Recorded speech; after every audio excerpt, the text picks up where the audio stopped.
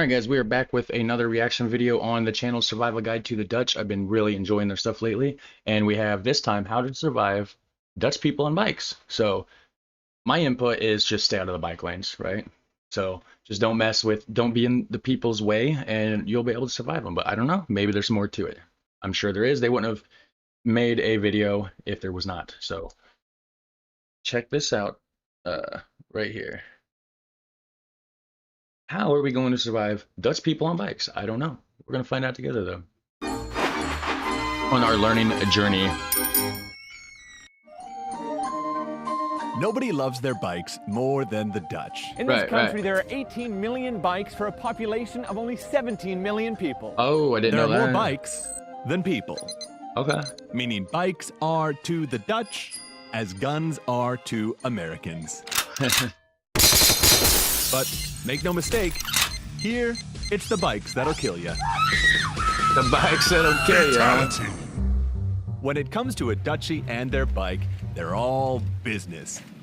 Get in their way, and you'll experience that famous Dutch tolerance. Survival tip. Get off the bike path. Yeah, don't be in their way. They have the right of way. If you're confused about whether or not you're stepping into the bike path of death, listening carefully could really save your life. If you hear one bell, He looked like he's scared of it, though. Like, I jump across the road with cars coming, not just bikes. You know, and cars certainly have the right of way here. Wow. Could really save your life.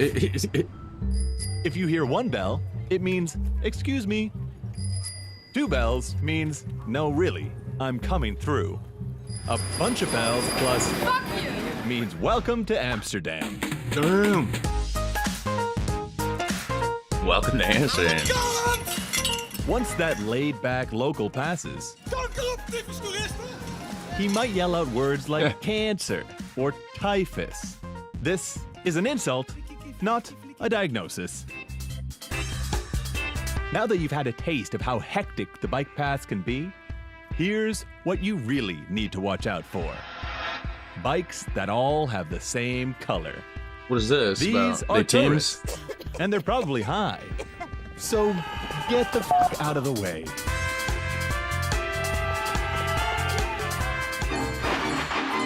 There you guys go. Survival Guide to the Dutch. Go check out the original channel. They do amazing content, and if you enjoy their stuff, definitely go hit subscribe on their channel, and if you like my stuff, hit subscribe as well. Until then, I will get out of here and see you in the next episode. I never know what country it'll be. Lately, I've been on a Netherlands kick, but I do need to start doing more videos of other countries. So if you want to have a priority request, donate to the channel. You'll get an instant priority request guaranteed. Otherwise, I don't know if I will be able to get to your request or not. Sifting through the comments is getting a bit much, okay? So I will see you guys later. Take it easy. Hey, welcome back, guys. We're going to be doing another reaction video today on the channel Bicycle Dutch. Done some on his channel before. Pretty interesting stuff. This one's called Do the Dutch Cycle in the Snow, which I'm very curious about that, actually. Yes, it doesn't snow. I don't think it snows a whole lot in the Netherlands, though, so I don't think snow is like a huge major issue anyways. But when it does, what do? They don't have, if they don't have a car, they kind of just deal with it, right? I would assume. So I don't know, but we're gonna find out right here. Do the Dutch cycle in snow. Commencing now. We're gonna go right into it. Links to the original video will be in the description section down below, as always. So check it out. Finally, the Netherlands experienced some real winter weather. After about a decade without this kind of winter fun, people thoroughly enjoyed the perfect winter conditions. Skates were found in the back of closets, as were many sleighs. But the bicycles were not put away. They were used to get to the ice. Some even took their bike onto the ice. And where would you go with a hockey stick? Of course.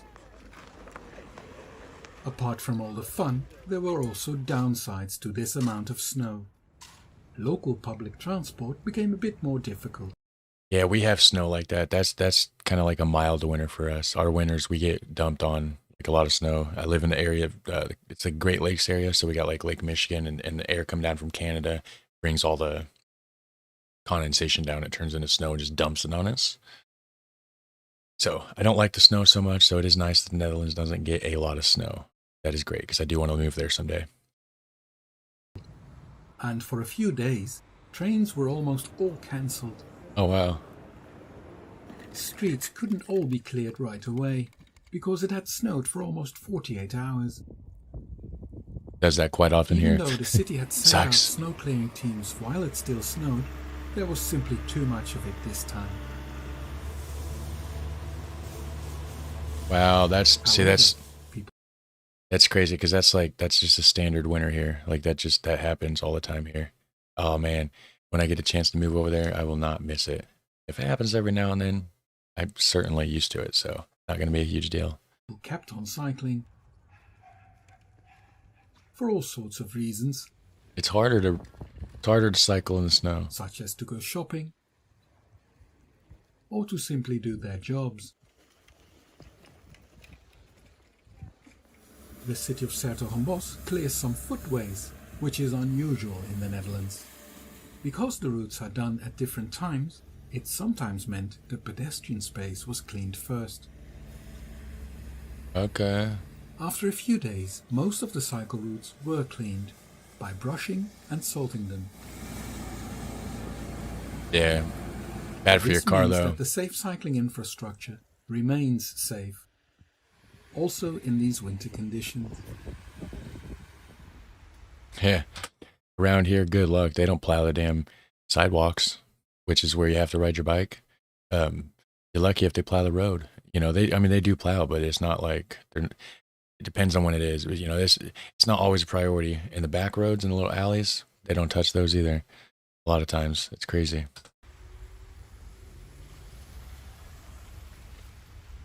You do have to take care around ridges caused by clearing vehicles following different routes. Yeah, it pushes it up. Our mailboxes, it's a constant complaint here because these here will be where the edge of the plow kind of leaves that edge, you know, it'll be way higher. It'll be like 3-4 foot high. And then your mail, post person, right? They don't drop your mail off because they can't get to your mailbox. So every time you go out there, you shovel it.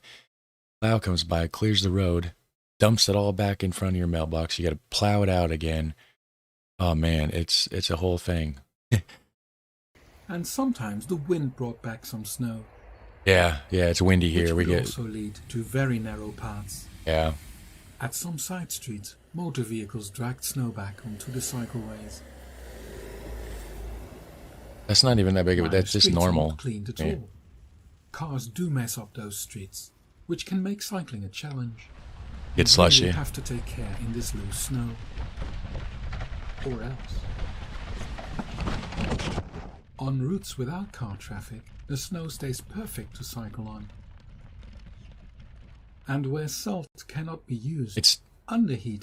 Because of the cars, the slush, the car, like the exhaust fumes, it's the heat, it's melting it, and it just, it makes it wet and nasty.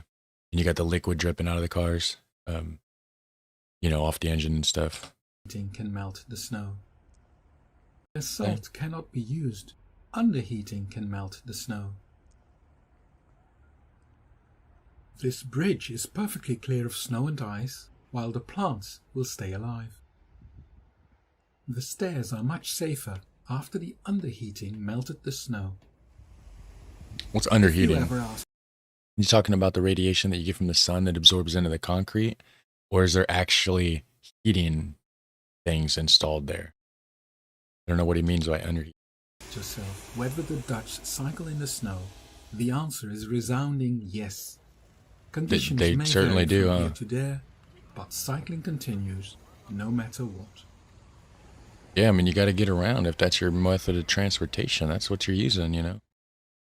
Very cool, very cool. So that answered a question I had, for sure. Do the Dutch cycle in the snow? I don't know how I didn't come across this video sooner. I've seen this channel a ton of times, Bicycle Dutch. I've done a few of his reactions to a few of his videos. So yeah, man, pretty cool. This was actually in the Discord suggested videos section, so there's a link for that down below if you want to go to Discord, along with the link to the original video, and hit like and hit subscribe on the way down. That would be super appreciated. Very cool, and hopefully you have a super fun, awesome day. I'll catch you in the next one. Take care. All right, guys, we are back with another wonderful episode, and this time we have another one about the Dutch, and more specifically, how the Dutch got their cycling paths, okay? So the channel is called Bicycle Dutch, and as always, the link to the original video will be in the description section down below. So, without further ado, let me check this out. We'll check this out together. I'm curious about this. How did they get their bicycle paths, right? The Netherlands has the world's largest number of cyclists. Yeah, they do. And you know what? Their bikes are actually completely different than anybody else's. I did a reaction on that as well, so you should go check it out. It is also the safest place in the world to cycle. That is largely because of the perfect cycling infrastructure that can be found throughout the country. Right. How did the Dutch get this network of high-quality cycle paths? Some think, including many Dutch themselves, that cycle paths have always been there. That is only partly true. Yes, there were some cycle paths, but they were of an entirely different type than today. Narrow, of poor surface, dangerous or even absent at junctions, and not connected. And cycle paths weren't really necessary. So they're just driving all over the place? How do they know how they're not going to run into each other? Connected. And cycle paths weren't really necessary. Wow, that's really coordinated. Cyclists outnumbered other traffic by far. After World War II, everything changed. The Dutch had to rebuild their country, and they became incredibly wealthy. From 1948 to 1960, the average income got up by 44%. And by 1970, it was a staggering 222% more. Oh, wow. Let me go back to that. What was these numbers? 222%. It was a staggering 220. To 1960, the average income got up by 44%. Okay, 44%. And by 1970, it was a staggering 222% more. People could now afford expensive goods.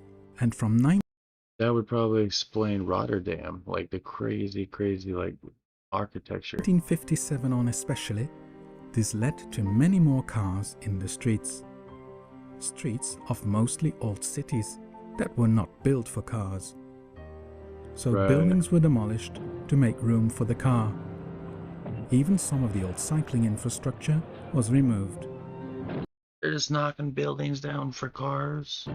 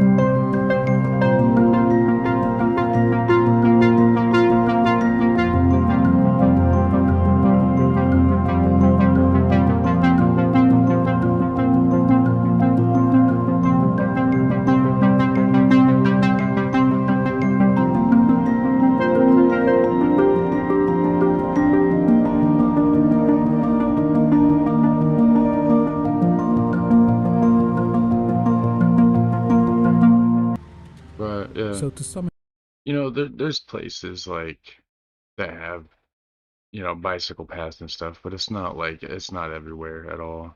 It's not a big common thing here at all. it up, what caused the changes in the Netherlands?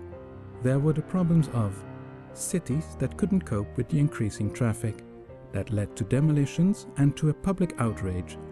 Yeah, and I was literally just saying earlier, like, how do they, I mean, everybody's zigzagging all over the place. How do they keep from running into each other? And evidently they didn't. They just ran into each other. Over the amount of space handed over to motorized traffic. An intolerable number of traffic deaths that again led to mass public protests. That's crazy. An oil crisis. I wish I understood what all those signs were saying, though, because I'm sure the message was pretty deep. And an economic crisis that led to gas shortages and high prices of energy. The solution was found in the political will on a national and municipal level, with both decision makers and planners to deal with this situation, by turning away from car-centric policies and making way for alternative transport, like cycling. Cycling is now an integral part of transport policies. Yeah, and their bikes have like... And what success did the protesters have? Their bikes have features that ours don't even have. And what success did the protesters have? The child deaths went down from over 400 to 14 last year. Nice. This street got its cycle path. Oh yeah. Well, good job, Netherlands. This bridge didn't keep its cycle lane. Instead, it got a cycle path. Alright. This painted cycle lane became a permanent cycle path, and cars were totally banned from here. Nice. It is the now famous site of the I Amsterdam sign. That'd be cool to go get that. Earlier, Go get that also picture. a site of one of the mass protests. The protesters would have been a lot more comfortable lying down there today. Oh, I'm sure. The Netherlands' problems were and are not unique. Their solutions shouldn't be that either.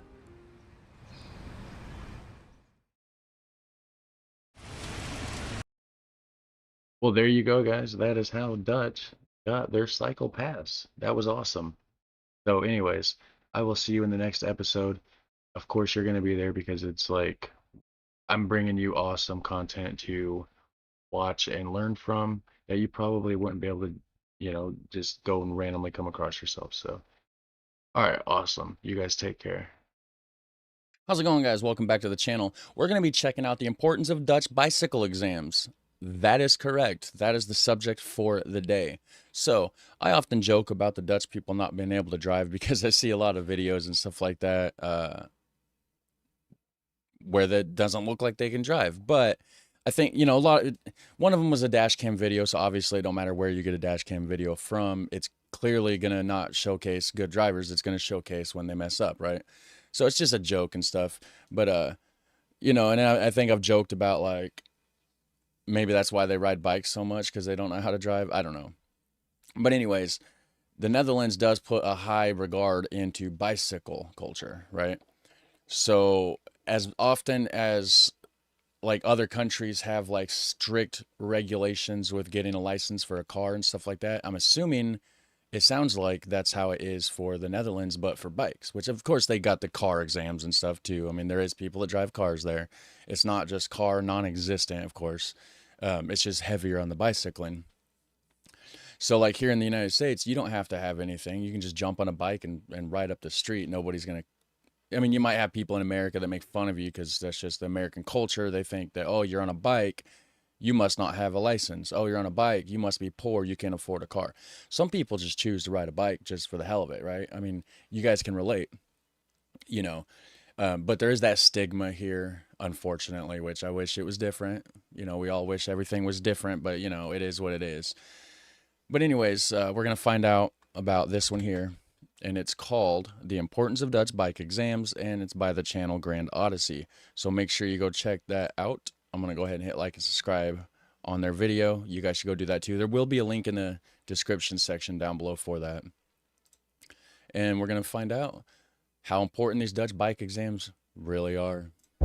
The Netherlands is one of the safest countries when it comes to I guess I could raise my volume there for you. traffic, especially when it comes to bike infrastructure and behavior around bikes. Cycling is deeply ingrained in Dutch culture, and we need to make sure it stays this way.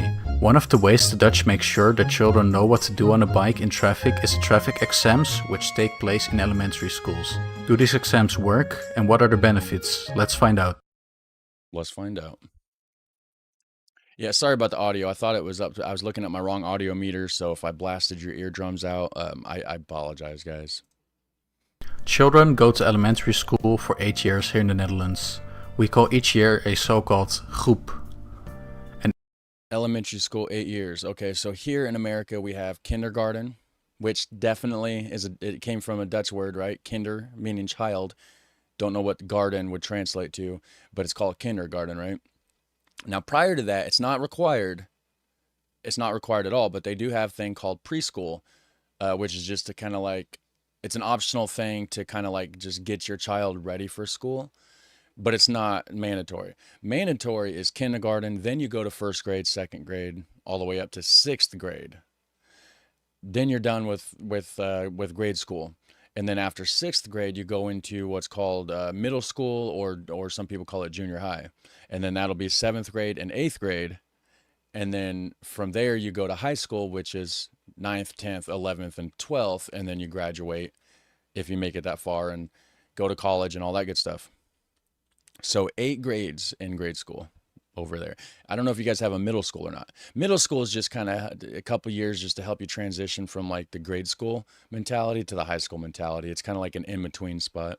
And each of the years is called Group 1 to 8. The traffic exams take place in Group 7 or 8. So at the end of elementary school, when the children are from 10 to 12 years old, and are organized by Veilig Verkeer Nederland. Okay, so it's in groups, and then the traffic exams is from group 7 to 8. So 7 to 8 for us would be like middle school. Or VVN. The process of exams is similar to getting a driver's license in the Netherlands. First, there is a theoretical exam in which 25 questions are present. These questions are about the role of a cyclist, pedestrian and passenger in traffic. 16 out of the 25 questions need to be correct to pass the exam. To pass the test, the student... Did that say 16 out of 25? Okay, I would have thought to pass it, you would have had out of 25 questions, I would say like 18 or 20, but maybe I'm just being too strict. Correct to pass the exam. Whoops. 25 questions need to be correct to pass the... 16 out of the 25 questions need to be correct to pass the exam. To pass the test, the students have to get a grip on traffic terms and traffic rules. These questions are then formulated from the perspective of the cyclist or the pedestrian. A few weeks after the theoretical exam is concluded, the students move on to the practical exam. So here they wouldn't call it a theoretical exam, they got a written test and then a driving test. But that's in relation to automobiles, right? Autos, as you call it over there. In this exam they cycle a predetermined route which is familiar to them in their town/city. According to the organizers, this familiarity is important because it is difficult to adjust to a new situation at that age. However, before the exam can start, all bikes are checked if they are safe to partake in the exam. Worst case scenario, the bike breaks mid-exam, and that wouldn't be safe. On this route... How often does that happen? Do your bikes break in the middle of an exam? I mean, we all know Dutch bikes are just solid compared to like the crap you get here at Walmart. I don't think that happens very often where you're just in the middle of your bike exam and your bike breaks. I mean, I'm sure it has. They wouldn't have mentioned it, but it's probably a small minority of the bikers out there, right? Worst case scenario, the bike breaks mid-exam, and that wouldn't be safe. On this route they encounter a variety of obstacles like traffic signs, traffic lights, traffic crossings and different types of bike paths. Volunteers are stationed at key points of the route and check if the students adhere to traffic rules and act in a proper way. For example, sticking out your hand is used to point out the direction you're going in. If the Yeah, we have that here.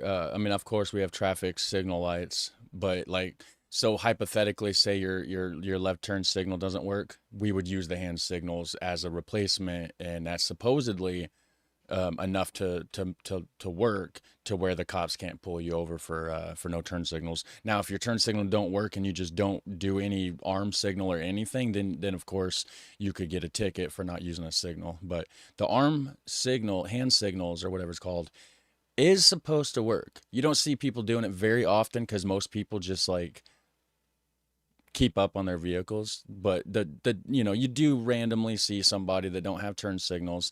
Most of the time they don't do anything, but you'll notice sometimes with somebody that don't have a turn signal, there will be a cop behind them, and then in that rare chance that your turn signal is not working and you have a police officer behind you, sometimes you'll see the person use hand signals here, and usually, as far as I know, the cops don't mess with them.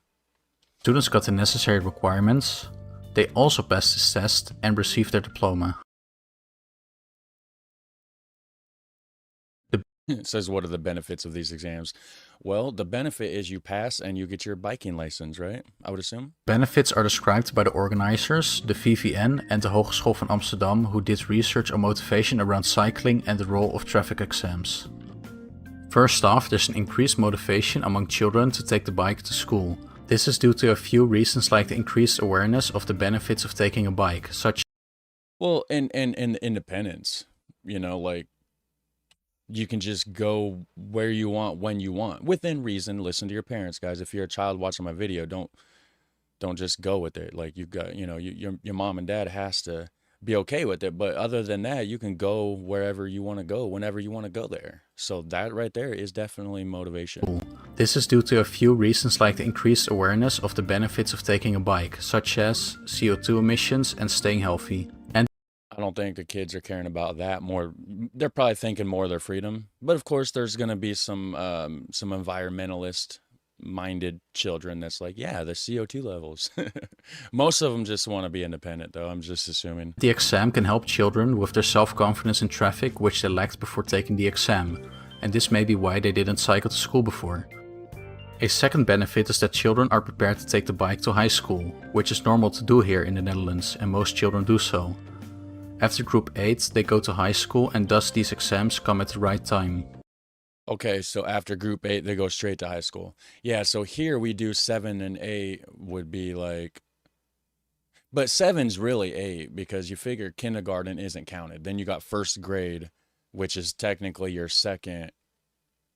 Maybe they do that to make it seem like you haven't been at school that long. When you're in grade 6, you're technically been there, that's your 7th year because kindergarten, and then it goes to first and second and all that. Then the third main reason, which is still important but not directly beneficial to the children. Cycling is ingrained to Dutch culture, and through taking these exams we make sure it remains this way and our roads stay safe.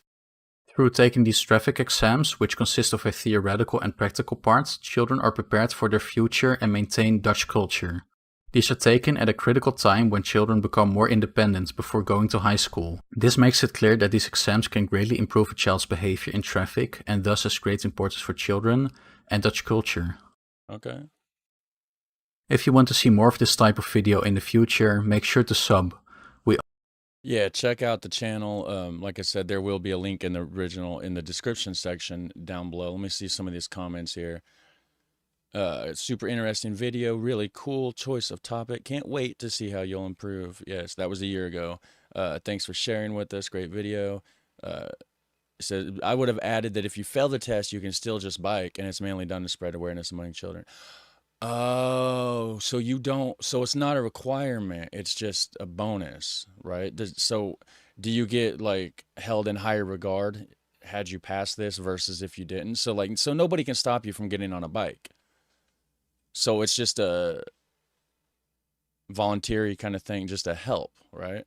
I don't know. Anyways, you let me know down below what's your thoughts on it. Have a super fun, awesome day, and I'll catch you guys in the next one. Take care. Bye.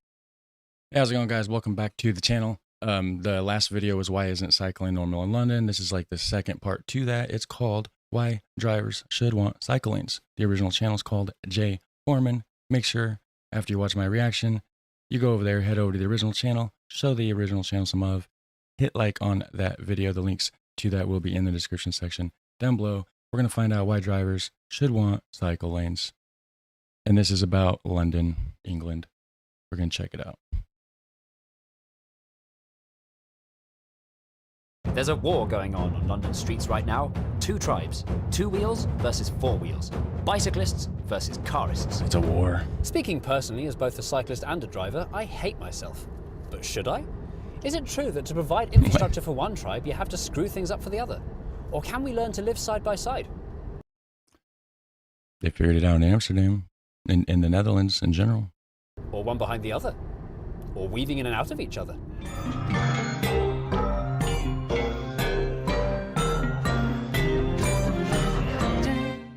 As discussed in the previous episode, we've now got lovely cycle superhighways.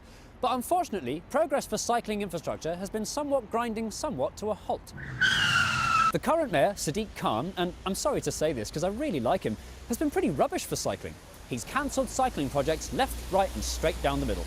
His only achievement so far has been the quiet ways. The quiet ways are a benign and barely noticeable network of signposts and tipex guiding cyclists onto less busy roads. But it's hard to imagine who will benefit from them. Not timid new cyclists, because they still have to share with cars, and not experienced cyclists, because they won't want to go the wiggly squiggly long way round. So, why is cycling being watered down in the capital? There are several different groups whose fault it is. In order to build cycle superhighways, TfL needs the cooperation of London's 32 local boroughs. The streets belong to them, and not all of them are enthusiastic about bikes. Kensington and Chelsea, the Slytherin of the London boroughs, has been the most obstructive of them all. The Slytherin of London boroughs, he says.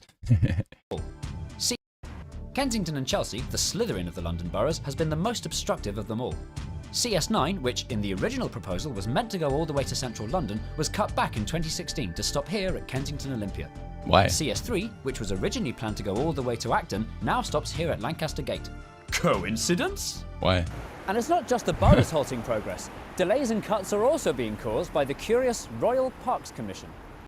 The Royal Parks of London are technically private land belonging to the Queen, not the local boroughs. So change here has always been slow and reluctant.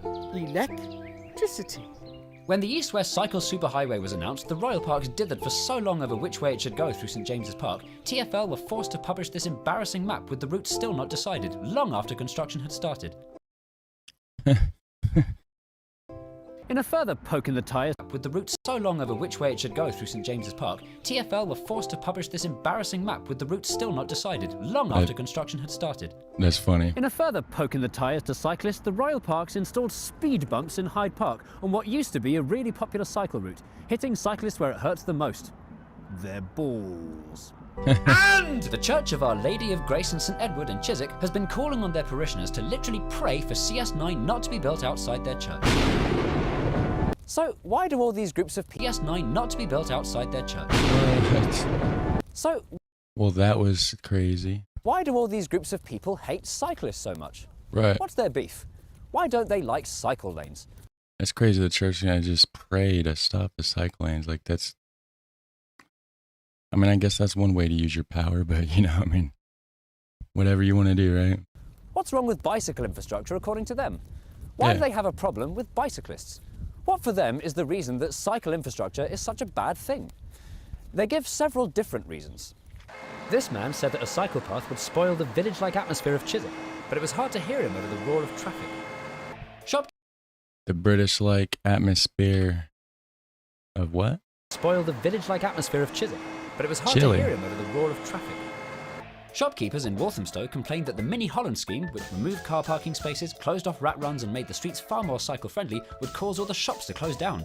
But in fact, the opposite has happened and brought the area to life. So, Yep, I figured. Mrs. Panhandle from West Ruislip says, Dear Unfinished London, why should the government spend millions of pounds on cyclists when it's us drivers who pay our road tax? So it says, Dear Unfinished London. So I wonder if his channel was called Unfinished London originally, and then he changed the channel name.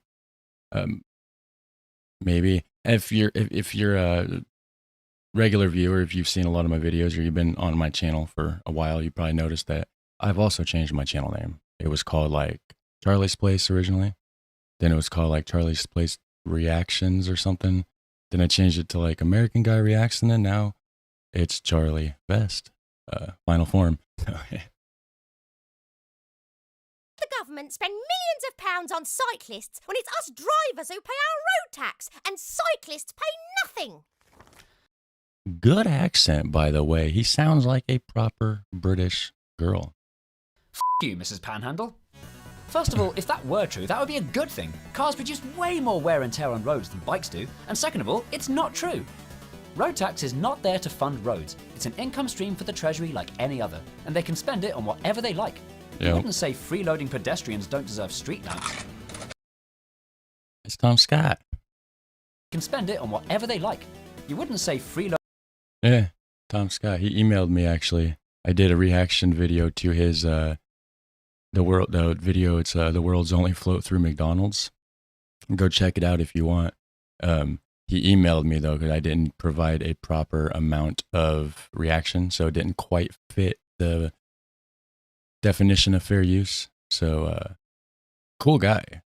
He's just like, hey man, this and that, no big deal. He let me keep the video up or whatever. It's not monetized, I think, or if it is, I think he probably gets the ad revenue for it. But great guy. I suggest you go check out his channel. He has amazing stuff, by the way. And if you are watching, Tom, shout out to you, man. And I do appreciate you taking the time to send that email, for sure. Loading pedestrians don't deserve street lamps.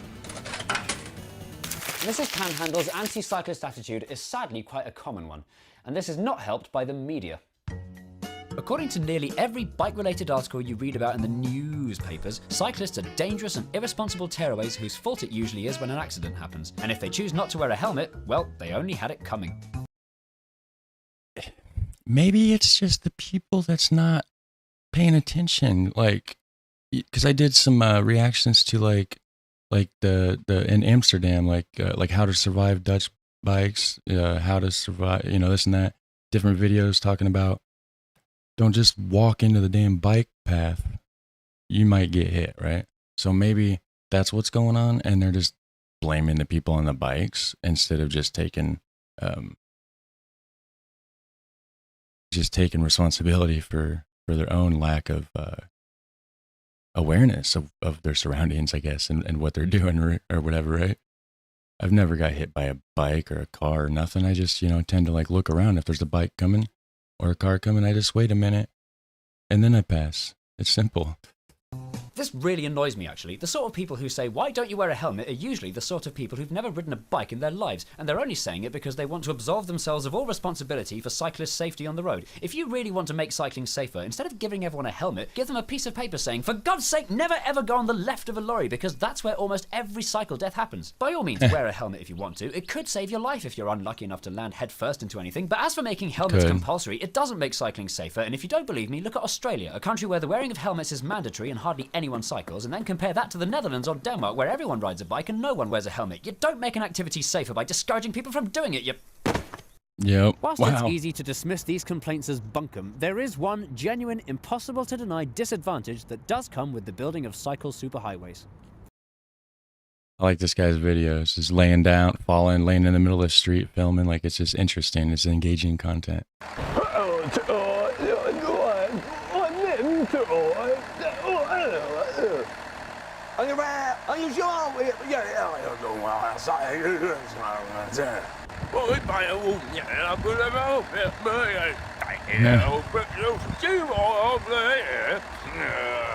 Yes, it's true. Some cycle lanes, especially the good ones, do indeed take away space that used to be available for cars. But unfortunately, there's nowhere else practical for these cycle lanes to go. Some audacious architects have come up with some innovative suggestions for where else to put cycle paths other than the surface streets. TfL proposed building CS3 high up on the Westway, conveniently crossing Kensington and Chelsea without having to ask their permission. But this was cancelled in 2017 because it was impractical and terrifying and no one was ever going to use it. Norman Foster, the architect responsible for Boris Island, proposed a network of elevated cycle paths called SkyCycle, floating above London's railway lines. This was even more unnecessarily elaborate, not to mention phenomenally expensive. And finally, in my opinion, the underwhelmingest of them all, a series of lifts around the Strand going down to disused tube tunnels converted into cycle paths with the deeply uninspiring name The Underline, which I can think of at least 12 better names than. It's not rocket science. In cities like London, where the streets aren't getting any wider, cycle paths do have to go on the road. If only we could redesign London from scratch. Imagine if our streets were wide enough for cars, buses, and bikes. That would be just perfect, wouldn't it? Wouldn't it? Wouldn't it? Wouldn't it? Sure would. Stevenage, 32 miles north of London, a new town built from scratch in the 60s where planners weren't limited by space. Okay. There are beautiful, segregated cycle paths everywhere. But look. Kind of like in the Netherlands, they have the underpasses for the cycle paths to go under the road. That is really, really cool. I like it. We don't have that here. Empty. The good people of Stevenage have no incentive to use their cycle paths. Their roads are just too acceptable. They don't get massive traffic jams even in rush hour, and all the shops have got free car parking, so... Too acceptable, he says. Why would they bother with the bike? What we learned from Stevenage is you don't just have to encourage people onto their bikes, you have to encourage them out of their cars. But what's wrong with cars? I'll tell you what's wrong with cars. Cars are incredibly space inefficient. That's what's wrong with cars. Look how many people are moving through the road when they're all in their cars. Not a lot. But watch what happens if you put them on bikes. Ooh! And it's not just bikers who benefit. Every single one of those new cyclists is someone no longer taking up space on the tube, on the bus, or in a car. Yep. Yes, even drivers benefit from cycle lanes in the long term. There will always be people that have to drive, like delivery vans and construction traffic and ambulances and giraffes in transit, and they'll all get where they're going much faster when the road is being used only by people that have a f***ing good excuse for being there. Yeah, that's a good point. So yeah, for sure, the more people in bikes, well, naturally, the less people in cars. By the way, I haven't even been talking about pollution. It almost goes without saying that cars pollute and bikes don't. But you know what? Even if all cars were electric, they'd still be just as horribly space inefficient. This isn't about air quality, it's about sustainability. But it's also about air quality. So hurting drivers is not merely a byproduct of improving cycling, it's a desired effect. Saying that a cycle scheme doesn't work because drivers are unhappy, it's a bit like saying that a diet doesn't work because it's making you hungry. London is not Stevenage. Its population is expected to hit 10 million by 2030. So if we're going to make room for everybody, cycling has to become more normal than driving. 10 million, huh? In London? I thought they had more than that already. That's why I'm worried that cycle progress isn't progressing. There's still loads more to do. Huh? Ah. What was that? That's terrible. So, to sum up, things are getting better for cycling, but not better enough. Perhaps the most troubling thing about the cycle superhighways is that name, superhighways. It makes them sound like they're the best they could possibly be. Yeah, it just sounds dumb. I mean, cycling superhighway. Like they're rare and exceptional. Whereas if you show them to a Dutch person, they just think they're normal. In fact, they're the bare minimum. London's cycling revolution is They said, in fact, they're just the bare minimum. Finished. These cycle lanes won't realise their incredible potential until they're everywhere.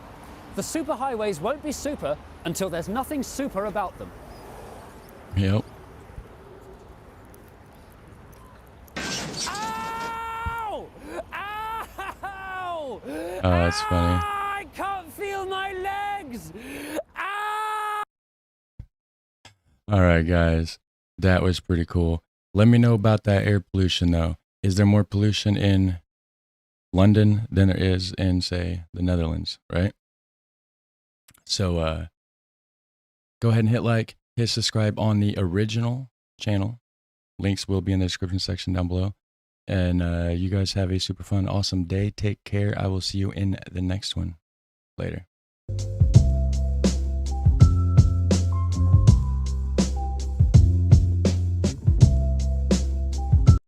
How's it going, guys? Welcome back to the channel. We're going to be checking out the Flower Bike Man. Right here. The channel is by Shite Guides. I think I've done a reaction to one of his videos once before, actually. And as always, there will be a link in that description section down there. So go check that out if you want to link to the original video. And we're going to go ahead and check it out.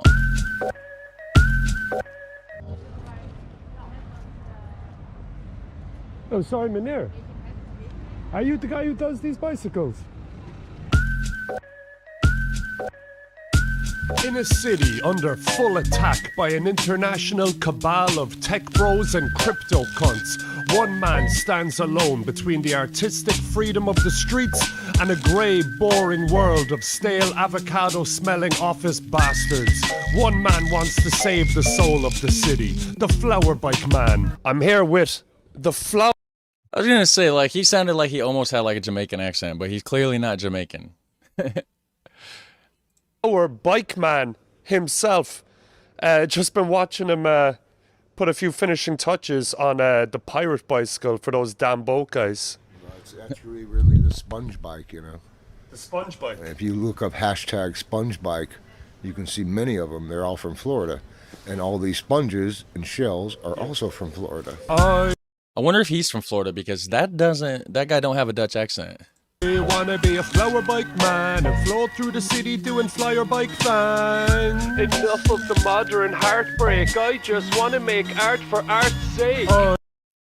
Side note, just so you know, I do love some reggae music. I wanna be a flower bike man. If I can't, then I'll just be a flower bike fan. Yeah, you know, you get the picture. It's a man with a bike with flowers on it. How long have you been making the flower bikes in Amsterdam? 20 years. Well, 5 years here, but I made them 20 years ago also here. And then went back to Florida. Okay, yeah, Florida. I knew it. Nice. And this is one of the first like companies that wanted a bike from me.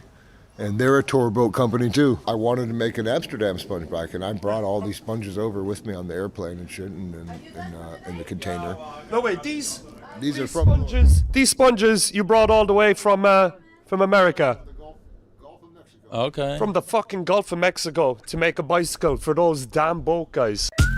In a city crawling with pleasure boats overflowing with stuck-up Gucci-wearing Insta-honeys with shit-eating grins sipping Aperol spritz and gin, one company stands alone, hiring only big dogs and cool cats. Those damn boat guys are the #1 fan of the flower bike man.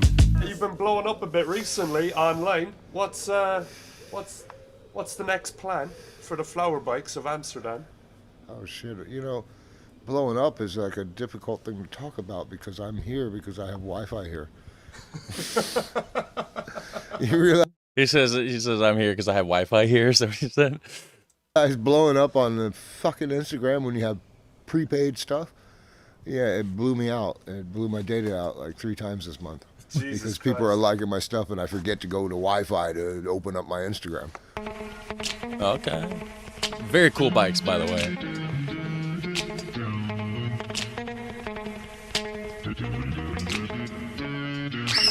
At Flower Bike Man on Instagram. That's absolutely dope. You know, my daughter came up with that name. Oh, really? I was making bikes. You know, he reminds me of the dude.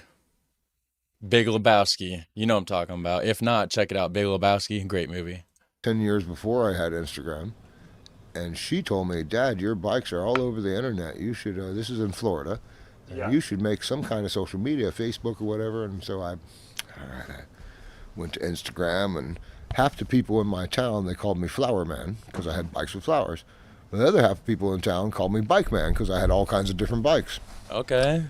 So I was like, I put Flower Bike Man, and I was the only one, so. You were the Flower Bike Man of Amsterdam. It's the same message and the same profile picture since I first started it. I want to be a flower bike man with a hidden compartment for flower bike cans. I want to cruise to the streets with a couple of skis beneath my feet. I want to be a flower bike man. It's time that I went and made a flower bike plan. Yeah, you get the picture. It's basically a man with a bike with flowers on it. Love it. Tell me, what is the message with these flower bikes? Oh, wow. That's an easy one, right? Remember 20 years ago, my wife lost her bike here in Amsterdam. And she has epilepsy. She was here with a job, and she lost her bike 3 times at Central Station. Did she lose it or did somebody steal it? Because bike theft is rampant in the Netherlands. She came home the 3rd time crying again. Somebody stole my bike. No, She had the key. I go and find it, so I knew right then what you do in Amsterdam. You got to make your bike stand out. And I made her bike covered with sunflowers. And that was the first one. Yeah, because an average bike is easy to steal. It's hard to get away with a flower bike like that. Everybody knows where you got it from from the flower bike man. And after that, well, the epilepsy gets worse. She can't remember from our house to the shops to her mother's. So I put an Amsterdam-style bike every block in our town. And this is where it started. And then companies like Sponge Diver Supply and Damn Boat Guys. And, very cool. Other boat companies and the tower and the city, and everyone now is they're commissioning me to make bikes because it's an expression of love. Because nice. For my wife, there is no cure. Her epilepsy is not going to cure. It's only going to get worse, and I just have to keep her in a good, stable mindset. Nice. So the message is love is the cure. Love is the cure, guys. That is very true. And if you love the content, I would love for you to hit subscribe, hit like, drop that comment down below. It helps in the algorithm more than you know.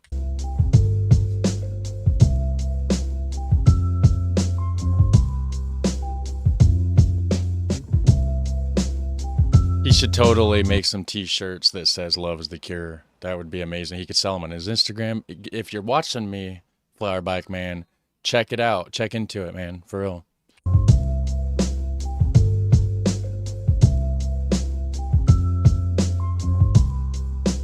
He's constantly got his joint in his mouth. He went to Amsterdam to smoke. You're the most prolific artist. That was in the paper once, the most prolific artist of Amsterdam, and I had to look that up. I was like, well, how does that refer to me? I was like, oh, the most noticed. Yeah. So you're making bikes for businesses. You're making bikes just to for yourself, yeah, for your wife. And now you've got a project with the city of Amsterdam and West. What do you think is next on the list? What would you like to do next? The plan is what the universe brings you, you know. There's many people talking, you know, and whenever they decide to do what they like, and you know, it's not like I make a bike for everyone. There's some people, you know, I've taken bikes away from them even. You know, I don't just work for, it's not about that. So, hey, it's all about the feeling from the beginning. So I'm not going to make a bike. And that doesn't mean that you can't make your own bike. Because a lot of people, they like it, but they don't really want to drive a bike like that, you know. I would totally drive a bike like that. That is amazing. That's a lot of attention to ride this big, giant flower bike. You're a tourist attraction now all of a sudden, you know. True. So it seems that like you took something that kind of existed in Amsterdam already, and then you just absolutely exploded it, and now the city is catching on to you, and so it's kind of spiraling out of control. Well, now they're recognizing, yes, it is part of Amsterdam. You can see me in the streets when I'm feeling sweet. I'm on my nice white bike, overtaking the man in the car and the van, for the city, for the planet, but the city wanna ban it. You can see me in the streets when I'm feeling sweet. I'm on my nice white bike, and I don't mind if the oil price rise. I smile eye to eye as I cycle by. What's the next bike that you're working on? You got anything super groovy in the works? I gotta fix up the Viber back here. I'm gonna take it away and take it away and go out in the public and do it so people can see it. And so all of these bicycles, like even looking at this pirate bike here, and it's absolutely chock-a-block with shit. So you're saying this is roadworthy? Yeah, they have to be. What the fuck is the point if it doesn't ride? Very, very, very true. Then it's just a piece of fucking junk. Because this is where it comes from. The original flower bikes come from a simple thing. Yeah. The Netherlands was a wealthy country. Yeah. Right? Always a wealthy country. Flowers, whatever. Now, here's a simple fact. When your rear wheel breaks on your bike, right? On your old Dutch bike, that rear wheel bends and it's fucked. It's actually cheaper to buy a new bike than to have that fixed. Yeah. I've been there many a time. So that bike sits in the fucking garden. And what happens? Flowers grow up around it, whatever. Or your mama comes out and put a flower pot in the basket, take the seat off, put a flower pot there. It becomes these are the original flower bikes. You can find pictures of them where they're just old bikes sitting in the garden. Yeah. Yeah, and there's actually in Rochester, there's somebody that has a Dutch style bike in their garden with baskets on the front and back with flowers and then like I think there's like vines growing up through it. Like it looks really cool. I think I got a picture somewhere. I don't know where at, but yeah, very cool. Because yeah, it's fucked, and they just got a new bike. Because anywhere else in the world, they would fix the bike and keep it going. Yeah. And, oh, we got another bike, no problem. There's more bikes than people there, though. What is this? What is the Habsburg Jaw guy doing? But in Amsterdam, there's famously more bicycles than people. There's less than 1 million people, 1.5 million bikes, which makes this city the seat-sniffing capital of Europe. Yeah, I don't want to talk about it, though. Because you see what happened at Central Station now. They cut the trees down, and now they just cleared out the whole fucking bike garage, and they're tearing down the whole... Yeah, they're tearing down the iconic bike garage. And I'm just heartbroken. Yeah, I gotta say, I was looking there at today. it. They're just taking away the last few bikes that people didn't claim. You know, the bike police that come and take away? Yeah. They were all there, and I stopped and I took pictures. Oh, yeah, I should post that today. You know, I wonder how many bikes were actually there that nobody claimed, because like there's so many forgotten bikes over there. I took pictures, and they're Very like, sad. and they told me, you got to put a bike up there on the rack. And I was like, you'll take it away. No, we won't. They told me, no, we won't. No, we won't. If you put one of yours up there, we won't take it. No way. That's cool. They won't take his because it's art. You should do it, man. Yeah, I don't want to put it up memorial. there. I want to take it all the way up to the top and then hang it over the side of the rack. Fuck, man, do that shit. Very cool. Oh, it's hanging there. It's like an art piece. As the great Robert Jasper Grootveld, one of the instigators of the Provo movement, he said, "Mijn fiets is iets, maar bijna niets." A bicycle is something, but almost nothing. And I think you're kind of fighting back against that to make a bicycle something again. Super fucking groovy, man. I wanna be a flower bike man and float through the city doing flyer bike fans. Enough of the modern heartbreak. I just wanna make art for art's sake. I wanna be a flower bike man. If I can't, then I'll just be a flower bike fan. Yeah, you know, you get the picture. It's a man with a bike with flowers on it. I wanna be a flower bike man with a hidden compartment for flower bike cans. I wanna cruise to the streets with a couple of sneakies beneath my feet. Reggae is straight up good for the soul, guys. It is one of the most amazing forms of music to ever grace this earth. Just saying. If you agree, hit that like button, guys. I'm telling you. I wanna be a flower bike man. It's time that I went and made a flower bike plan. Yeah, you get the picture. Full of Heineken. You see that? With a bike with flowers on it. Grandma got run over by a Christmas tree. That is awesome, guys. Wow. Very cool, bro. Peace.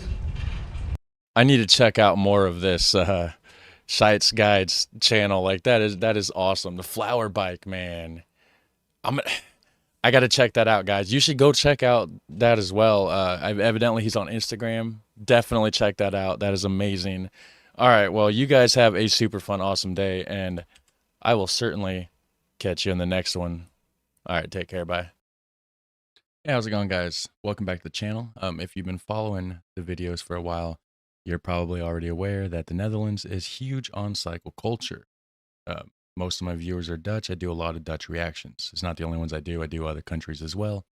But anyways, me and my girlfriend was actually walking around town yesterday, and we were talking about how the sidewalks here kind of like shit, you know? And I was like, wouldn't it be nice, you know, because I want to move to the Netherlands, right? So I was telling her, like, wouldn't it be nice when we get there, you know, how it'll all be seamless and it'll all flow? Because here it's not like that. It's just broken up sidewalks. Some of them look like craters in there. They just stop, they end, they don't flow together, you know? And we're trying to figure out, like, how nice that would be and how much different it would be to, you know, how it is, how it's set up here. So anyways, I found this video called How Modern Dutch Cycle Routes Are Seamless.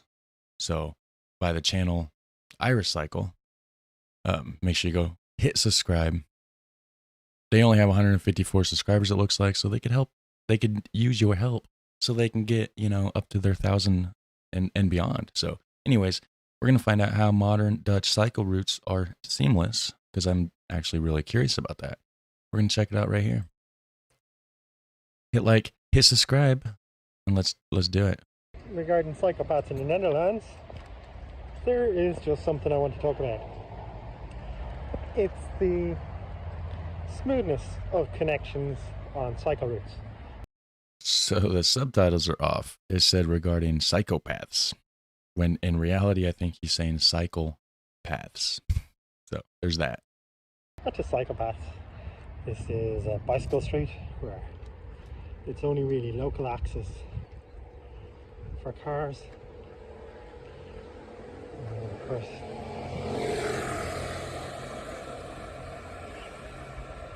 but the red asphalt here is a signal that it's a bicycle street and that it's not a place where cars have priority.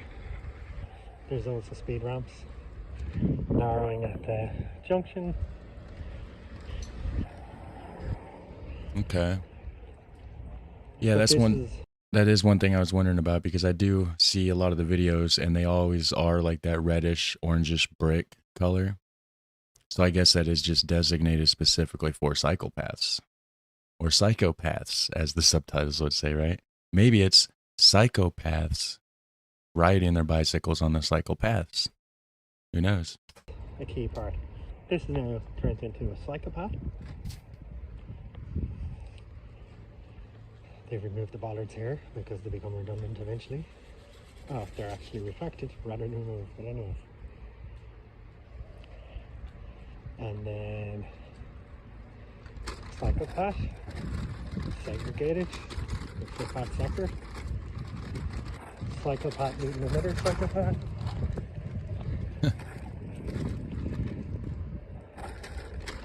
That's pretty sweet. And we're back onto a bicycle street which has access to residence parking. That's cool. It's like regular roads, so it's like how our roads are set up, but legit just smaller size and for bicycles. See, I was curious, like, how does this actually work? How does it all flow together? You know, like, obviously I know it's there, but how does it work? This particular street used to just look like a very UK and Irish filtered permeability scheme, where there is bollards and it's a normal residential street, but it was updated in the last couple of years. Okay. And now it looks more like a seamless cycle route. Now you mightn't want that everywhere, but you need it in some places. You need routes. I agree, yeah. We should have it some places for sure. Maybe not everywhere, but yeah. And here we have bollards.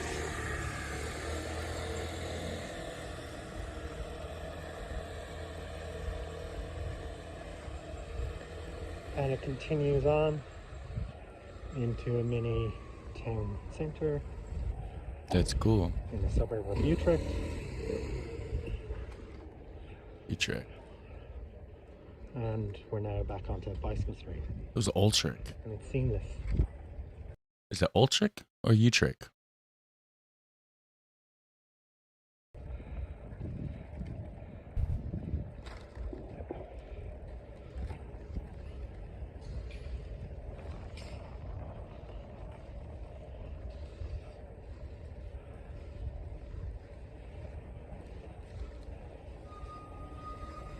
Very cool. It is just seamless.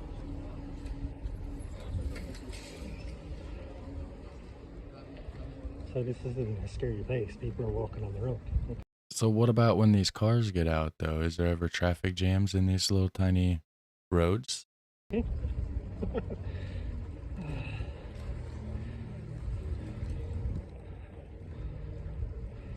of course, Dutch drivers are not angels, so it really is the infrastructure that matters. Yeah, Dutch drivers, you guys aren't angels. Now, this is again no entry for motorists going, at least in this direction. It's only one way for motorists, two way for cyclists.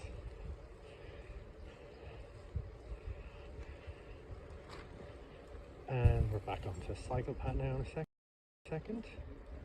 With this sign.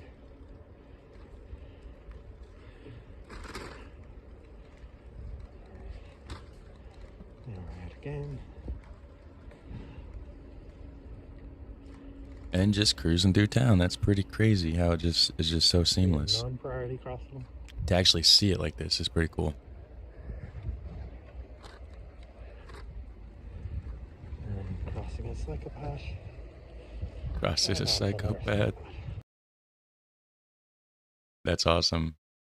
Now I get why. John, I know you're watching this. I saw John post in the Discord that he watched this and that he kept thinking it was saying psychopath. So it's not just the subtitles, captions or whatever that think that, because John also thought that, because he mentioned that in the Discord, because I remember somebody else was poking fun at him for thinking it said psychopath, but no, it sounds like it. And the captions even, it must just be that Irish accent. And a railway underpass.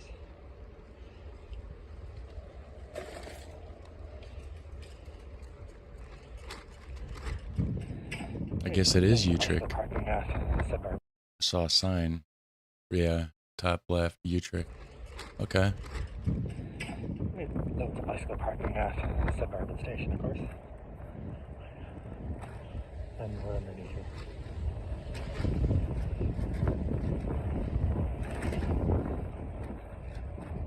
Very cool.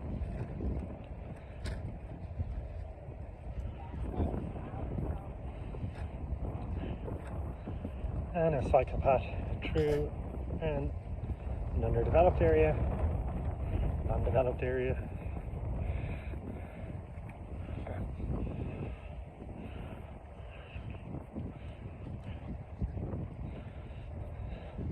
But it just swings you back through to the other part of the city, it looks like.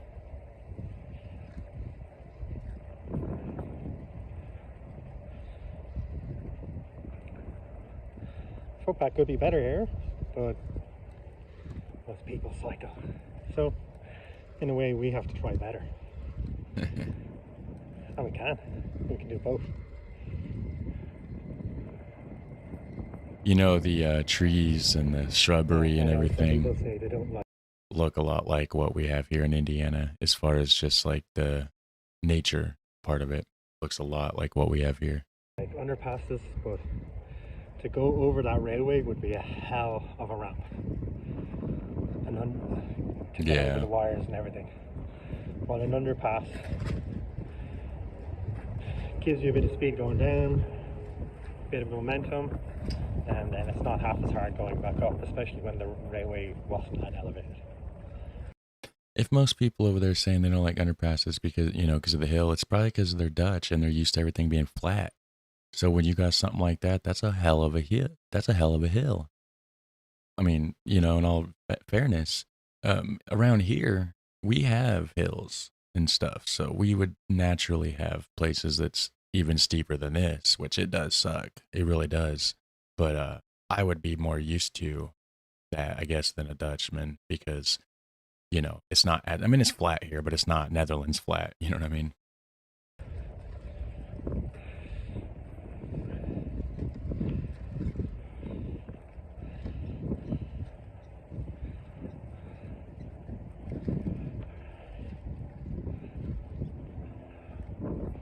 Very cool.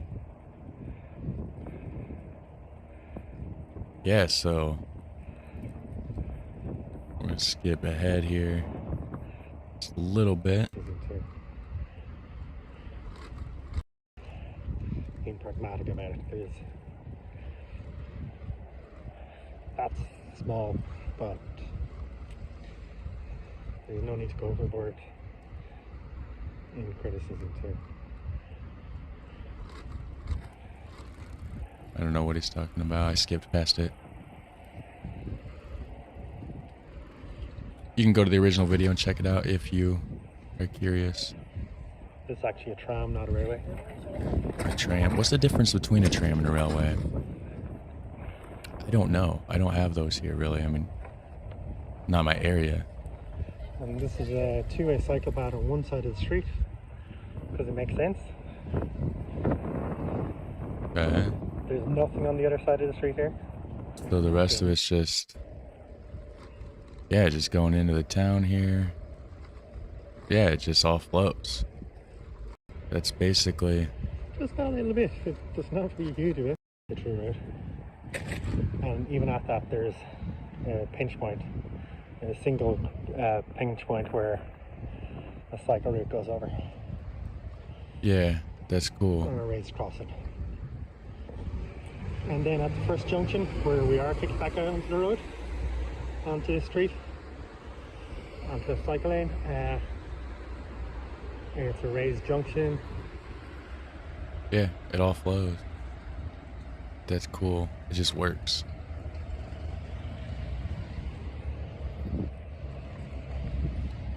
Very cool. But it's reasonably low volumes of traffic.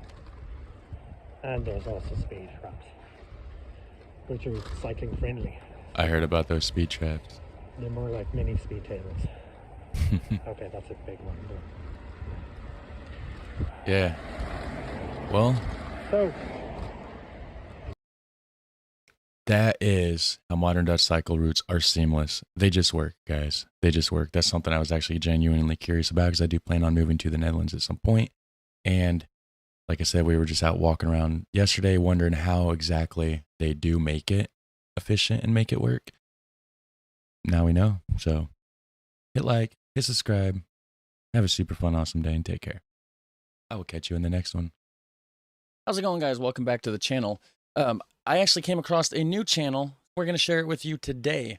This channel is called Culture Explorer. It just came out. It looked like August 23rd or something like that. It said in the About section. But anyways, this channel dives into culture stuff. So like perfect for the channel. But anyways, I found a video right here called The Country with More Bikes Than People, which of course I've done video reactions to obviously very similar topics, talking about the Netherlands, of course. But you know what? Let's see what this person's take on it is as well. And yeah, there will be a link in the original, or there will be a link to the original video in the description section down below. So make sure you guys go check that out. And I've already hit liked and hit subscribed on this channel. I haven't seen any of the videos yet, but I'm sure it's good. Why do the Dutch have such an enduring love affair with their bicycles? According to recent surveys conducted by the Dutch Cycling Federation, 84% of the population in the Netherlands owns at least one bicycle. Yeah, and everybody gets them stolen too. Bike theft evidently is a huge thing over there. More astonishingly, there are around 22.3 million bikes in the Netherlands, which compared with 17 million inhabitants, makes it one of the most bicycle-friendly nations in the world. Very true. And they don't bike for sport. They bike for just transportation, unlike in a lot of other countries. So what factors contribute to this widespread cycling culture? Keep watching Culture Explorer to learn. The country with more bikes than people. Urban planning and infrastructure in the Netherlands exemplifies a visionary approach that extends beyond the provision of cycling paths. The country's commitment to sustainable urban planning is evident not only in the extensive network of over 35,000 kilometers of well-maintained cycle lanes. That was all cycle paths? Jeez. Okay. That's a lot of cycle paths, guys. Extensive network of over 35,000 kilometers of well-maintained cycle lanes, but also in the substantial yearly budget of 400 million euros allocated to cycling infrastructure development. See, that's the thing with America. Instead of trying to like boost our infrastructure, we just build bombs and bullets and stuff and take over other countries and build military bases in every nook and cranny on the earth and try to... Enough said. The country has dedicated cycling paths, not only in cities, but also in the countryside, making it convenient and safe for cyclists to travel almost anywhere. Yeah, that's what I've heard. Like, you can literally just go from anywhere to anywhere. But the out in the country in the Netherlands isn't the same as the out in the country here in the United States. Like, if I get in a car and I drive like 60 or 70 mile an hour, which, whatever that is in kilometers, I don't know. But, it's going to take me like 10, 15 minutes just to get to town. So on a bike, It might take me a couple hours, so I don't know. You know, but all the towns are so spread out around here. So if you live in the country in between town, sometimes it's just kind of, you don't really have much of a choice.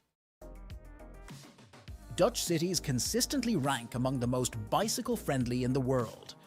Cities like Amsterdam and Utrecht have implemented innovative infrastructure designs, including bike-friendly traffic lights, bike lanes with their own traffic signals, and extensive bike parking facilities. Due to the high frequency of bicycle use, the Netherlands also has unique challenges, including bicycle overcrowding and occasional bicycle graveyards. And a lot of bicycle theft, I hear. Where unused or abandoned bicycles are collected. The cycling infrastructure in the Netherlands is also a strategic investment in addressing broader societal challenges. The government's forward-thinking policies have successfully tackled issues such as traffic congestion and carbon emissions. The emphasis on cycling as a primary mode of transportation aligns with global efforts to create eco-friendly urban environments. So this channel so far is pretty good, guys. So they only have like 100 and something subscribers, it looks like. So go over there and hit subscribe. If this is the audience for it. Like, you guys love these kind of videos, so like, yeah, go give this guy some help and help him boost that subscriber count, guys.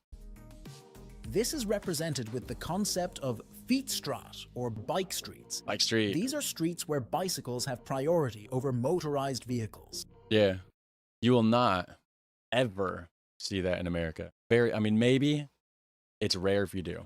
It emphasizes the commitment to prioritize cycling as a preferred mode of transportation.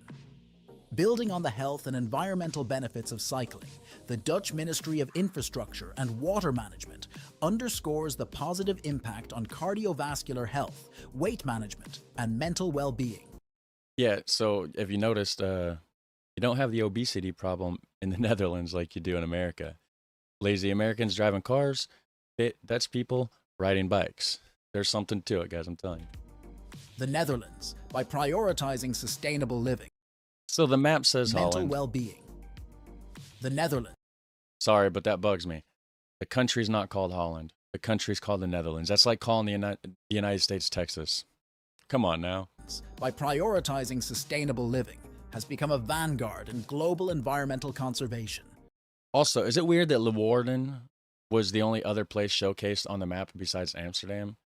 Leeuwarden, and that's like a little tiny town in like was it like Friesland or something province? You would think like Rotterdam would be like second to Amsterdam, or like maybe Utrecht, or not Leeuwarden. No offense to any Leeuwardians out there or anything, but it just seems like a weird map placement, or you know, a pin on the map that shows whatever. You know what I'm saying. You know what I'm saying. Hey, wait a second.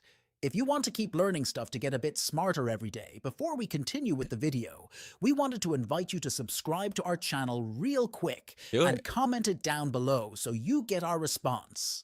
Oh, wait a minute. I didn't comment. I will comment, guys. Let's see. I subscribed and am currently doing a reaction on this video. Love it so far. Whoops. If I can spell right. Yeah, so this person may end up watching this video and then seeing, oh wait, I'm on the wrong screen. So right here, I subscribed and I'm currently doing a reaction on this video. I love it so far. Was I on the wrong screen the whole time, guys?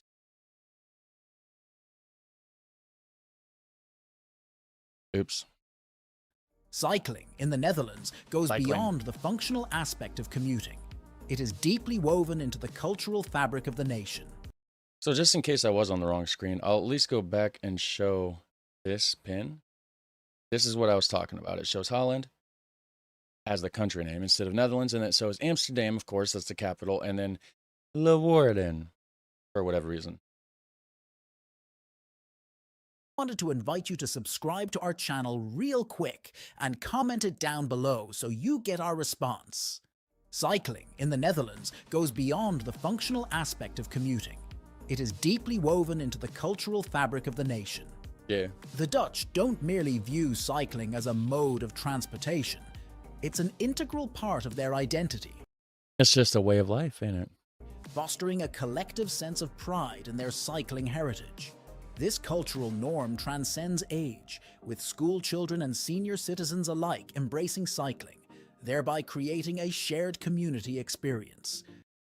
And they're probably way healthier doing it. I mean, look at, it's like you see in America, like people get old and they get old. Like you can tell they're old. They're not out there on bikes. I guarantee you. I mean, there's some are. I'll regress that statement, but it's not the norm. Dutch children learn to ride bicycles at a very young age, and it becomes an integral part of their upbringing. Oh, that looks cool. Parents often transport age. What is that? And it becomes an integral. I never seen that. Guys, let me know. Is there a video for this? Sometimes links get flagged, so drop a link and then just name like the video channel and the title. That was loud. Sorry, my mom's trying. But I want to see one of these bike parks. So find me a video for this, please. That would be amazing. Thank you. Integral part of their upbringing. Parents often transport young children in specially designed cargo bikes, and cycling is a family activity. Yeah, so the cargo bikes, I actually just did a video on that by, it was a Not Just Bikes reaction about backfeets, cargo bikes, backfeets, probably not pronouncing it right. I'm just going to have to ignore that and finish my video. I'll call her back in a little bit. The Netherlands hosts various bike-related events and celebrations. One notable event is Fiets naar je werkdag, bike to.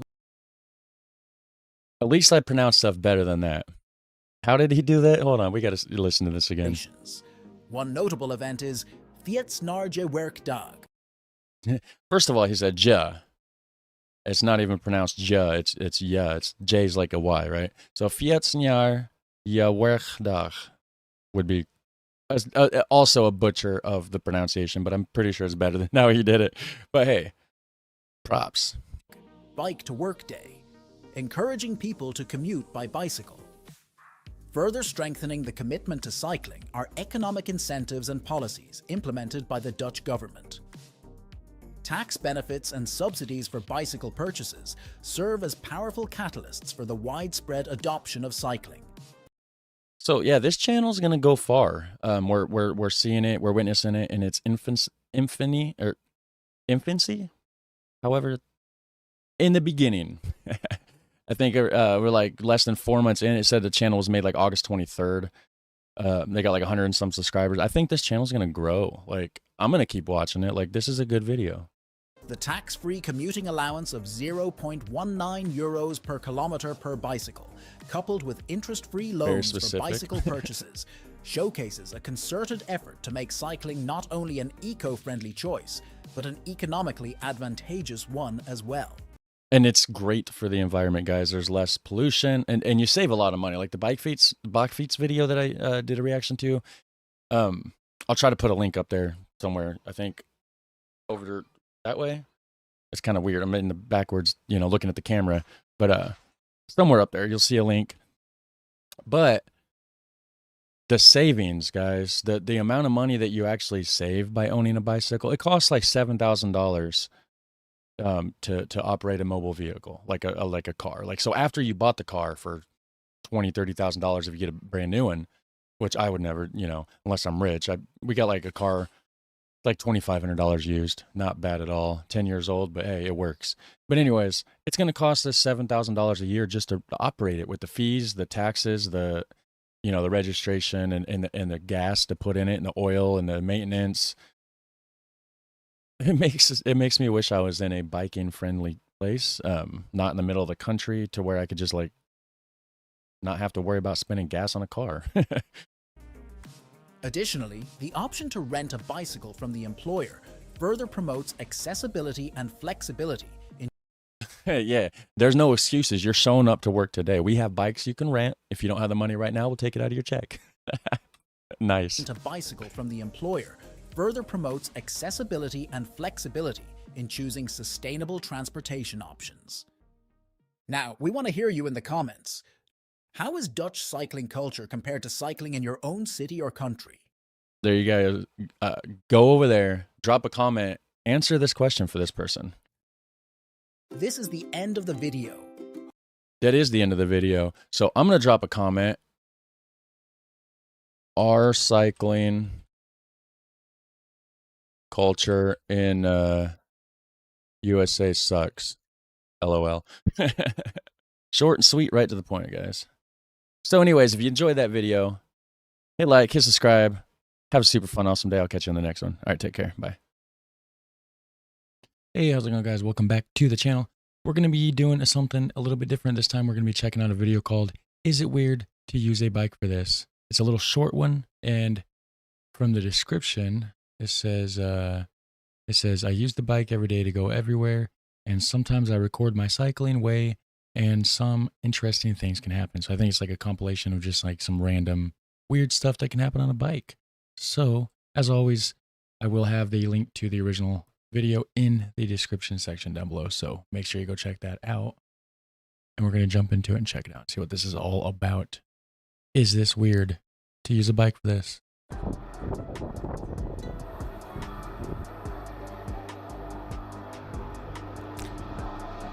Some countries it's normal. That's kind of weird maybe. I don't know. I wonder what nationality he's from though. Sitting sideways.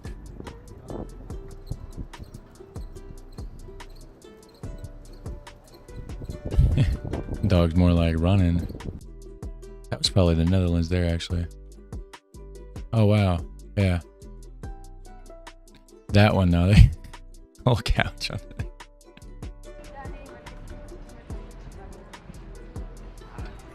I've seen that, though. I've seen people do it.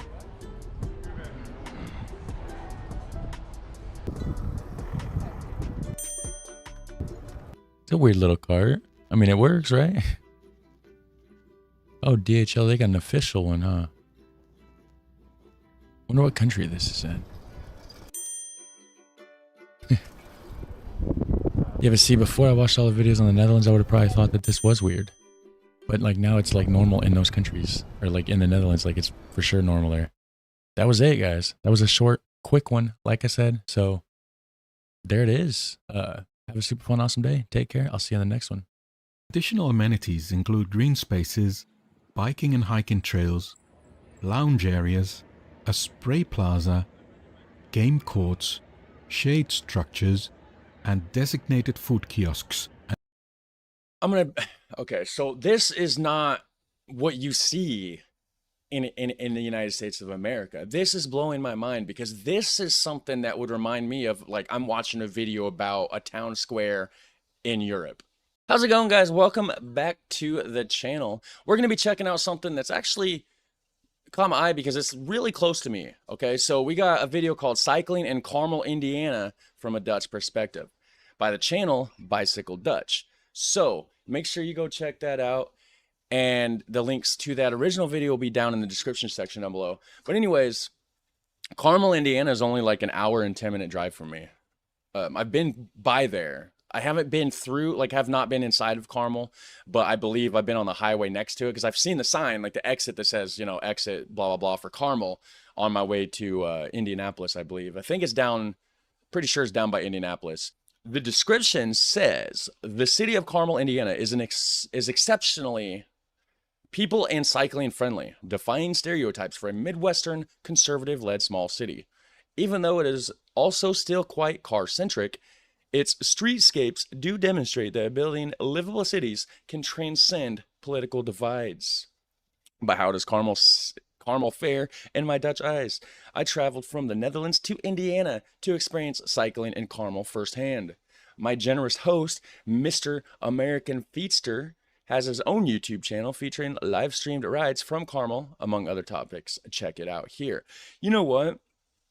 I've heard of the channel American Feetster, and I did not know that channel was an hour drive from me. Very interesting. Small world after all, right?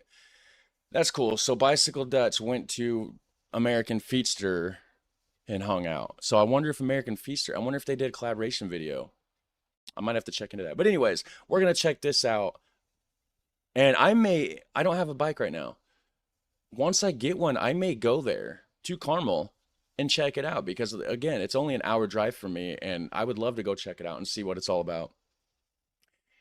Seems like a nice little town, really, considering how most of it is around here. You don't have this normally. Like, this is not something you would normally see in the United States of America. This looks like something you'd see in the Netherlands or some other European country.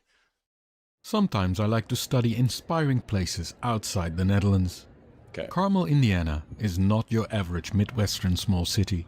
With a population of just under 100,000, the city can be found directly north of Indianapolis and is effectively a suburb. Carmel. Okay, it's a suburb of Indianapolis. Okay, that makes sense. Is home to Mr. American Pizza, whose guest me and my partner were. From 1995 to January 2024, this city has been led by the same mayor, Mayor James Brainard, who is described as a moderate Republican and whom we happened to run into in downtown Carmel. After a study trip to the UK in the 1990s, Brainard was inspired by roundabouts. The first was constructed in 1996, and the following year saw the construction of another 2. Currently, the city boasts over 150, more than any other city in the United States. Nice. The Carmel roundabouts have been credited with a reduction of carbon emissions, intersection collisions, and even fatalities. Is this one of the most Dutch-like towns? Maybe not like Dutch, but like bike-friendly. I guess so that aspect would, be similar to Dutch. But is this one of the most bike-friendly neighborhoods in the United States? That would be amazing. I live an hour away. I need to go check this out. I need a bike, though. They may not be common in the US, but of course for us Europeans, they were very familiar. Obviously, there can always be improvements. Multi-lane roundabouts don't mesh well with level crossings for walking and cycling. Yeah. But the roundabouts were generally easy to navigate, both on a bicycle and in a car. So that's American Feedster right there. It keeps showing. And I'm pretty sure, I'm almost positive that's who that is, because I've seen his channel. That is very cool. I need to, once I get a bike, I need to hit this person up and maybe go to Carmel myself and do a collaboration with American Feedster. How cool would that be? Like later this summer. Hit me up, actually, if you're watching this channel, if you're watching this video. Roundabouts were generally easy to navigate, both on a bicycle and in a car. The backbone of the cycling infrastructure in Carmel is certainly the Monon Trail. The Monon Railway came to Carmel in the 1870s, but closed in 1974. Monon, that goes through Delphi, Indiana, actually, because they got a trail there called the Monon, the High Bridge Trail. Yeah. A section of a little over 8 kilometers of the former railway was turned into a 3.7 meter wide asphalt cycle track in 2002. That immediately sparked visions with some people to redevelop the former industrial areas alongside that new trail. The city brought in urban design consultant Jan Gale from Denmark and city planner Jeff Speck and other landscape architects and engineers to work on the redevelopment. Speck had the splendid idea to make the trail the center of the redevelopment, literally, as the median of a new boulevard. The first part in the heart of Carmel, just south of Main Street, was opened in July 2019. The award-winning 6-block Midtown Plaza development required an investment of $23 million. This looks really cool. I've never been inside this town. I need to go check out Carmel. Like, this looks like, it genuinely looks like a really cool little town to go check out. How have I not been there? Like, I've been by there, but not in it. That is so cool. This is not something, it doesn't look anything like what you would see around here normally. Unless maybe, you're in a big touristy area in a big city, you'd of course have stuff like this, but this isn't. This is just a Midwest, I guess it's a suburb of Indianapolis, but Midwest though, like it's Indiana, But that has led to $175 million of private sector redevelopment in the area. The asphalt path was turned into an almost 43 meters wide multimodal boulevard for bicyclists and pedestrians. That's cool. The boulevard is surrounded by low-speed vehicular lanes with curbside parking, tree-lined sidewalks, cycle tracks, and expanded outdoor retail and dining. Additional amenities include green spaces, biking and hiking trails, lounge areas, a spray plaza, game courts, shade structures, and designated food kiosks. Okay, so this is not what you see in the United States of America. This is blowing my mind because this is something that would remind me of, like, I'm watching a video about a town square in Europe.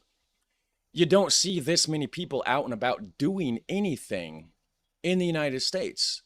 The only time you see this many people out and about doing stuff is if you're in Skid Row, Los Angeles, and you got all the homeless camps, or New York City downtown, you know, you got all the people walking around and stuff. But like in a regular, average, small town, Midwest place, this is literally a night and day difference to what you would normally see here. I need to go there and I need to do a comparison. How does Carmel, Indiana differ from the average American Midwest town? And highlight the actual differences, because this is mind-blowing to me. And cafes. Oh, let's not forget an indoor bicycle parking with double layer racks, free tools, and free water. This placemaking project can serve as a model of how an industrial corridor can evolve into a destination with social, environmental, and economic benefits. I need to check out American Feedster's channel more, because I've came across his channel. I never knew that he was, maybe, I mean, it might have showcased it in the video and it just went over my head. I did not realize that he was only an hour from me in Carmel, Indiana, somewhere that's so close that I can go there and check out this town myself, which I will definitely try to do before the summer's over. I just have to acquire a bicycle first, which money, bills, you know how that goes. So watch more of my videos so I can afford it. Essential to a community's urban areas. Tax money well spent. Yeah. And it is not just one street. In other parts of the city, you can also see a denser building style with shops, restaurants, and housing on the upper floors that makes the streetscape very attractive. Nice. Thanks to the festivities surrounding the 2024 eclipse, on a Monday, we could witness firsthand how well the city center of Carmel serves its citizens. So many... Okay, yeah, so he came down last month, end of last month, for the eclipse. That's cool. I was in southern Indiana. I actually got another video, a part 2 to my eclipse adventure that I need to get edited, actually, at some point and put up, but... ...hand how well the city center of Carmel serves its citizens. So many people came to the center to witness the total eclipse, because Carmel was directly in the totality zone.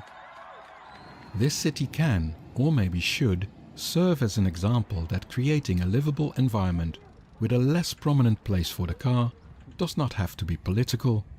People with all kinds of political beliefs can enjoy a livable city with top quality amenities so close that you can cycle to them.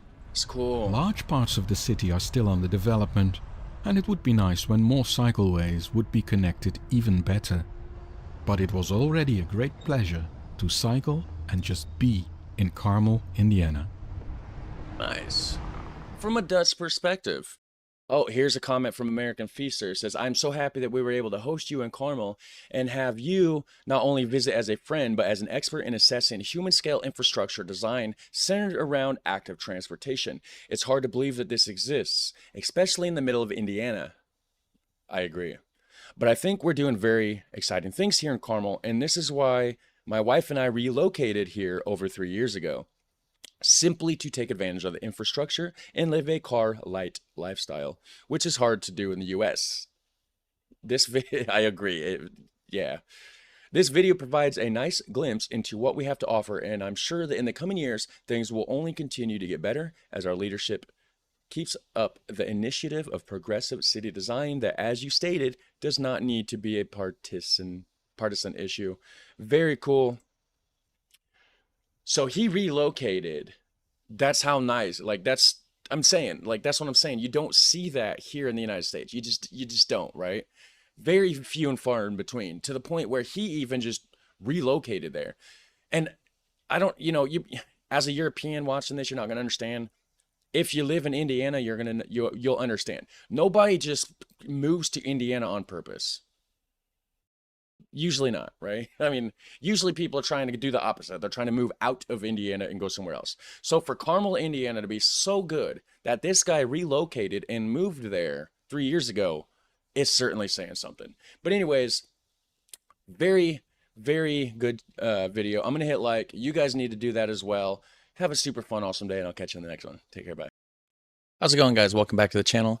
We're going to be checking out bicycles. The penny farthing, more specifically, right here. The penny farthing was the sketchiest bicycle ever made. It's that one that's got that massive wheel on the front.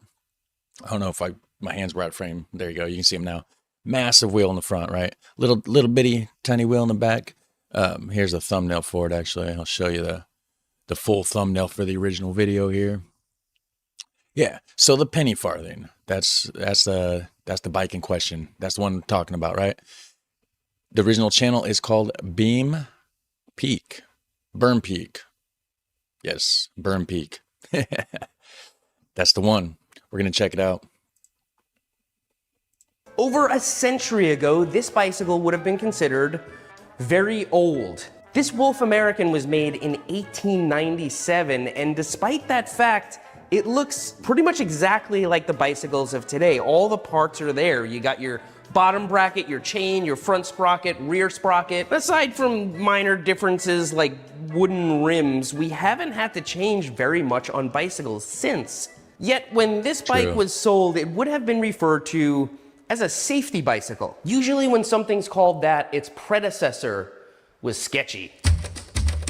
So it was called a safety bicycle, huh? Well, that would be this. The high wheel, otherwise known as the penny farthing, rose to prominence in the 1860s, and yes, it was so sketchy that its successor was called the safety bicycle, and today, we're gonna talk all about it.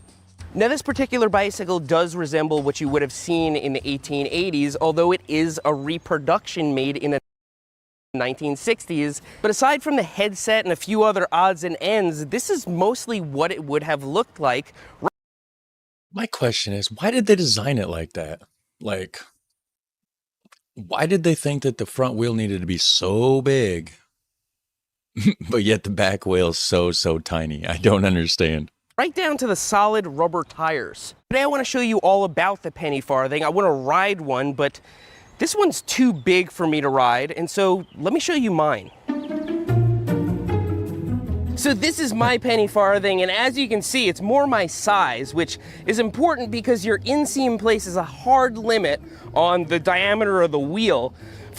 Then what kind of freakishly tall giant was able to ride that other one? Like, if that's the one that's for his size, and I get it, you know, from your crotch region to your feet, obviously, you know, determines the diameter of the wheel, but that other one was massive. For example, Sam Pilgrim could ride a much bigger high wheel than I can. This is also completely modernized. It has pneumatic tires, a welded frame, much better bearings, and it's also lighter and more durable. It's also a heck of a lot cheaper. Back in the 1860s, a penny farthing would have cost you about $5 grand if we adjust for inflation. That's many times what a horse would have cost back then. Jeez. And this provides nowhere near the utility of a horse. A horse can pull a cart, can navigate any type of terrain. A penny farthing could kind of be used for recreation or to get around flat city streets, and that's mainly what they were used for back then. It was a recreational activity for the wealthy. These would have been handmade, sometimes specific to the size of the rider, because as I said, they're not all that adjustable. Yes, there were other velocipedes that preceded the penny farthing, none of them that reached the prominence that this did, and in fact, they called this an ordinary bicycle in its heyday. Actually, ordinary bicycle, because it wasn't until after the safety bicycle had largely replaced the penny farthing that bicycle journalists and enthusiasts needed a term to differentiate it, and so they called it the high wheel or the penny farthing. Now, even if the penny farthing would have been made affordable back in those days, there are a lot of reasons to assume that it would not have grown in popularity. Well, the first thing is just look at it. It looks ridiculous. The way the safety bicycle did. For one, You wouldn't have seen a lot of women riding these because they always had skirts on and they would have been up really high, and I needn't explain the rest. The skirt could also get wrapped up in the front wheel, which would be bad. Not only that, but all of these were fixed gear. They didn't have brakes, and the crankset just moves with the wheel, and so if you wanted to slow down, you would put back pressure on the pedals like you would on a fixed gear or track bike. Except on a penny farthing, if you put too much back pressure on the pedals, it'll actually lift the back end up and send you over the handlebars, and then you break your collarbone and get surgery while biting down on a block of wood because it was the 1800s. And so rather than trying to stop the thing, you'd be better off attempting an evasive maneuver on the least maneuverable bike ever made. I mean, as you steer, your legs have to move with the crankset, and so it's not like you can turn really sharp on this thing. Now, there are people in modern times that race these, and those races are gnarly. I mean, even if they put brakes on these, you'd either have a rear brake that did nothing, or a front brake that made the bike flip over forwards. Even in the 1800s, when a fish hook was a suitable children's toy, people were like, I'm not getting on that thing. Sketchiness aside, the penny farthing's actually very interesting, and there are a few things about its construction that make it better than a lot of modern bikes. Okay, we're gonna have to find out. Really, though? Let's start with the similarities between the penny farthing and the unicycle. So I've never done a deep dive into unicycles. I have no idea who invented them, but I would imagine they took the fork out of a penny farthing and stuck a seat on top of it, because that's pretty much all a unicycle is. You could have took a fork out of a regular bike and stuck a seat on it too. I guess you would have had to put the pedals in the... You could do some modifications. You can make it work. You can see that the wheel on both a unicycle or a penny farthing use exactly the same hub, and then the cranks and pedals are attached to it. That's the entire extent of the drivetrain. There's no chain, there's no sprocket, there's no freewheel. It's like pretty much the most reliable cycling apparatus you can make besides a unicycle.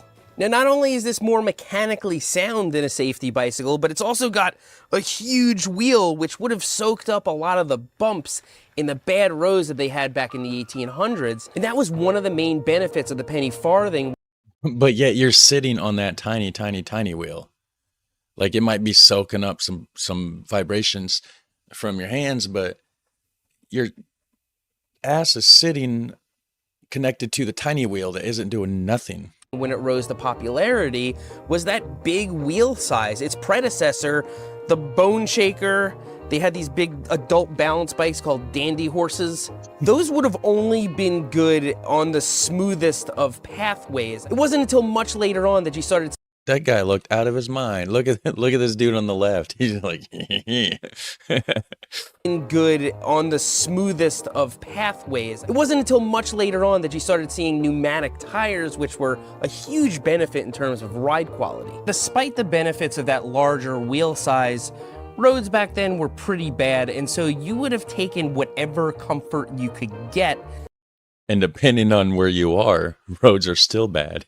That was pretty much only in the saddle. Belgium. The saddles were flexy, they had springs in the rear, and some of them are quite beautiful. Again, everything back then was kind of made by hand in a shop, and so it had character, and it was just cool. And so as these rose in popularity and you kind of saw them around in every city, it became more apparent to the general public what the benefits were. I mean, you could cover a ton of ground, you didn't have to feed it, it must have looked like a lot of fun. And so when a safer, more practical alternative was introduced... I mean, coming from a horse though? Sure. Safety bicycle, it's pretty obvious why it just blew up and pretty much took over everything. But back in the penny farthing's heyday, this is what bicycle enthusiasts considered an ordinary bicycle. This was what they were used to. Yeah. And when the safety bicycle was invented, I wish I could go back to that year and look at the pink bike comments. They're actually calling it a safety bicycle? Yeah, let's just sterilize everything. What's next? They're gonna put brakes on it? Now this thing is seriously fun. Like, I really enjoy riding it. It's a completely different feeling. Definitely a novelty. And I have shown you all my novelty bikes in a different video. The swing bike, the tall bike, the half bike. This is another one I like riding, and I can't believe I never had one sooner. I mean, it's really a different feeling. Now, one benefit of this penny farthing, without question, it is supremely comfortable. I could do this all day. It doesn't take any energy. The seat's really comfortable. You're sort of reclined. If I were relying on this to get to work and I had to go up and down hills and over terrible roads and avoiding people, I suspect it would lose its novelty fairly quickly. Yeah, these are pretty bad for climbing hills, even really small hills. You can tell by how it is. You're actually pushing the wheel in the direction that you are pedaling. So you pedal with your right foot and you are moving the wheel left. You pedal with your left foot and you're moving the wheel right. That would actually be very terrible for anything that's not a straight road. And to counteract it, you're pulling on the handlebars. You can knock them right out of alignment. I don't know if that's a problem unique to my penny farthing, but quill stems are easy to knock out of alignment. And back in the 1800s, this wasn't even as advanced. Maybe he's just got a terrible quality, because like BMX bikes and stuff like that, that's built for the abuse, I don't think they have that problem as often. So whatever that mechanism is that's in his, not very efficient. As for its performance on mountain bike trails, ooh, okay. The 32-inch wheel is actually kind of good, but there's this little tiny wheel in the back. Oh, whoa. Yeah. That wheel in the back's got to be terrible. Not nearly as bad as I thought it would be. Punchy little climb. Oh, no prayer. I thought he was going to hit that tree. Okay.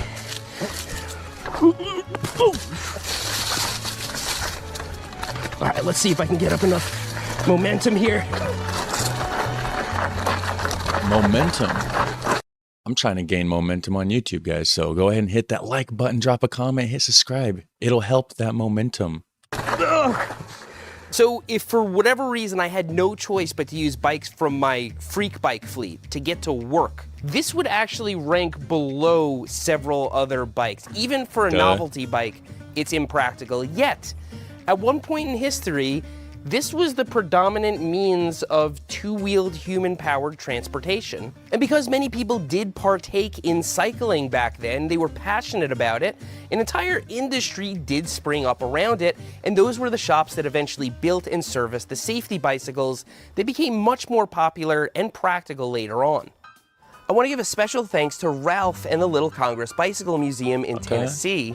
They have completely original examples like this Wolf American and expertly restored down to the thread count examples like this Hopalong Cassidy. Down to the thread count. That's precise. And many more. I'll leave the information below. I hope you found this video useful and informative, and if you didn't, I hope you were at least entertained. Thanks for riding with me today, and I'll see you next time. Very cool. Now, it's interesting that anytime you see clips of the penny farthing, you hear music like this, which was made like 50 years after its heyday. The penny farthing is truly ancient. It was made before it was frowned upon to smoke cigarettes while teaching kindergarten.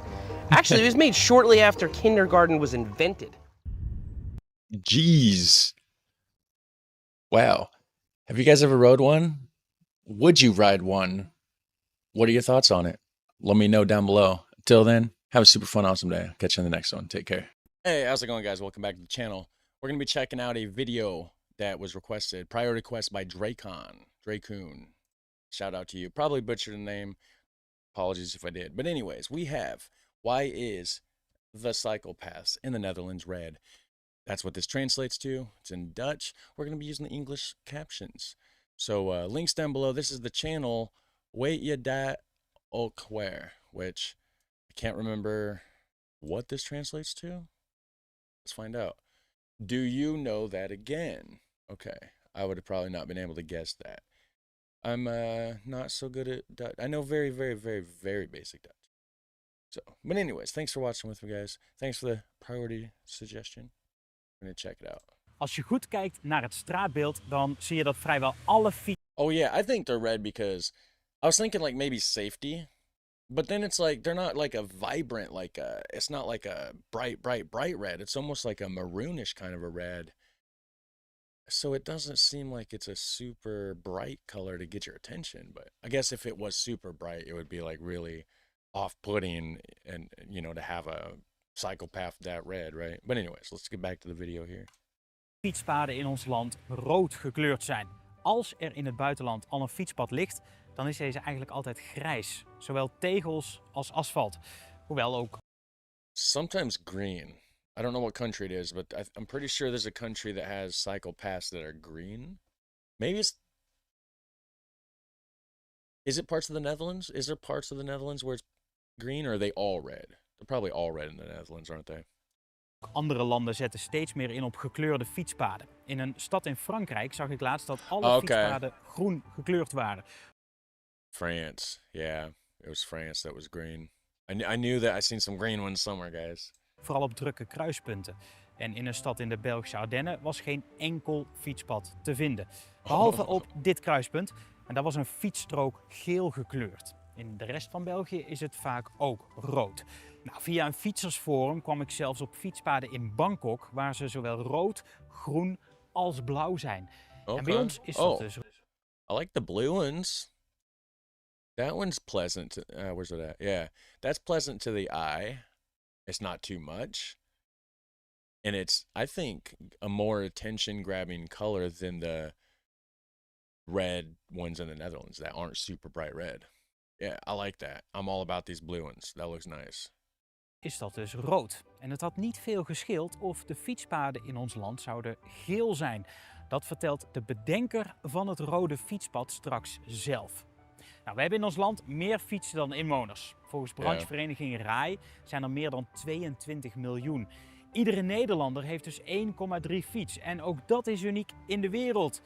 Ik heb hier trouwens geen 1,3, maar gewoon 1 fiets. Deze fiets... So I don't have 1.3, I just have 1. Well, guys, I think I might have 0.3 outside. I got like part of a bike outside. I got a 0.3. video maken we namelijk samen met Bixby. Een Nederlands fietsmerk van moderne elektrische fietsen. En aan het einde van de video vertel ik je meer over hen.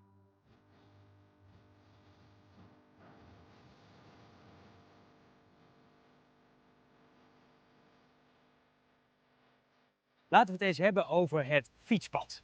Al sinds 1910 is Nederland het land met het hoogste fietsgebruik ter wereld. In 2003. Really? That's interesting because like I know like in the 70s it was bad for vehicles. There was vehicles everywhere. It was kind of like, you know, New York City. You just overrun with vehicles. People were getting in wrecks a lot. People were getting ran over by the vehicles and stuff.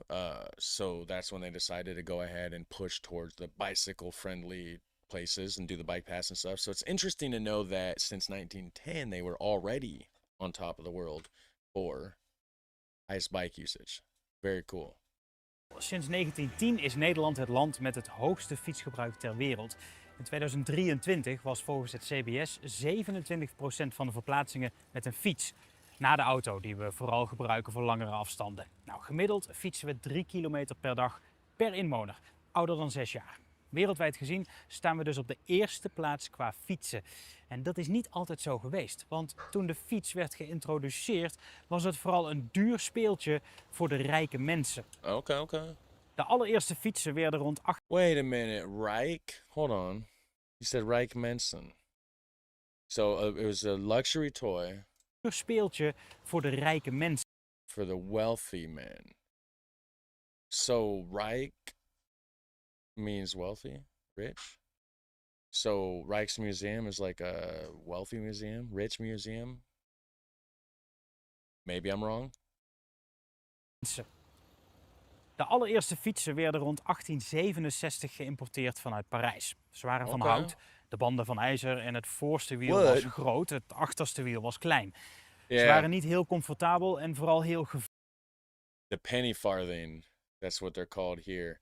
I've seen some videos about those. Those are crazy, ridiculous bikes, and they just look silly. I mean, you see somebody riding one of those, you got to put that old outfit on, like what he's wearing. Like you just got to dress the part when you're on one of those, you know.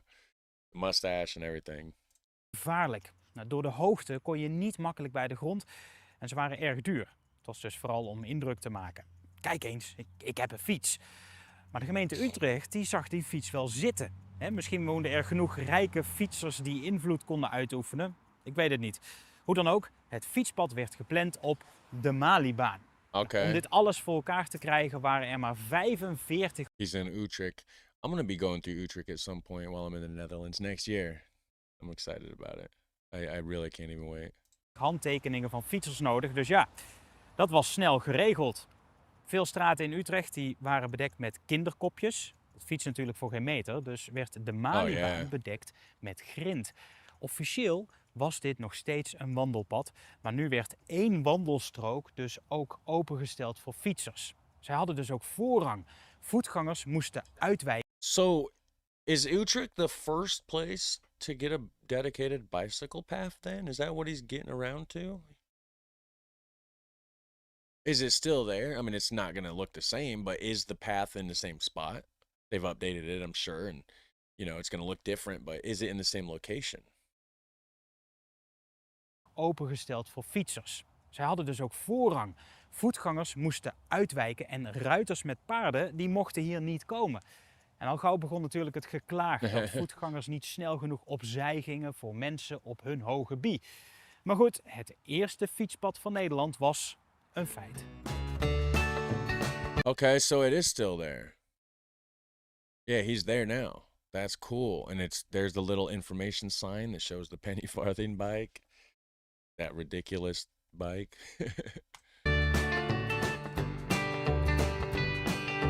That's cool. So I'm going to check out the oldest bike path in the Netherlands. Maybe the world, I don't know for sure, but for sure the Netherlands, I think. Or at least Utrecht. But it seems like Utrecht was the first, so I would assume the Netherlands.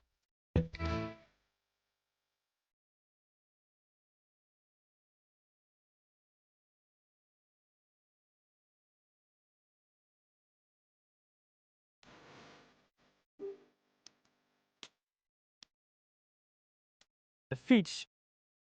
So if I'm just bobbing my head to silence, it's because I had to take the music out because copyright issues, just so you know. Werd steeds populairder. Niet zozeer die hele hoge bie, maar de zogeheten veiligheidsfiets. Rond 1890 werd deze fiets geïntroduceerd. Oh, yeah. Stevig frame, 2 gelijke wielen. Hold on, what was this part for? What is this?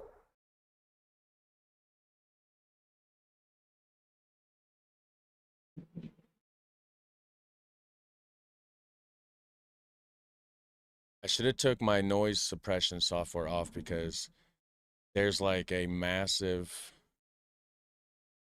jet or something that just flew over. Maybe it's a spaceship. I don't know, probably not, but it sounded like maybe a missile or a jet. My background removal is pretty good. That's why you can't hear the speakers. I don't have a headset on. Couldn't hear the missile, or not the missile, but the jet, whatever that was. Anyways, what is this bar?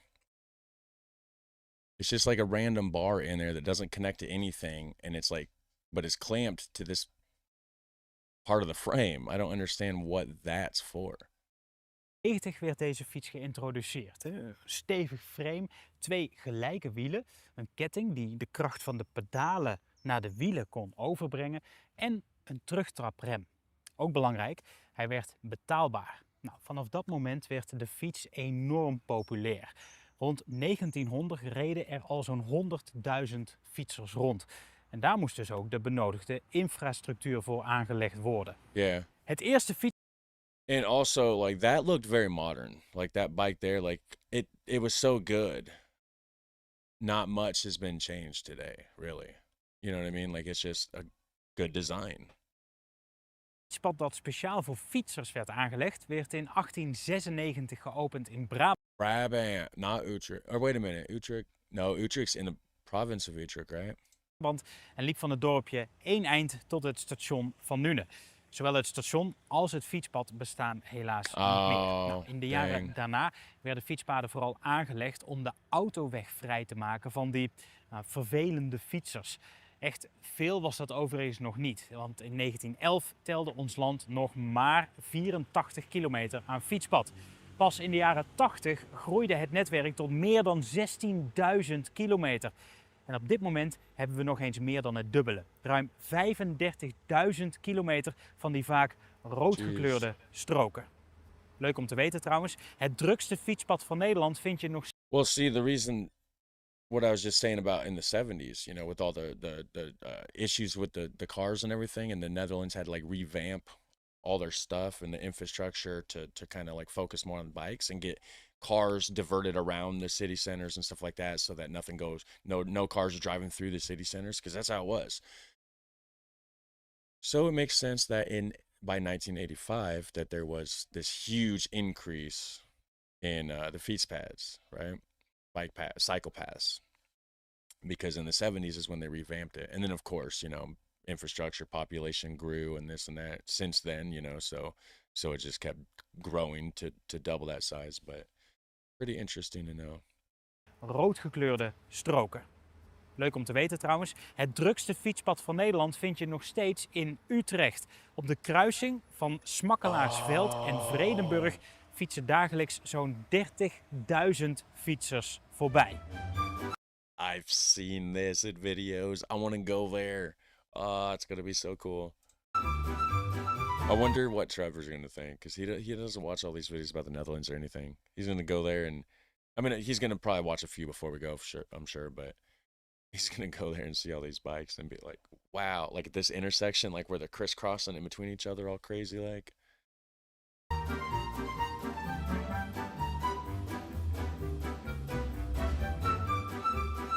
De rode kleur van het fietspad is dus bijzonder, want waarom is dit eigenlijk rood?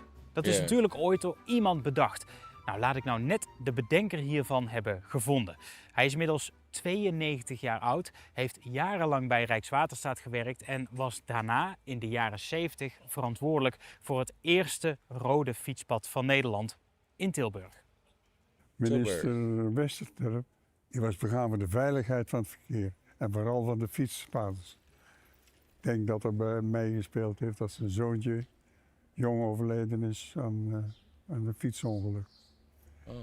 En die had het voor elkaar gekregen om 25 miljoen te gebruiken voor een paar demonstratieprojecten voor de aanleg van veilige fietspaden.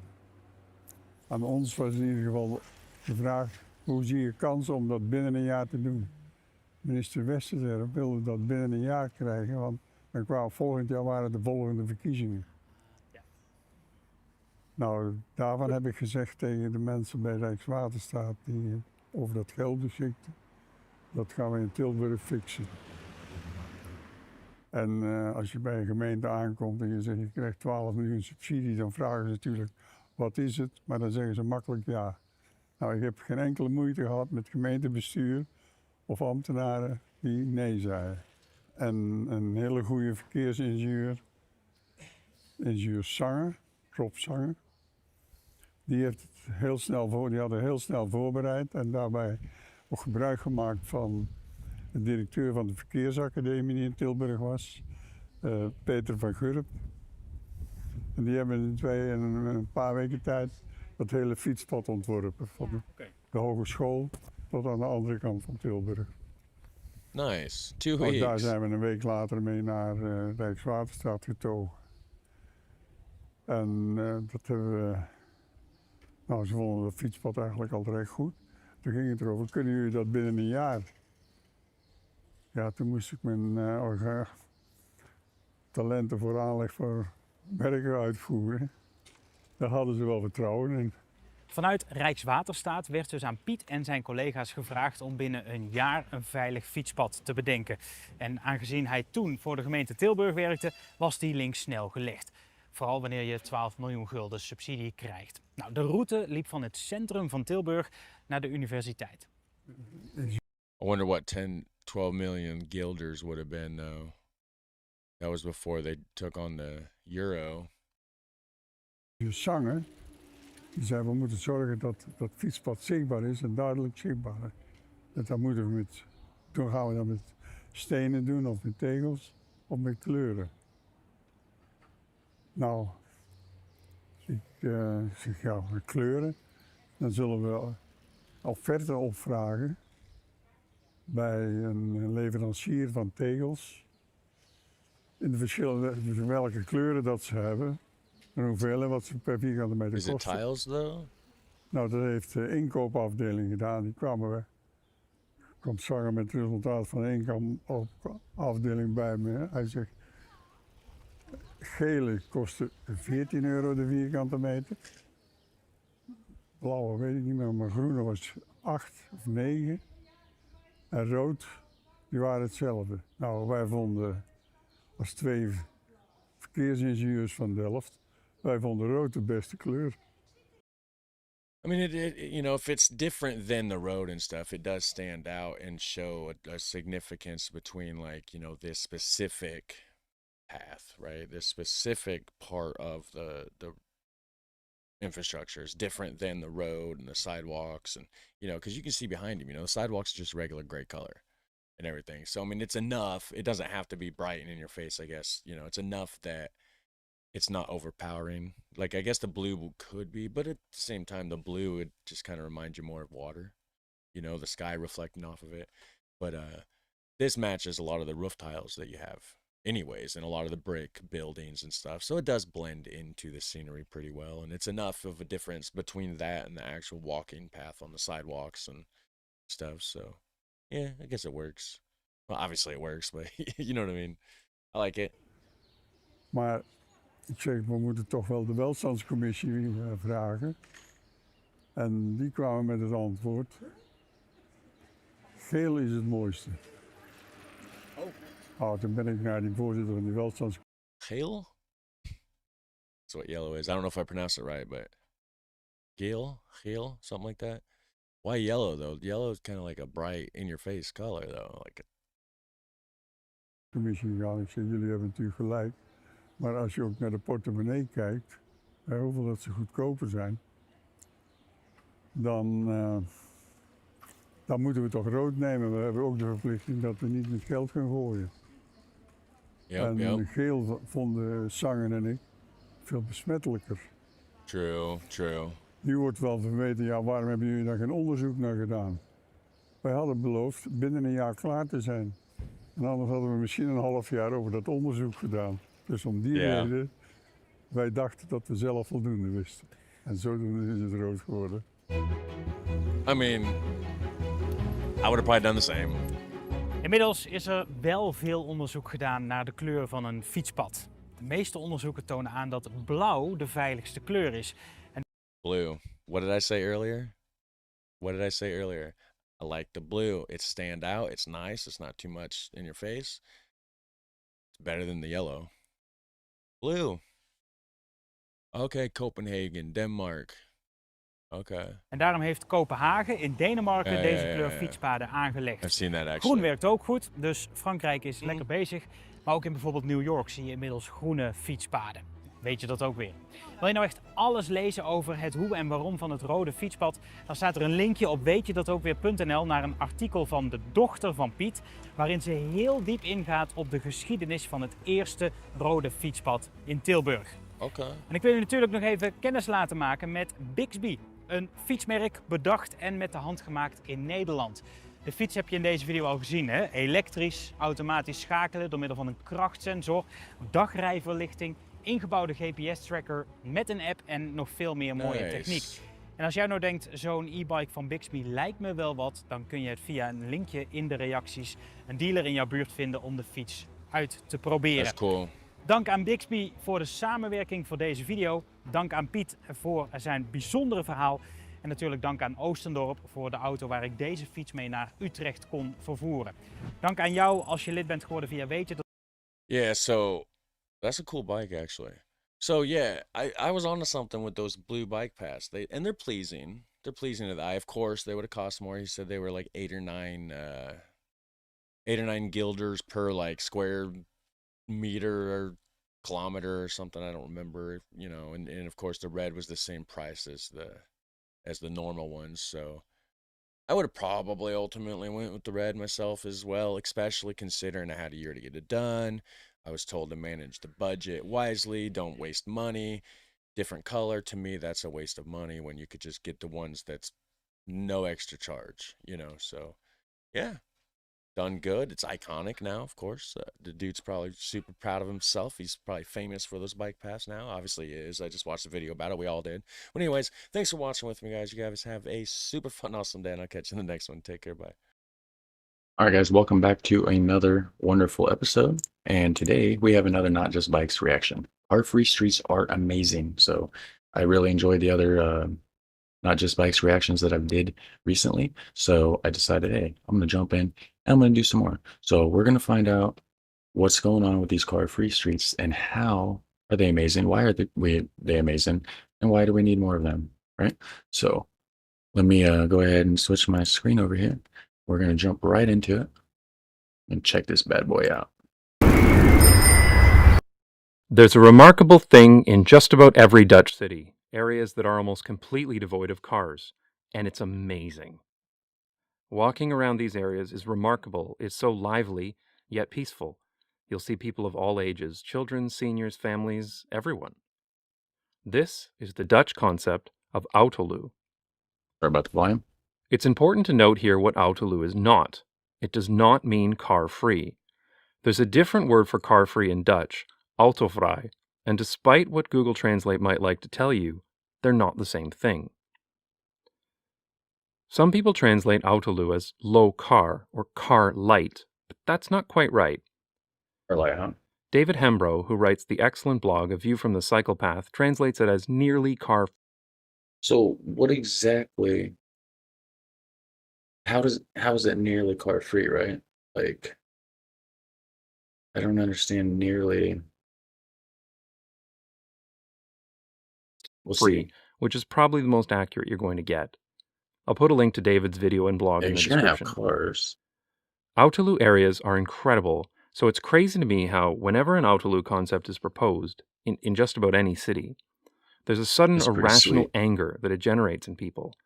You'll see claims that shops will go under, nobody will get anything delivered by truck ever again, people with reduced mobility will be left to rot in their houses. Oh yeah. And build.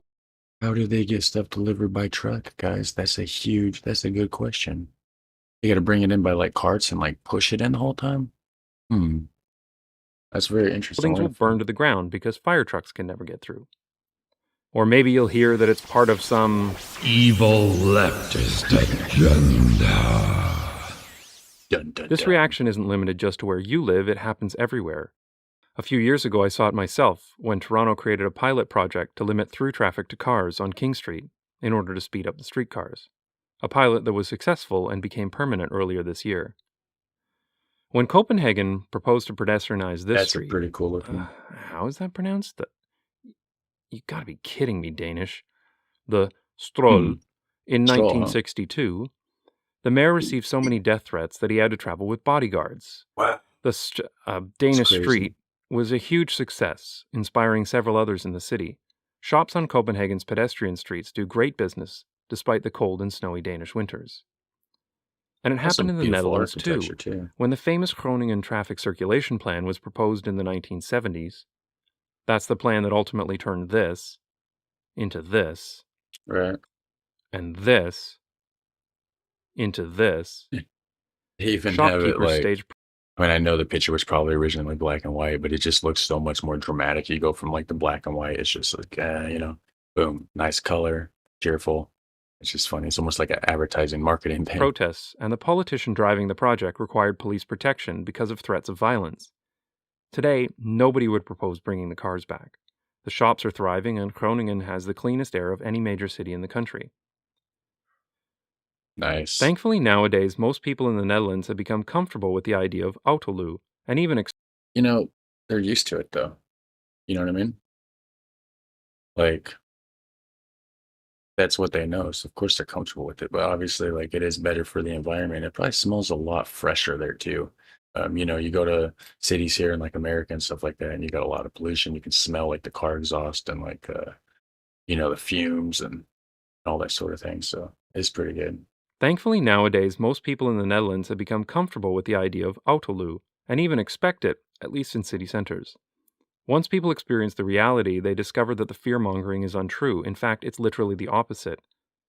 It's easier to get around the city because the streets aren't clogged with cars. The area has become more accessible. People who can't drive, such as seniors, children, or really anyone else who would be... I used to actually work in a bigger city that I lived in, and it would literally take me way, way, way longer to get to work in a vehicle because of traffic, just like they were saying here in the video. I jump on the bike, I'd be right there in no time, 5 minutes on a bike versus probably 20 in a car. I can definitely see the benefits here for sure.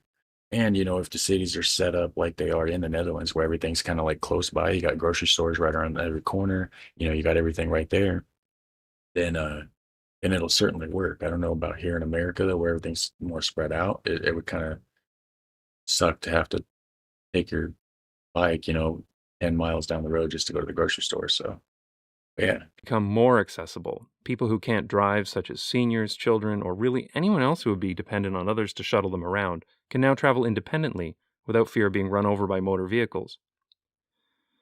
Small businesses, who are usually the first to resist, tend to do quite well. I mean, unless you're an auto garage or something. This makes sense because what small retail businesses really need the most is not parking, it's foot traffic, and people prefer walking in an Autolu area rather than along the side of a... That gives you more time to actually absorb and see what's going on in the city and stuff, and actually see like the advertisements like in the windows and like just yeah. So when you're driving by a car, you just buy it so quick that you don't even really notice the small businesses. So I could definitely see that. That is a very good point. Foot traffic, and people prefer walking in an Autolu area rather than along the side of a busy road. The most remarkable thing of all is that people who absolutely do need to drive also find it easier. With the majority of car traffic removed, it becomes quicker for residents, delivery vehicles, handicapped vehicles, and emergency vehicles to make it to their destinations. What's that car doing? So Autolu places can have cars, but that access is heavily restricted to benefit other modes of travel. All right, you guys got Dunkin' Donuts in the Netherlands. Hell yeah. Shout out Dunkin' Donuts. That is amazing. They have amazing iced coffee. You get the hazelnut, sugar and cream. Oh, man. A good example of this is the Franshals neighborhood in Amsterdam. All cars are permitted in this area, though only through certain routes. Very limited street parking is available, mostly for deliveries. Okay. The majority of the former surface car parking spots have been converted into gardens, playgrounds, and bicycle parking. Autolu doesn't work everywhere, of course, and certain elements need to be in place for it to be successful. North American attempts are almost always unsuccessful because they're still built with a car-first mindset. If you assume that people are going to drive to your pedestrian street, you've already failed. Autolu works best when you have a lot of people who are already in the area, places with a mixed use, providing shops, and houses, and offices, all within walking distance of each other. You'll find Autolu in... The more I watch this video, the more it just makes sense. Like at the beginning of the video, I was kind of like skeptical, like, how does this work? How is it nearly car free? Like, I don't understand how couldn't have cars, like I said, deliveries and stuff like that. But it actually makes more sense. But their communities and their neighborhoods allow it more, though. That's the thing. I don't know for sure how well it would work here. All within walking distance of each other. You'll find Autolu in just about every city and town in the Netherlands, certainly in the city centers, but also in suburbs, like this one in Lent, a suburb of Nijmegen, or this one in Veenendaal-West. Autolu is most easily applied to old neighborhoods, those built before the car, but there's nothing stopping the concept from being used in new developments, and Amsterdam Zuidas is an excellent example of this. Centered around a major train station, Zuidas is the financial district for Amsterdam. There are offices, shops, restaurants, cafes, and condo buildings all in one area. This would really cool in no way be improved by allowing access to cars. Amsterdam wants to expand this concept significantly with the Agenda Amsterdam Autolu, a plan to make large parts of Amsterdam nearly car-free. There are a lot of very interesting elements to this plan, but I'll talk about that in more detail in a future video. Awesome. Autolu is responsible for some of the greatest urban environments I've ever visited, so I'm really glad to see Amsterdam's plans for the future. And hopefully, other cities will follow the same trend where possible. But I'd recommend, maybe skipping the whole death threats from shopkeepers part. There you guys go. That was not just bikes. Car-free streets are amazing, and we need more of them. So if you enjoy those reactions, from this channel, this topic, this sort of thing, just like the video. It doesn't cost you anything, and it just helps the channel grow. Helps this video reach more people just like you that enjoy watching my stuff. So help them out by sharing, subscribing, liking, all that stuff. So it helps spread the word, helps spread the channel and everything else. So until next time, guys, you take care. I will see you in the next one. But you could also like just, toss like a whole bunch of glass bottles in the middle of the street. That'd slow traffic down pretty good too, wouldn't it? But it doesn't mean you should always do that. How's it going, guys? Welcome back to the channel. We're going to be checking out the city that went Dutch. That's the name of the video, and it's by the channel Nick Laporte. I don't know if you pronounce the E right there or not exactly, but regardless, there will be a link in the description section down below. As always, there always is. And for the original video, right? So it says North America on the left, the Netherlands on the right. So I don't know what part of North America. Is this USA or is this Canada? For some reason, I believe this guy does Canadian content. He may, you know what? I'm going to go ahead and look at his channel. He may just be Canadian. It's a possibility. Yeah, Canada. That's what I was thinking. I'm going to go ahead and subscribe to his channel. There we go. Thanks for watching with me, guys. This video is sponsored by ISL. This is Nanaimo, the second largest city on Vancouver Island. It is known for the typical pickup truck culture, an iconic dessert, and for being, to many Vancouver yuppies, simply the place you land before driving to Tofino. But it's a city that grew out of the coal industry in the 1800s, building up around a rail line and later around the highway that followed. The result is a long, linear sprawl with a population density about a fifth that of Vancouver.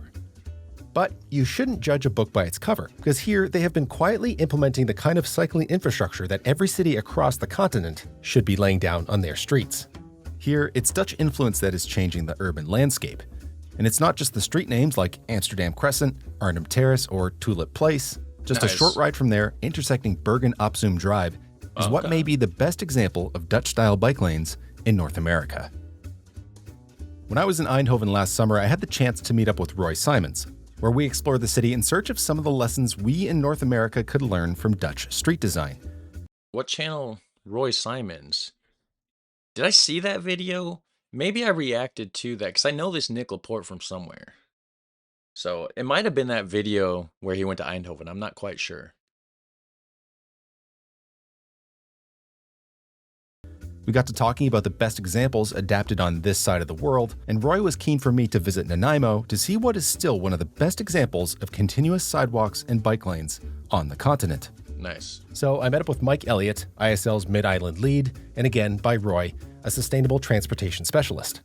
ISL is a multidisciplinary engineering firm in Western Canada and a leader in the planning and design of active transportation infrastructure. They've been working with the city of Nanaimo for many years, including supporting the city through the development of their award-winning engineering standards and the application of those standards on Metro Drive. We got to go back and check this out. How does the person on the bike know? I don't see any other sign. Well, I mean, I guess there's a stop sign for the car, but if they're not used to the bikes coming through and then zipping across through up the way there, let me go back. Infrastructure. They've been working with the city of Nanaimo for many years, including supporting the city through the development of their award-winning engineering. I feel like that one definitely is like, if you're Dutch and you're used to like the cars watching out for you, it might not be like that there. I don't know for sure. I would still watch out for the cars.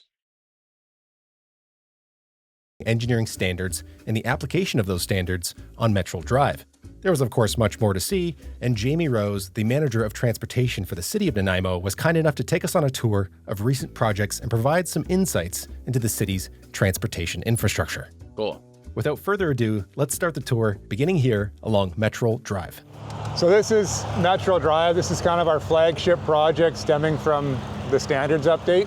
By classification, it's an urban collector, so kind of a mix of uses, but generally low density. We've got the separated pedestrian cycling realm, clearly defined travel lane. This is by all accounts the best example of Dutch-style continuous sidewalks and bike lanes in all of the US and Canada. The brilliance of this design lives in its simplicity by flipping the traditional priorities in the streets on its head. Instead of people walking or cycling down into driver space at intersections, drivers have to come up and over the pedestrian and cycling space. The design signals to drivers to slow down and be aware, which is aided by the vertical deflection, effectively turning the whole sidewalk and bike path into a speed bump. If it works. That's the thing. If it works, because a lot of times here in the United States, you know, there's terrible drivers here and they're not paying attention to stuff like that. I'm just saying, like, you know, especially when we're not just the United States, Canada, North America in general, right? Sorry.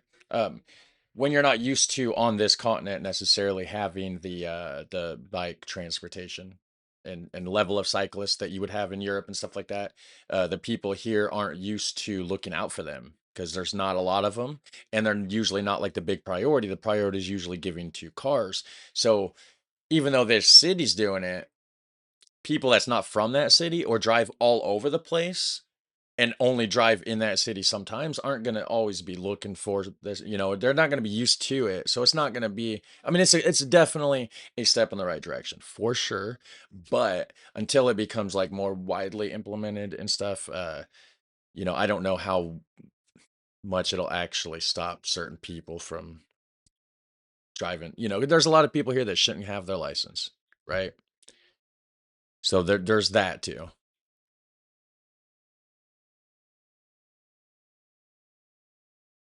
I have to admit, when I first saw photos of Metrol, I wasn't blown away. But after taking off my orange-tinted glasses, I saw just how fantastic it was. I mean, if you put down some red asphalt, you might be hard-pressed to spot the difference. Well, but what really... But again, it goes to, you know, in Amsterdam, for instance, on Jan Evertsenstraat, right? That specific spot, you know, people know. Well, I guess the same could be said for Nanaimo, Metrol Drive. People know that in that area that are familiar, but people outside the area is not going to know this. Not going to be known to look out for all these cyclists. Really blew me away was taking one good look on Google Street View, because Metrol used to look like this. Very rural, ditched road, probably 8 to 9 meters of asphalt. Cars just kind of did this down it. That's what everything around here looks like for the most part. Yeah, like what they were showing the before picture. They just sort of weaved left and right, and they had this massive territory that they could own. The experience before the change would have been pretty uninspiring, to say the least. Not even a sidewalk to trundle along. But now you will only find a traditional return to the road where major streets intersect, leading to a rather strange experience on a bike because as you roll along, it's likely you won't even notice the intersections at local streets and driveways, as it's also seamless. I think the difference, I mean, when you were walking along here before, like half the time you didn't even have sidewalks, so that's obviously a huge upgrade, but imagine if it did have sidewalk and regular curb returns, you know, every intersection you're down, up, you're kind of conscious you've got to look for cars, whereas you walk or ride along this section and you barely notice these intersections. And again, for the cars, they're now crossing the bike realm, the pedestrian realm. It's flipping the prior priorities on their head, I would say, but it's also designing it exactly to reflect the modal hierarchy, right?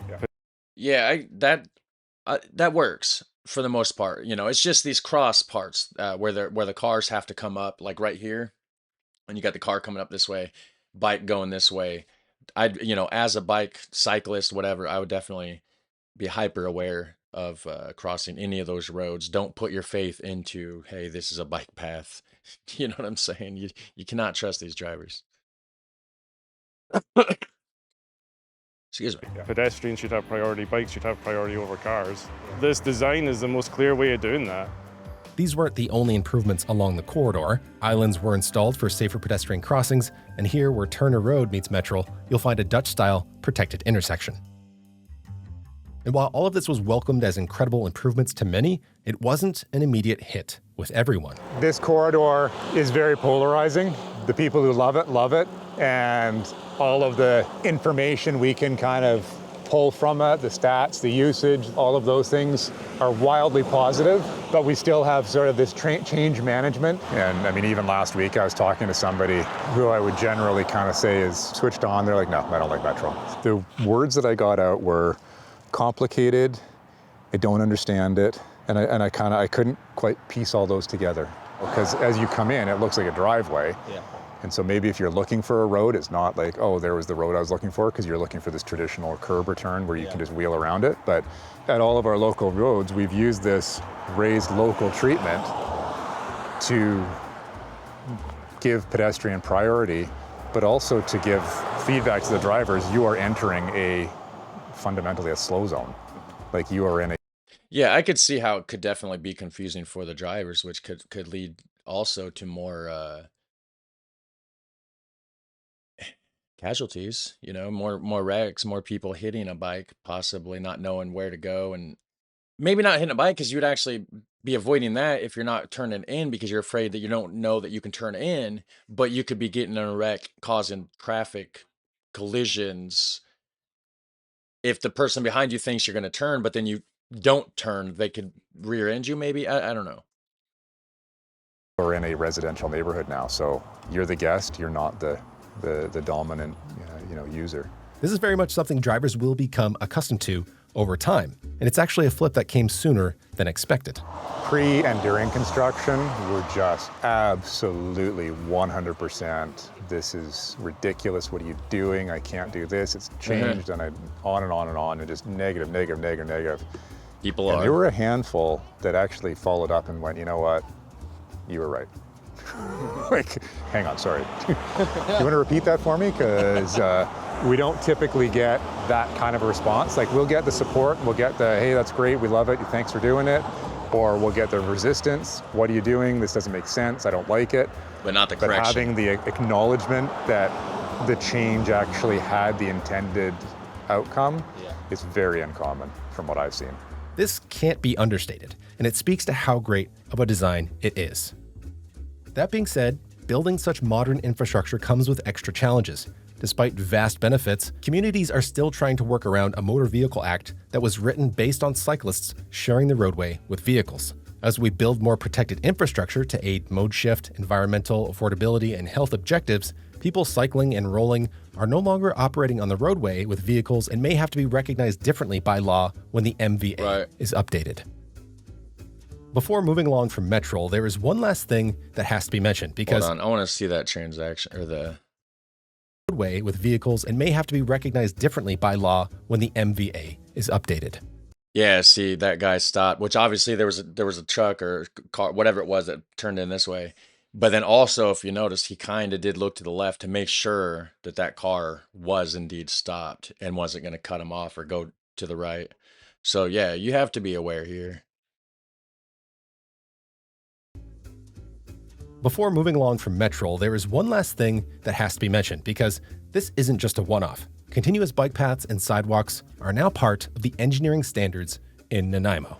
It has a lot of standard stuff in there, like protected bike lanes, protected intersections that were already becoming, I would say, commonplace, definitely in Vancouver and other places in North America. But nobody really, except for maybe Canmore, had done a continuous sidewalk and bike path. So I think... Is this really... Hold on. He's talking about Vancouver. I thought this whole time we're in Vancouver. There's an American flag over there. What's the United States flag doing over here in Vancouver anyways?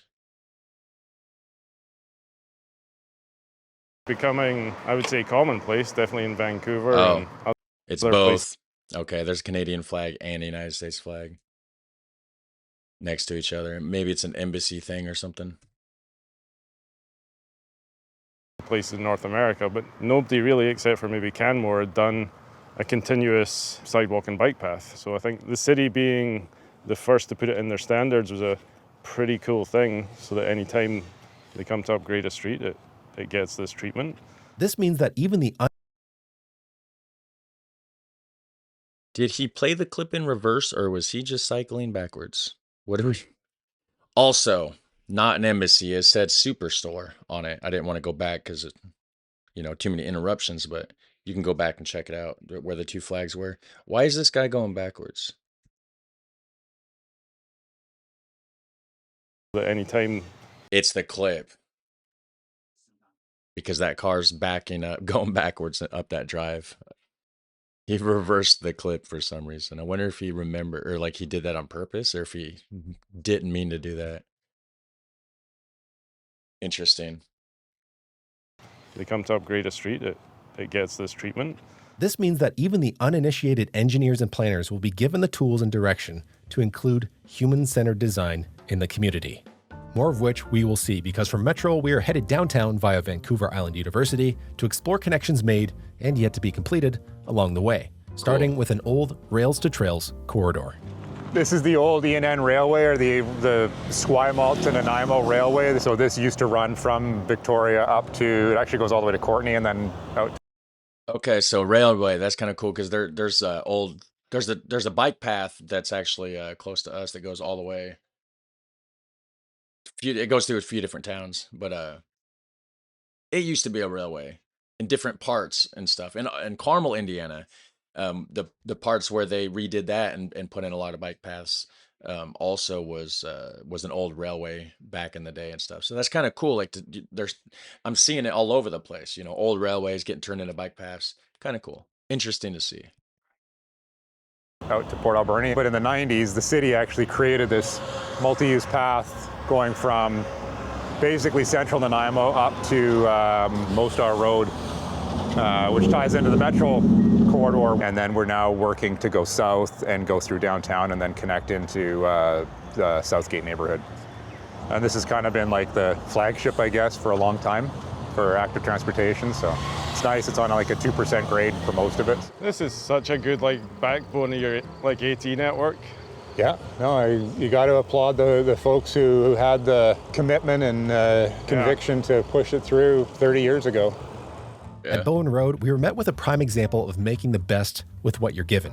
This was one of the pilot projects, yeah. So this is, I think, if you look at the provincial guidelines, this falls into the constrained or very constrained categories. Typically, there would be a desire to have more separation between the modes. We just don't have the space here, and so this is really shoehorning in everything that we could possibly want to make it better. Oh, compared to a painted lane or just an extra wide curb lane, it's light years ahead. I mean, you know, it goes back to what I was saying earlier. It's definitely a lot of differences between here and the Netherlands when it comes to that. So if you're Dutch, don't get too comfortable on the bike lanes in this place, because that part was sketchy. It's better than nothing, though. I mean, it's definitely in the right direction. And, you know, I mean, a lot of folks will probably see the intersection and go, oh, well, you know, there could be this or there could be that. There could be, but when this is just sort of a retrofit project, I think we're pretty proud of it. And as I say, it's sort of a version 1.0, and every project we learn and find a way to do stuff better. So, big old busy intersections like that, they need to take another key bit of information from the Dutch and do like the go under or go over thing, right? You don't have a choice. You're using an old railroad, goes right through a big intersection, and so dig under it, bike tunnel, or go over it and make a bike bridge, right? That would definitely be a way to do it.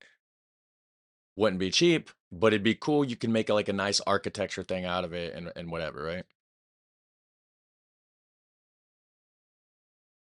We continued onward to a neighborhood that hosted a bunch of new design elements that will be a common sight in Nanaimo. So this is, you'll see more of these further up, but this is an example of our raised local intersection treatment. But this is sort of where we sort of use this treatment to heighten awareness and increase prioritization for pedestrians to cross.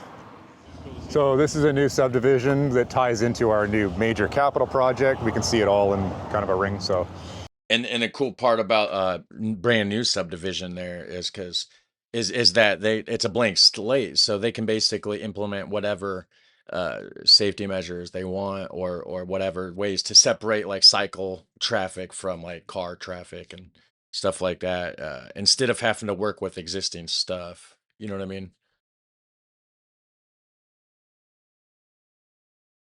The other thing we did was made this raised intersection in the middle of it just to further kind of add speed management features.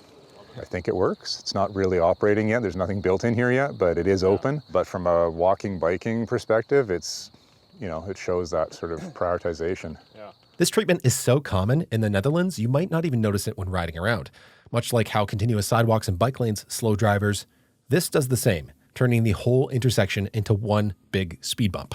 These are safer for everyone, not just people outside of cars. This whole corridor here in the early versions is actually the fourth leg of the roundabout to bring cars in here. Yep.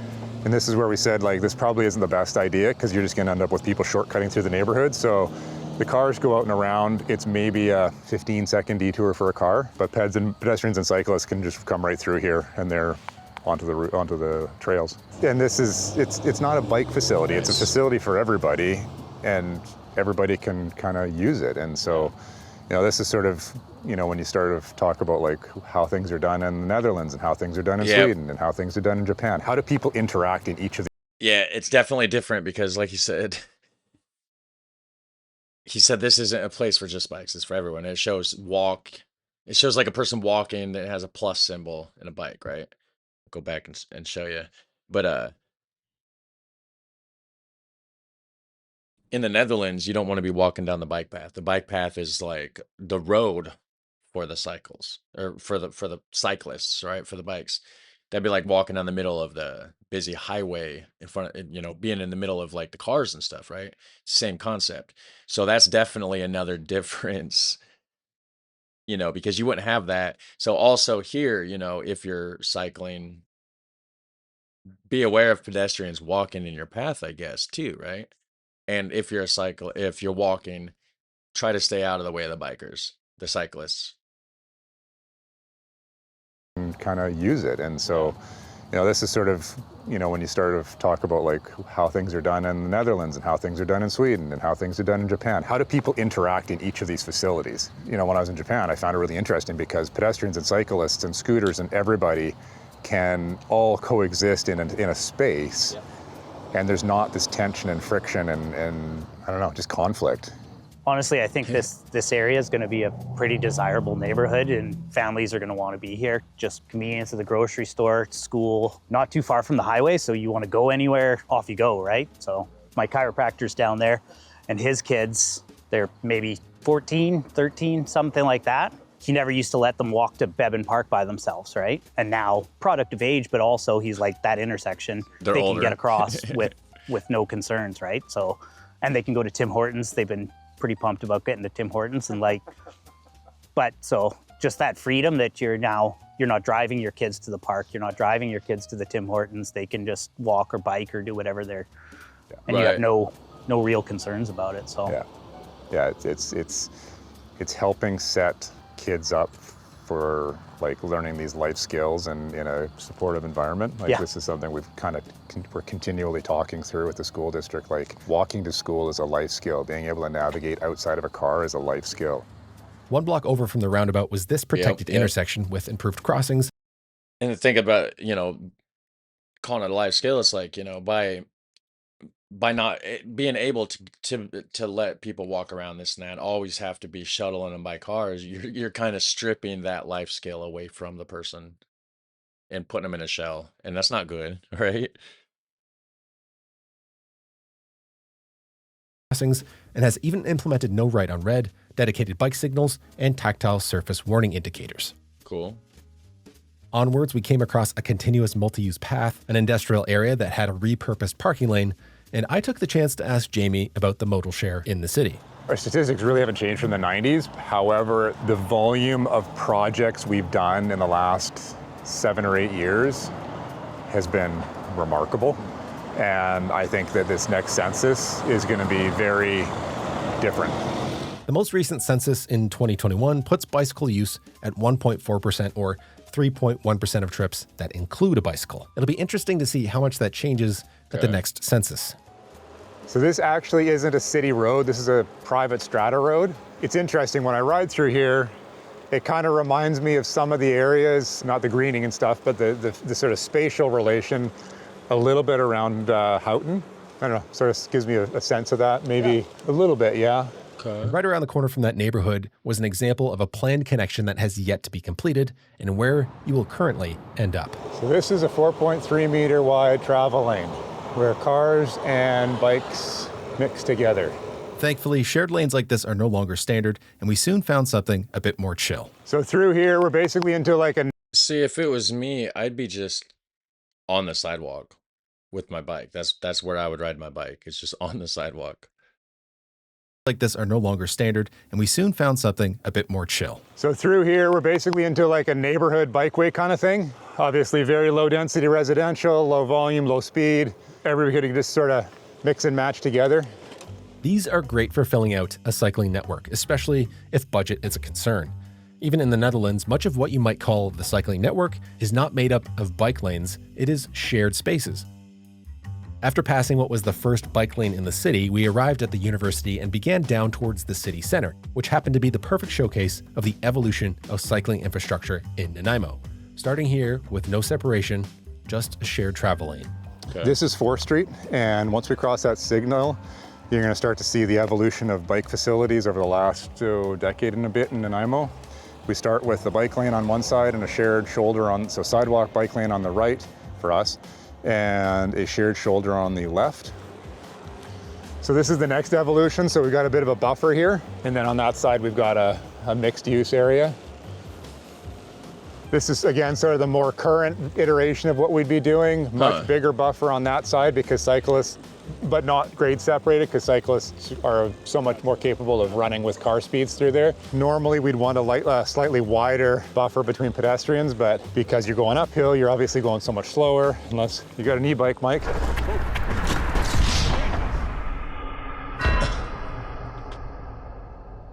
Oops. So this is kind of our last stretch into the heart of downtown, and it'll be kind of the inverse of what we saw there. It'll be buffered bike lanes in both directions. At that point, we will then have an improved cycling facility from downtown to the university. And so that kind of gives us our golden triangle between downtown, the university, and the hospital / country club, and that's sort of like the core of central Nanaimo. So this is kind of the beginning of our main bike connection to the south. Okay. And so this is just a local road. Obviously it's got the local road treatment to sort of tame everything down. Up here, we're doing something out of character for Nanaimo. We're creating a queuing street. What I mean by a queuing street is allowing parking on both sides with one travel lane in the middle. And the I don't like those. idea is that between driveways and fire hydrants and all of these bits and pieces, there's scenarios where a car can pull over, let the other one go by, and sort of zigzag back and forth. That's what you'd like to think. It doesn't always happen like that. I've seen cars have to back up and go backwards to find a spot to pull off to the side to let other cars go through. Obviously not in that city. I'm not from that city, never been to Canada, but that ain't the first place that has roads like that. They're everywhere. I don't like them. They're terrible. Basically self-regulating speed, optimizes curb space for whatever you need, whether it's just general parking or loading zone or accessible parking. These types of... Sure, self-regulating for speed and stuff. Yes, it does slow you down. Sure. Sure. There's that. Whatever you need, whether it's just general parking or loading zone or accessible parking. These types of streets in Vancouver are often looked down upon, followed by calls for removing parking on one side of the street. But they serve a purpose, to slow traffic, and they do it pretty well. Yeah. But, you could also, just, toss, a whole bunch of glass bottles in the middle of the street.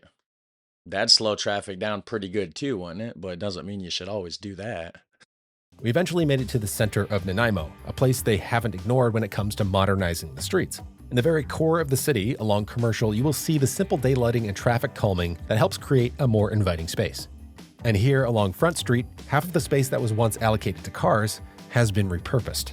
Before we started, this was a 4-lane road, and we obviously looked at it and determined that it really doesn't need 4 travel lanes, and so we eliminated 2 of them, made one into parking and one into a protected bi-directional cycling facility, and it feels a lot better. I haven't Looks seen better. Traffic Mageddon. The volume's never justified the 4-lane cross-section. It's balancing priorities, and you know, we hear a lot about, well, I never see bikes on the bike lane and around by the boat base, and we've actually got a counter. And Never see bikes on the bike lanes because there's not a whole lot of people that bike around here because they make it like where biking's not a thing. But like there's people out there. It's just a smaller percentage than you would see in Europe. this section is actually one of our highest used routes that we document. So between this and Metro and the E&N, this is still the busiest. A giant thank you to Jamie, Mike, and Roy for giving me a tour. It was truly eye-opening. But I have to say, Nanaimo isn't Amsterdam. It's not even Vancouver. There are still gaps Not in the even network. close. But what we're seeing are real, working examples of Dutch-style design right here in Canada, putting Nanaimo on track to become a top cycling city. And that matters because it shows three things. A, these new projects aren't just one-offs. They are part of the design standards, planned in from the start. 2, these designs can work in a North American context. And D, if Nanaimo can do it, so can other cities. It's true. When I left the Netherlands on my last trip, I said, we can do this in North America. And now, in Nanaimo of all places, they've gone and proved it. But I'm sure they started on that before you did your Netherlands trip. Good video, actually. And yeah, I did subscribe to him, Nick Laporte or whatever. So at some point, I'm sure we'll circle back around and do more reactions to that person's channel. So thanks for watching with me, guys. Put your thoughts, comments, all that good stuff down below. Like, subscribe. Have a super fun, awesome day. All right, guys, how's it going? We are back with another Netherlands reaction video. This one is another one by the channel Not Just Bikes. I really like their stuff, guys. Amazing stuff. Go check out that channel. Show them some love. Subscribe to them. Anyways, this one is why Dutch bikes are better and why you should want one. I have seen bits and pieces of this video in another reactors videos. I just kind of skimmed through it because I didn't want to like watch the whole thing. That way I could still do this reaction for you guys as well. So let's get into it, guys. Let's check this out. Dutch bikes and why they're better and why you should want one. In the little bit I have seen, I do want one. This is our Dutch bicycle. It's an Oma-fiets, literally grandma bicycle. Yeah, that there is cool. Really nothing special about it, at least here in the Netherlands. Grandma's But in bike Canada, though, huh? the US, or many other countries, this bike would be very unique indeed, and bicycles like this one really surprised me the first time I visited the Netherlands. Turn this volume. There's a good There we reason go. for this uniqueness. All right, so it's a grandma's bike, guys. If you're not from the Netherlands, if you're an American viewer or somewhere else in Europe and you were not aware, they call it a grandma's bike. In the Netherlands, bicycles are seen as a tool for everyday transportation. Okay, A way yeah. to get from point A to point B quickly and efficiently. In most other countries, bicycles are used primarily for sport and exercise. This one difference explains nearly everything special about a bike like this. Now, it's not like this is the only kind of bicycle you'll see in the Netherlands, of course. There are many others, including e-bikes, cargo bikes, hand cycles, and you'll definitely see road bikes used Hand for sport cycles. too, as cargo bikes, hand cycles. Okay, so like, is that what we call a tricycle here, guys? That's what it looks like. It's like a tricycle. And you'll definitely see road bikes used for sport too, especially on weekends. But for everyday urban transportation, this style of bicycle is by far the most common. So what makes this bicycle so different from what you might be used to?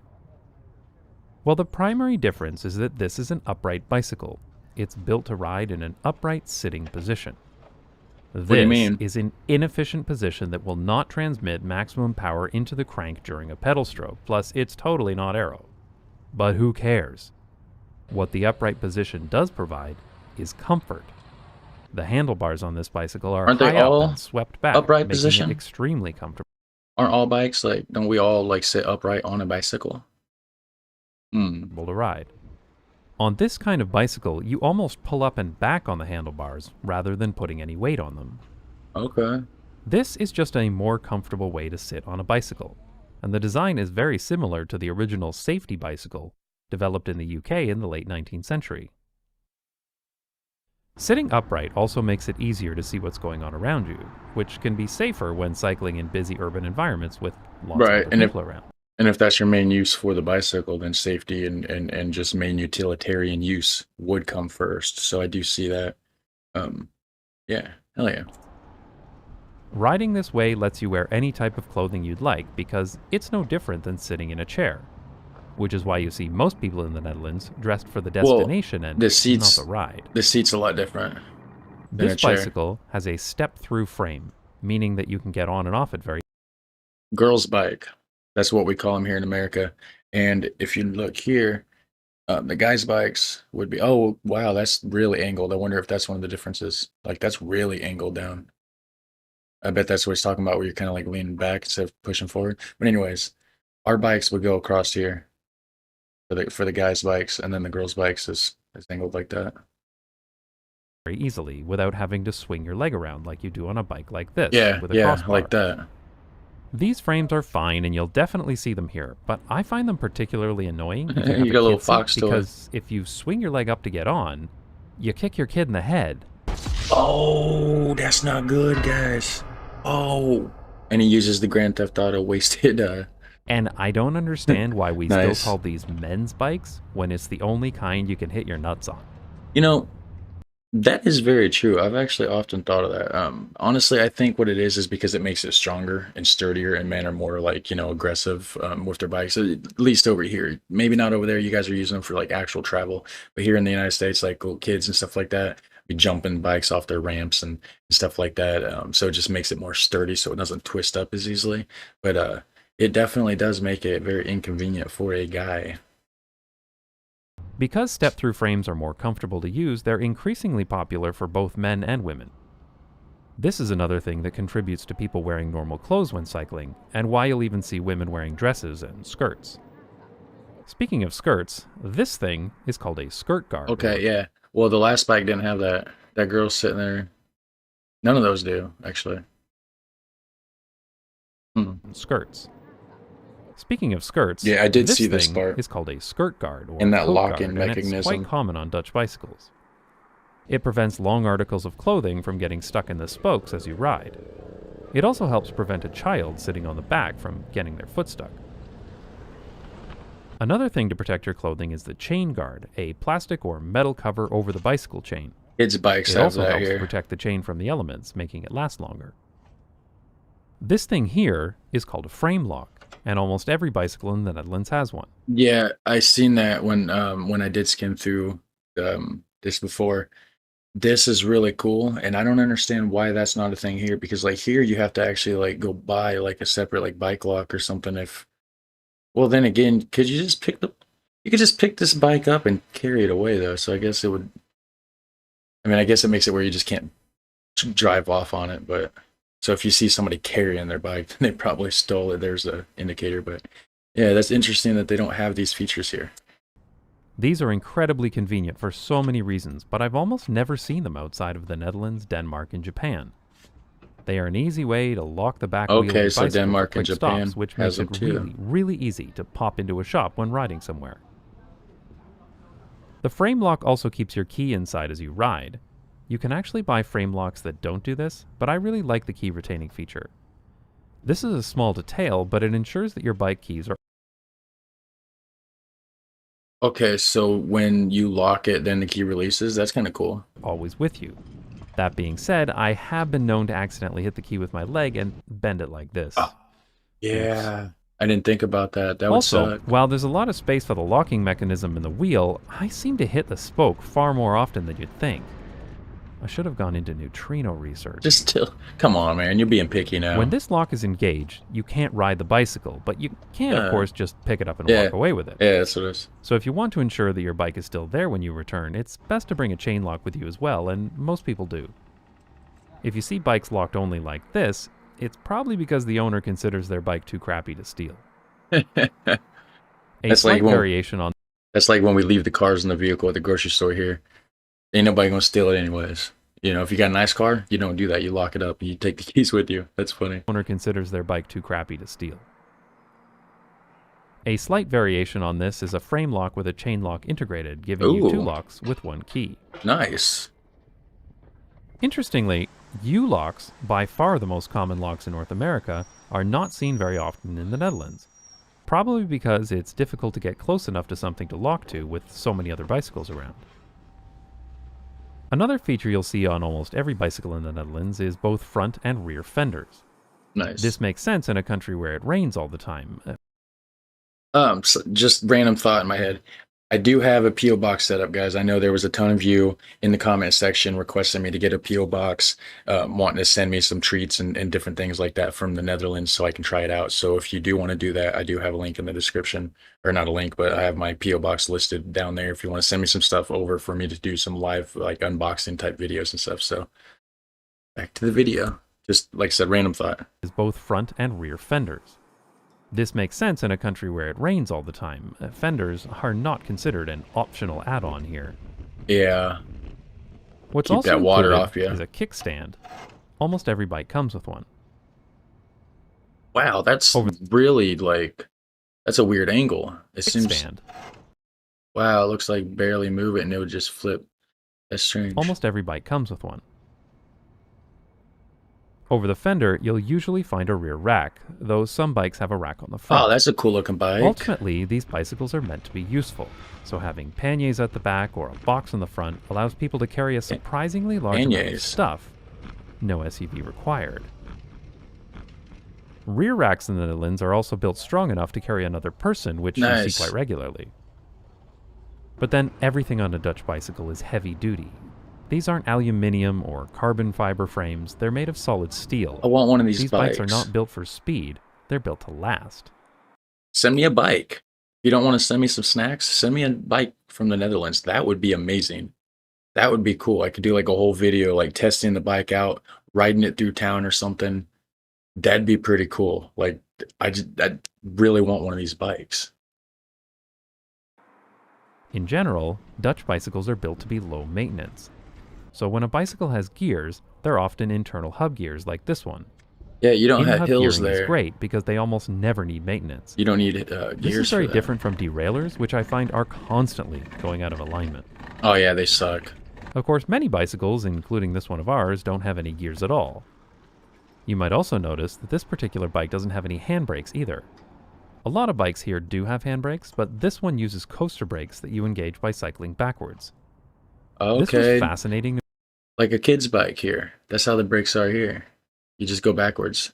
Make some really cool skid marks that way. This one uses coaster brakes that you engage by cycling backwards.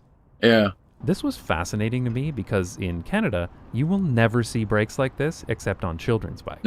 Yeah, same with America. They take or some United getting used States. to, but I really prefer cycling like this, as it feels so natural to pedal forward to speed up and pedal backwards to brake. Okay, I was just wondering about that. So you don't have to keep pedaling then, so you can just keep it still. By not having any handbrakes or gears, it keeps the bike simple and maintenance-free. It also avoids any cables that might accidentally get stuck on other bicycles when parking in tight places. Yeah. All of this is done to keep the bicycle in good working condition, which is important when it's your primary mode of transportation. Makes a lot of sense. The sense. only problem we've ever had with this bicycle is the occasional flat tire. And speaking of tires, did you know they use a different tire valve here? What? In the US and Canada, there are only ever two tire valves. Presta, found on road bikes, and Schrader, found on everything else. I wonder if I Here in the did get one of those bikes. I'm sure I could find an adapter or something, right? Or just switch out the valve if I had to. I wouldn't want to do that though. I'd want to keep it original though. That'd be something I have to check into. tire valves. Presta, found on road bikes, and Schrader, found on everything else. Here in the Netherlands, they use a Blitz valve. These valves have a little ball that prevents air from getting out. They're really easy to work with. Okay. In case you're curious, you can just use a regular Presta pump to fill these. Just pump it up to a high enough pressure and the valve will open automatically. Oh, okay. So I can still. Another thing you'll sometimes see on bicycles here is a dynamo. These go in the wheel hub or on the wheel and generate enough electricity to power LED lights. Oh, nice. These are pretty nice as you never need to worry about recharging batteries or forgetting your lights. Just another small thing that makes these bicycles I simple like that for orange everyday one use. with the blue tires. And lastly, the bell on this bike makes a pleasant sound. Though like you a- hardly ever... Like a doorbell? The bell on this bike makes a pleasant sound. What? Though you hardly I've ever need to use never a bell here, heard a so bike it bell doesn't like that. Wow. When we were still living in Canada, we knew about upright Dutch-style bikes and tried for years to buy one, but they were almost impossible to find. This photo sums up the situation in Canada. A selection of bicycles supposedly for commuting with nothing but sporty hybrids and road bikes. Just like They America. don't even come with a rack, USA fenders, over or here. kickstand. Maybe there are more bike shops with upright bicycles today, but when we lived in Toronto, there was only one shop that sold them, and the next closest was over 50 kilometers away. Here in Amsterdam, I can't swing a pair of clogs without hitting a dozen bicycle shops that sell functional, practical bicycles. Clogs. Bicycles that are designed for transportation, not sport. It'd be cool to have One some group clogs too. in Winnipeg, Canada, got so frustrated trying to find practical urban bicycles that they started importing new and used bicycles from the Netherlands. They call themselves the Plain Bicycle Project, and they're regularly receiving shipping containers full of bicycles from the Nice. Netherlands. So to my Dutch viewers, when you're finished with your bike, please consider donating it to needy families in Canada. Donate one to me, guys. That would be really cool to have one. It's so great to have bicycles that aren't for sport. That would be super Bicycles cool. whose primary function is to be there when you need it, to carry your shopping or your friend, and to be used with as little effort as possible. There's that orange one again. No special. There's got to be somebody he knows. That's the third time I've seen it in here. Watch, it'll go by in just a second. It's orange. It's got a blue front tire and a black one. Bicycles whose primary function is to be there when you need it, to carry your shopping or your friend, and to be used. Yep, right there. Yeah, so that's clearly his people. And this is a staged ride by. With as little effort as possible. No special gear or costume changes required. This is a point that's often overlooked because while it's obviously important to have safe streets and cycling infrastructure, it also makes a difference to have easy access to practical, low-maintenance bicycles like this one. Yeah. Living in Amsterdam, I know that when I need to go somewhere, taking a bicycle will usually be the fastest and most convenient way to get there. But it's also important to know that I won't have any problems either, because of our old, clunky, rusty, beat-up, comfortable, reliable Omafeets. Omafeets? Is that what he said? Let me try that again. Reliable Omafeets. Omafeets. Okay. I'd like to thank my supporters on Patreon who pay me to talk about just bikes on Not Yeah. Just Bikes. Well, there you If guys like have support it. the channel and get That access to was bonus videos, awesome. Visit patreon.com/notjustbikes. I've been enjoying these Netherlands reaction videos, guys. So I was just trying to let this video play out. I don't want to cut it short. Let's see what he's doing here. Where's he going? Where's he going? He's just riding down the road. All right, guys. Well, I'm gonna get up out of here. That's it. So you guys take care. I'll see you in the next one. All right, later, guys. Hey, how's it going? Welcome back to the channel. We're gonna be doing another Not Just Bikes reaction. This one's a priority request from Kalen. This one's called The Most Dangerous Places to Cycle in Amsterdam. And he was talking about how most of the videos and stuff like that is talking about how like the Dutch cycling infrastructure is like the peak of, you know, of what it could be, right? Just the standard, the gold standard, right? This one shows the dangerous places to cycle in the Netherlands. And he says right here, says it's a good video to highlight some examples where the infrastructure isn't all that great. And most of the situations highlighted in the video actually exist in many other cities across the country. So it's gonna be a nice little contrast against what we've been doing. So as always, links to the original video will be in the description section down below. Make sure you go check out the original channel, show them some love, hit like on their video. We're gonna check it out. The most dangerous places to cycle in Amsterdam.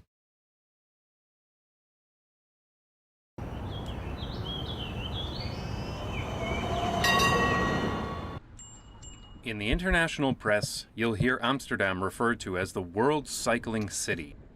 A bicycle paradise where carefree cyclists cruise down velvety smooth red asphalt with the wind in their hair. Well, except those cranky people in Copenhagen, but I already made a video about that. Of course, What's if you that? ask... What about Copenhagen?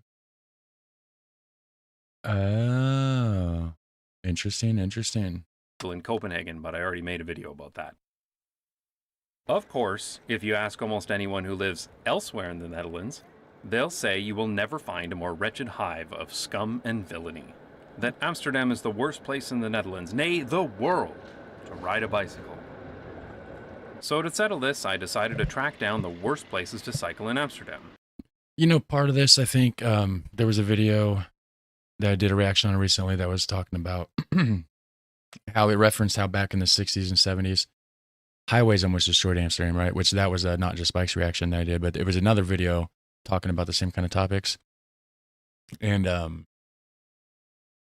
it was showing how there's a lot of leftover parts from that still around today in Amsterdam from when they were trying to make it car-centric. So it didn't all get converted back to the old school way. That might be why that it's more dangerous there for cycling in general, and not as up to par with the rest of the country. So just a thought. I don't know. I have my own least favorite places, but I also asked online for other people's opinions. And I asked the Dutch cycling advocacy organization, the Fietsersbond, for their list as well. I'm mostly going to focus on poor infrastructure here, but I'll talk a little bit about places that are terrible for other reasons as well. And to my viewers in Of course, because it's not just bikes, right? the Netherlands, I apologize in advance for the Dutch street names I will mispronounce in this video. The first thing that's interesting to note is what areas are not included, the suburbs. Unlike cities in almost every other country, the suburbs of Amsterdam are quite pleasant for cycling. Look at this guy. Unlike cities in You don't see that too often here in America. almost every other country, the suburbs of Amsterdam are quite pleasant for cycling. It's typical to find wide cycle paths, and in general, cycling is very Sorry about that. My phone keeps going off. I don't know if you can hear it in the microphone or not, but it scared me. It made me jump. comfortable. This makes sense because the suburbs were designed in the era of the car, so there's plenty of space for wide bicycle lanes and protected intersections. In other cities, it was always frustrating to me that cycling was seen as a downtown thing, when He said apologies in advance to the Dutchies that may or may not be watching, which you know you're out there watching. But he said apologies in advance about mispronouncing the street names. So far, he hasn't even tried to pronounce one. They're just listed in the bottom left of the video. But speaking of that, Spaaklerweg. Yeah, Spaaklerweg. I don't know if I pronounced that right. Let me know if I did. I'm actually in the process of trying to learn Dutch. It's been a hectic month, so I haven't actually done a Dutch lesson in a while, but I will be doing that soon. really, the suburbs have plenty of room and are the easiest place to build a great cycling network. Yeah, because the suburbs are basically like, well, it's spread out. It's outside the city, so it's almost like fresh ground. The city, well, city's already been there a while, so it's harder to tear things down and redo it than just like build it from scratch. You know what I'm saying? But getting back to the bad parts, it's worth differentiating between uncomfortable and dangerous. Okay. There are several places that are uncomfortable to cycle in Amsterdam, usually because it's too crowded. A great example of this is Kinkerstraat, where on the south side there is a narrow bicycle path with columns on one side and parked bicycles on the other. In all fairness, that's still safer than what we have here. We don't have designated bike paths. Every now and then we have sidewalks. And every now and then is like every now and then, because there's a lot of places that don't have sidewalks. And then the places that do have sidewalks, they're skinnier than that. They're not designated specifically for cycling. They're just a sidewalk to walk on. And then they just like run out. Like they're just there and then they stop. There's no real reason for it. They don't maintain them. Roots and stuff from trees growing up through, cracking the sidewalk. It's all busted up everywhere. I'm going to get some, we've been gathering some footage. We're going to do a video on the infrastructure around here and what we have, the closest thing to what would be a, bike path, or what our equivalent would be at least. So stay tuned for that. It'll probably be a little while, but when it does get dropped, it will be on Amy's channel, which is American Girl Reacts. Go check that out if you have not done so already. She's almost at 1,000 subscribers, guys. She's got like 850. So like, go help her out. Let her, help her get to that 1,000. But anyways, we're going to collab on that video, probably do it on her channel. And when that is done, I'll have the links to that, you know, on my community tab, on my channel and all that stuff. So anyways, back to the video.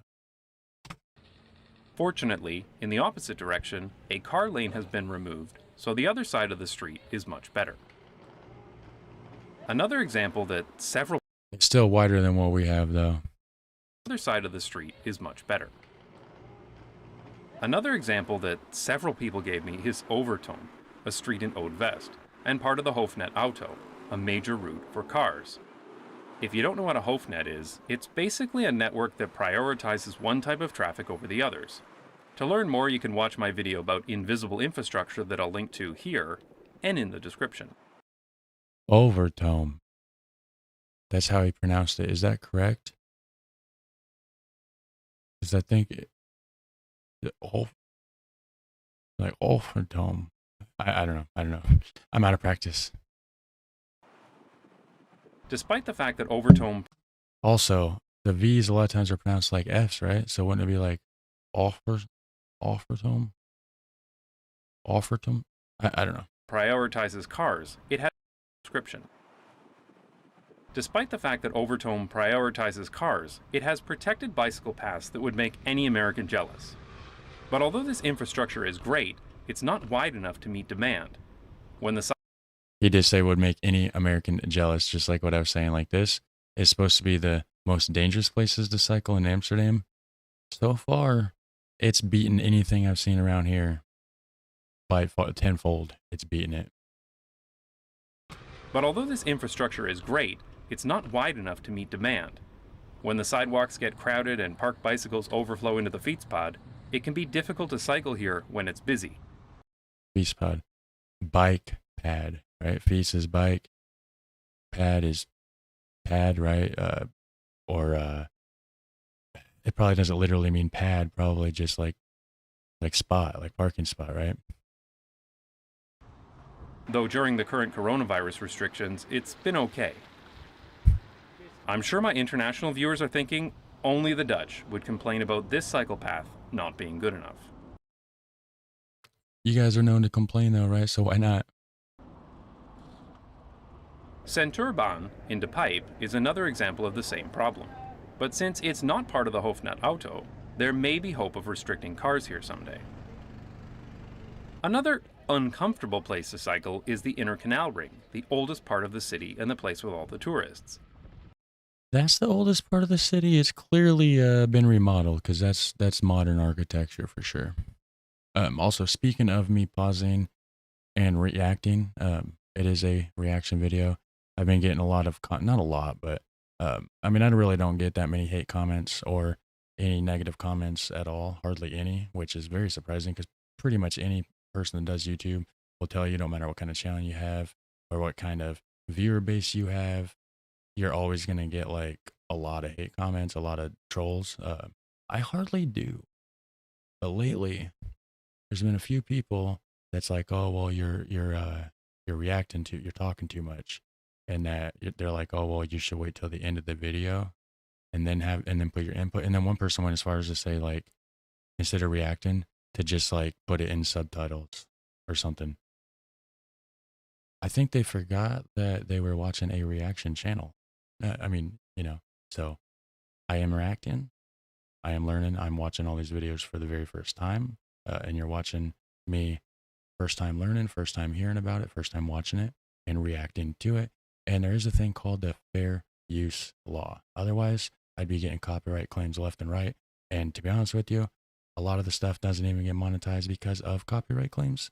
So speaking of that, if you want to support the channel, there is links down in the description below for that, just to kind of help out, since like I said, half of the videos don't even get monetized anyways because of copyright claims. But yeah, fair use law. You have to react. You have to add commentary. Otherwise, I'd just be stealing original content and having like a watch with me party, you know. So tangent over. Let's continue. I love you guys. Hit like and subscribe. Though since the coronavirus travel restrictions, it's actually quite pleasant to cycle here. For now. Rochen, I think. One interesting infrastructure quirk in the center is these contraflow bicycle lanes found in 2 places in the inner canal ring. One on Spiegelgracht and the other down the street at Herengracht. Tourists constantly mistake them for sidewalks. An American tourist once yelled at me for mistake them for sidewalks. Okay, yeah, because so like right here, that's what we have is sidewalks, and we have to kind of use them as a bike lane because we don't really have bike lanes. So over here, sidewalk, bike lane, it's the same kind of thing. So I could understand why the tourists would walk down bike lanes in Amsterdam or Netherlands in general, because like it's kind of what you do here. It's, you don't have a choice. That's what they would just assume because, it's what they're used to. So, yeah. An American tourist once yelled at me for riding here while she was walking along it. I always think of this incident when people come back from Amsterdam complaining that cyclists are out of control and riding on the sidewalk. I think it's more likely those tourists just don't know the difference between a sidewalk and a fietspad. Yep. But these are the uncomfortable places. They're not always the most enjoyable places to ride, but they're not... Okay, fietspad. It's a bike path. Fietspad path. Okay, yeah. I thought he was talking about a parking place earlier. But these are the uncomfortable places. They're not always the most enjoyable places to ride, but they're not exactly dangerous. So where is the worst infrastructure in Amsterdam? Here's one example that was given to me, Javastraat. This street has been called an absolute shit show, and I think that's a pretty good description. Shit show. It is a very busy shopping street with lots of drivers pulling in and out of parking spots, competing with dozens of delivery drivers. On Javastraat, it seems like every delivery van permanently drives with their hazard lights on. Traffic is two-way here, and because in the Netherlands, any street with a speed limit of 30 km per hour does not require bicycle infrastructure. So all 30 km an hour. Sorry guys, I'm American. For some reason we use the mile system here. So 30 kilometers. I want to see what it is. Oh, 18. Okay. That's not much at all. traffic is mixed and cyclists kilometer per hour. Traffic is two-way here, and because in the Netherlands, any street with a speed limit of 30 km per hour does not require bicycle infrastructure. So all traffic is mixed, and cyclists need to dodge cars and delivery vehicles as they ride. The best solution... So yeah, so that's the same as 18 miles an hour. That would be the equivalent of, like, in some places where there is a lot of foot traffic, a lot of people walking, we have like 20 mile an hour speed limits. Usually in like the regular parts of the town, we'd have 35 mile an hour, and then in the country outside of town, it'd be like 55 mile an hour. Here would be to pedestrianize the street, and this would allow more space for shoppers on the crowded sidewalks. Delivery vehicles would still be permitted, of course, but removing personal vehicles would free up a lot of space for all of the important things that need to happen on this street. Alternatively, the street could be made one way for motor vehicle traffic. A good example of this is Haarlemmerdijk, which was a very congested shopping street in the 1970s, but is much more pleasant today. Haarlemmerdijk. Now, is this in Haarlem, the city of Haarlem? And dike is Haarlemmerdijk, so like Haarlem Highway, kind of? Is that what it translates to, I wonder? Another bad street is Stadshoudersgade, also known as the S100. This is a major car street that forms a ring around the city center. Parts of this street have separated bicycle paths that are decent, though often too narrow, but other parts dump you right into the street in a painted bicycle gutter. Too narrow. That is like twice as wide as what we have here for our sidewalks / bike lanes. Yeah. One particularly bad area is this place by Vondelpark. The street widens into multiple lanes for cars to allow for turn lanes, and the cycle path is far too narrow. There are these red markers identifying the separation between the cycle path and the sidewalk, but during the tourist season, this area becomes almost impassable by bicycle. As you follow the S100 around the city, it changes names to Nassaukade, where you're again dumped into a painted bicycle gutter next to angled car parking. I remember the first time I ever cycled in Amsterdam, I ended up here next to high-speed car traffic, and at least you have that. There's places here where you got like And that's not even high speed, honestly. Like the people here drive twice that fast in those areas. And there's places here where it's like, I don't even know how, a good stretch of road, no bicycle path, no sidewalk, nothing. If you do want to walk or ride a bike, you don't even have the little red bicycle path on the side that she's on. You have the white line, and then you got like about a foot over, about a third of a meter over. And then that's the end of, it goes into the grass. So you're pretty much like riding on the white line, and the cars kind of either almost hit you or they have to swerve around you and still almost hit you. Was amazed that such streets still existed in bicycle. I gotta go back some. Next to high speed. Oh, there we I go. remember the first time I ever cycled in Amsterdam, I ended up here next to high-speed car traffic and was amazed that such streets still existed in bicycle-friendly Amsterdam. What I didn't realize as a tourist is that if you find yourself on a street like Nassau-Kade, you're probably in the wrong place. I've since learned that all the locals are one street over, on Marnixstraat. What does that mean? This is a street where through traffic by car is not permitted, so car traffic volumes are extremely low, and cycling can be quite pleasant. That is with one exception, which is at the intersection of our next problem street, Rozengracht. This intersection is a mix of far too much traffic. There are lots of cars and bicycles and even a few tram lines that turn in different directions here. Yeah, I was gonna say I seen that on the road, and I'm like, man, what is that? It looks like train track, like something you'd see out in San Francisco. Okay, yeah, all those wires across the top there, yeah. The Rozengracht itself is a rather unpleasant place to cycle too. Another street with a painted line next to parked cars. Though on this particular day, this delivery driver decided to block the road rather than the bike lane, which was nice for a change. He knew you was filming. A little farther to the east, Rozengracht turns into Radhuisstraat, a very unpleasant street for cycling in the city center. And I'm very glad that I'm done trying to pronounce the word gracht. This is another street without bicycle infrastructure, but the problem here is that this is one of the main routes that drivers take out of the city center heading west. This makes car volumes higher than most other streets in the area, and it really makes you notice the lack of infrastructure. Yeah, it does. The architecture is insane. So it says Radhuisstraat. So does it mean like Rad House Street? Because like those houses look rad. Maybe. The parked cars don't help here either. There are still a few large roads in Amsterdam without any protected bicycle infrastructure. Many of these streets have limited traffic, which makes conflict less likely, but they're still not very much fun to cycle on sometimes. Voelingenstraat? Trying to pronounce that, sorry. A good example is Churchilllaan, a 1920s era street with parked cars. This is technically part of the Hoofdnet Fiets that should prioritize cycling, but you'd never guess it, and the painted bicycle lane leads to totally predictable results. Thankfully, after a few blocks, it leads to a street like this. A more problematic street nearby is Van Wouwstraat. This is technically a 30 km/h street, but there isn't really much in the design that enforces that speed. This street is much busier than the previous streets I've shown and typically has a lot of car traffic, at least by Amsterdam standards. Yeah, I was going to say, yeah, by Amsterdam standards, because it's not a lot. Like, we get that traffic here, and the place I live only has 6,000 people.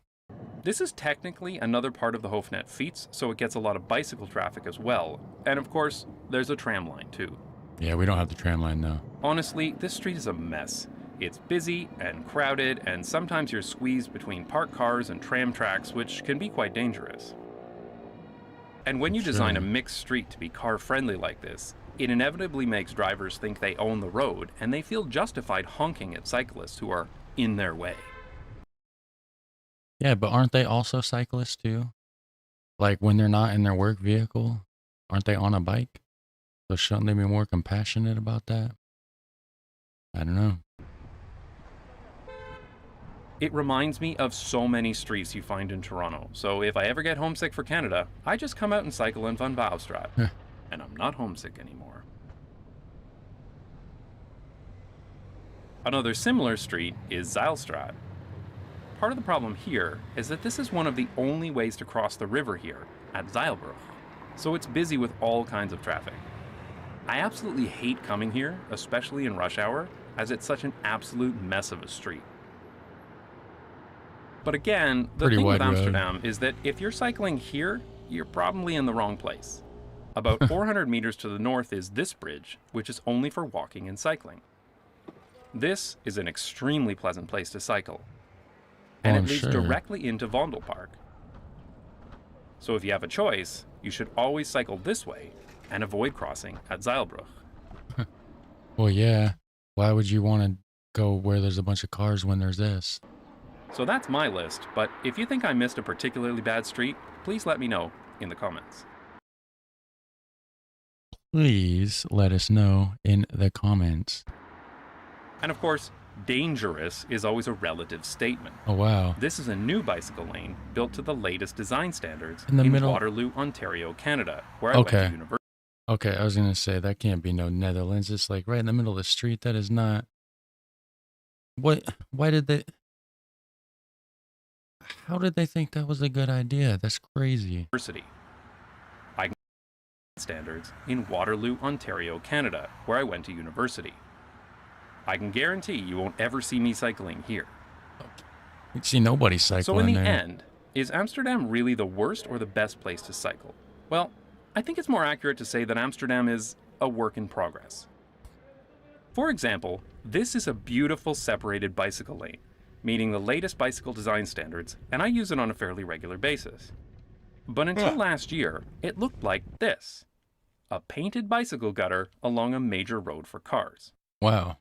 Big difference. This painted line bike lane, along a bridge in Amsterdam, was installed in 1982. But just 2 years later, the Fietserbond had to fight and hold protests because the city wanted to remove it and give the space back to drivers. Today, Well, yeah, but that was in 1984, so they were still just getting into the transition of getting away from cars, trying to be more bike-centric, I believe. of course, it's a curb-separated bicycle lane. The lesson here is that you can't change a city overnight, and even Amsterdam usually waits until a road is due for resurfacing before major changes are made. Well, at least they change them over here. They just let the roads just bust up and crack, and all the roots from the trees push the cement up, and you'll have parts where the sidewalks like drop down, and the other piece is pushed up like this far, sometimes even farther. Yeah. By the way, shout out to Kaylin for this suggestion. This is a good one. If you want to make your own, links are down below. Hit like and hit subscribe while you are down there. About every 30 years or so. But this is why good quality... Only every 30 years? They only have to replace them every 30 years. Wow. Wow. That's crazy, because like over here, they'll be fixing stuff every couple years and it's always busted. They're always fixing it. It's always broken. overnight, and even Amsterdam usually waits until a road is due for resurfacing before major changes are made. About every 30 years or so. Oh, okay, before major changes are made. Okay, I misheard it the first time. But this is why good quality bicycle infrastructure design standards are important, or else you'll end up building stuff like this for the next 30 years instead.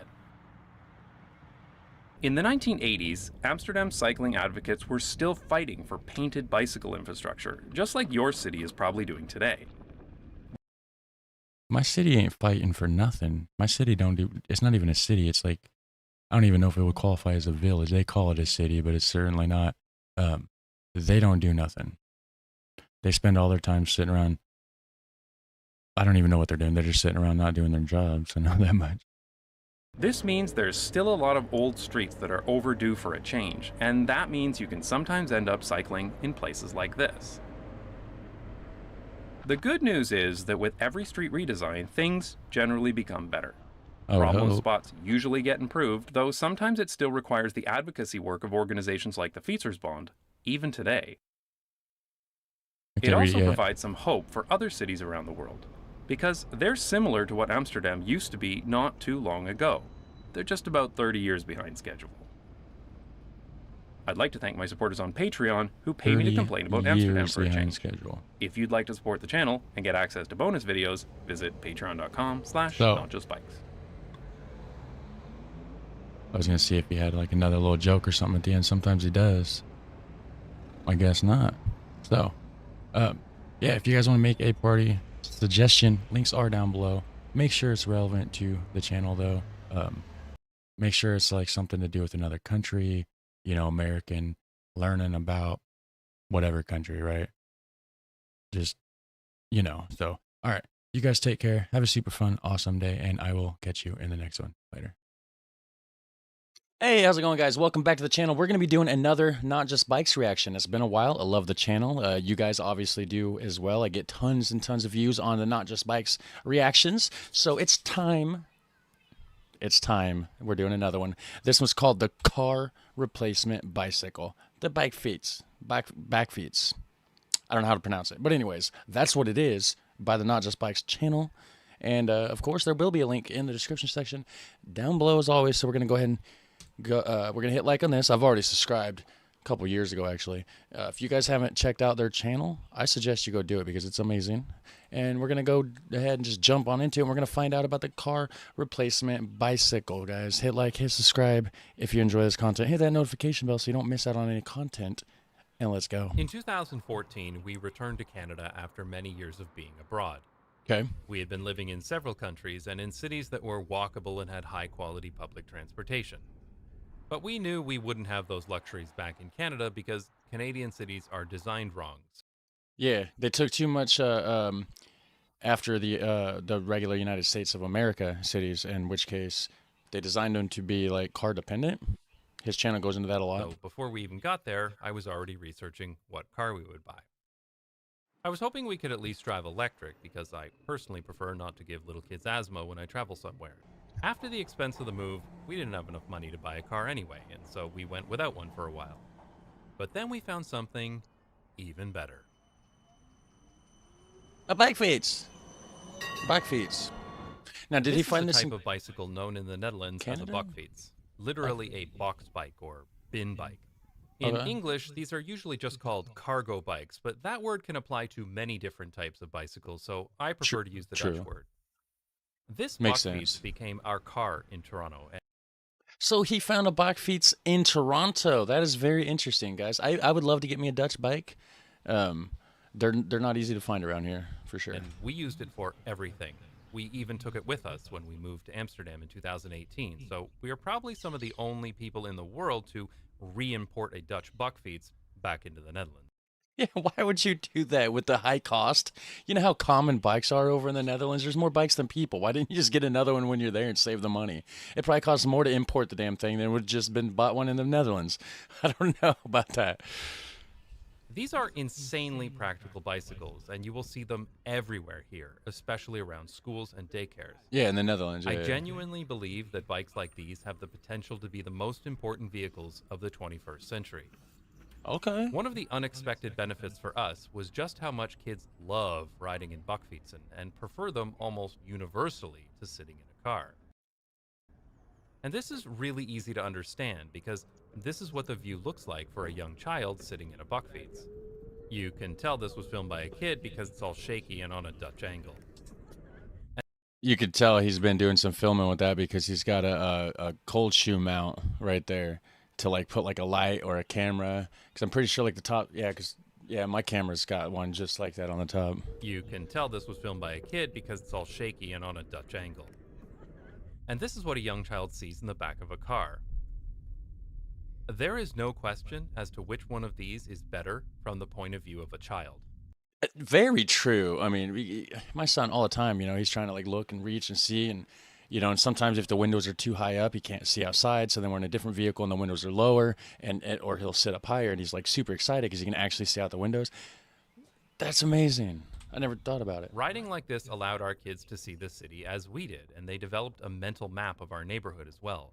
They learned where everything was. They learned every landmark and every street name. Yeah, and it probably just makes them smarter in general because they're more self-reliant from an early age. This is so much more mentally engaging. Maybe not so much self-reliant because they're in the basket, but like more aware of their surroundings. I don't know. Learned every landmark and every street name. This is so much more mentally engaging for a child than riding in a car. Of course, cargo bikes are really nothing new. They have been around for over a century, and they used to be a common sight in cities all over the world, usually as delivery vehicles.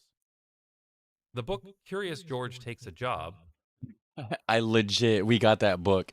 It is here in the house. If it didn't take me so long, I'm not going to be able to find it. There's stuff scattered all over in his room, but if I could find it real quick, I would have just grabbed it, but I don't know where it's at. But we have the same book. I just read it the other day, I think. Published in 1947, shows this delivery man on a cargo bike, presumably in New York City. But if this book were published today, most people would be more surprised by the cargo bike than the monkey on the bus. Cargo bikes were also very common here in the Netherlands as well, but they became much less common as Dutch cities, including Amsterdam, became more friendly to cars and trucks in the 1960s and 70s. Yeah, and then after the 70s, that all went to hell, and a lot of bad accidents, and then they decided, you know what, we're going to start going to the bike. However, in the late 90s, the Bakfiets made a comeback as an environmentally friendly and efficient way of transporting children in crowded cities. Okay. But these new Bakfietsen are not like their cargo bike predecessors. First, they're a lot more... I'm sorry for pausing it, guys. I get a lot of slack for that, but why did that look like Eminem? I don't know if you're familiar with, I'm sure you are, but watch this guy that comes up this way on like a Segway here in a second. Looks like Eminem. As an environmentally friendly and efficient way of transporting children in crowded cities. But these new Bakfietsen are not like their cargo... That guy. Why did he look like Eminem? I know it's off topic, but hey, that's what you're here for, right? You're here for my reactions, and that's my reaction. That's what I reacted to. My channel, my rules. Cargo bike predecessors. First, they're a lot more agile and efficient, especially the two-wheeled versions. I really do not enjoy riding a three-wheel cargo bike because they're very slow and clunky, but also because they're really unstable if you turn too quickly. Yeah, and it's probably, I was going to say, like, probably rigid with the turning, because you can't do much leaning, and the two-wheel would be the way to go, except for, like, if it's too heavy. I mean, I guess the slower you go, the worse it would be. The faster you go, the more, I don't know the scientific word for it, but the more upright the bike will want to stay. Centrifugal force, maybe, or, I don't know, I'm probably saying the wrong thing. All you science nerds out there, take it easy on me, guys.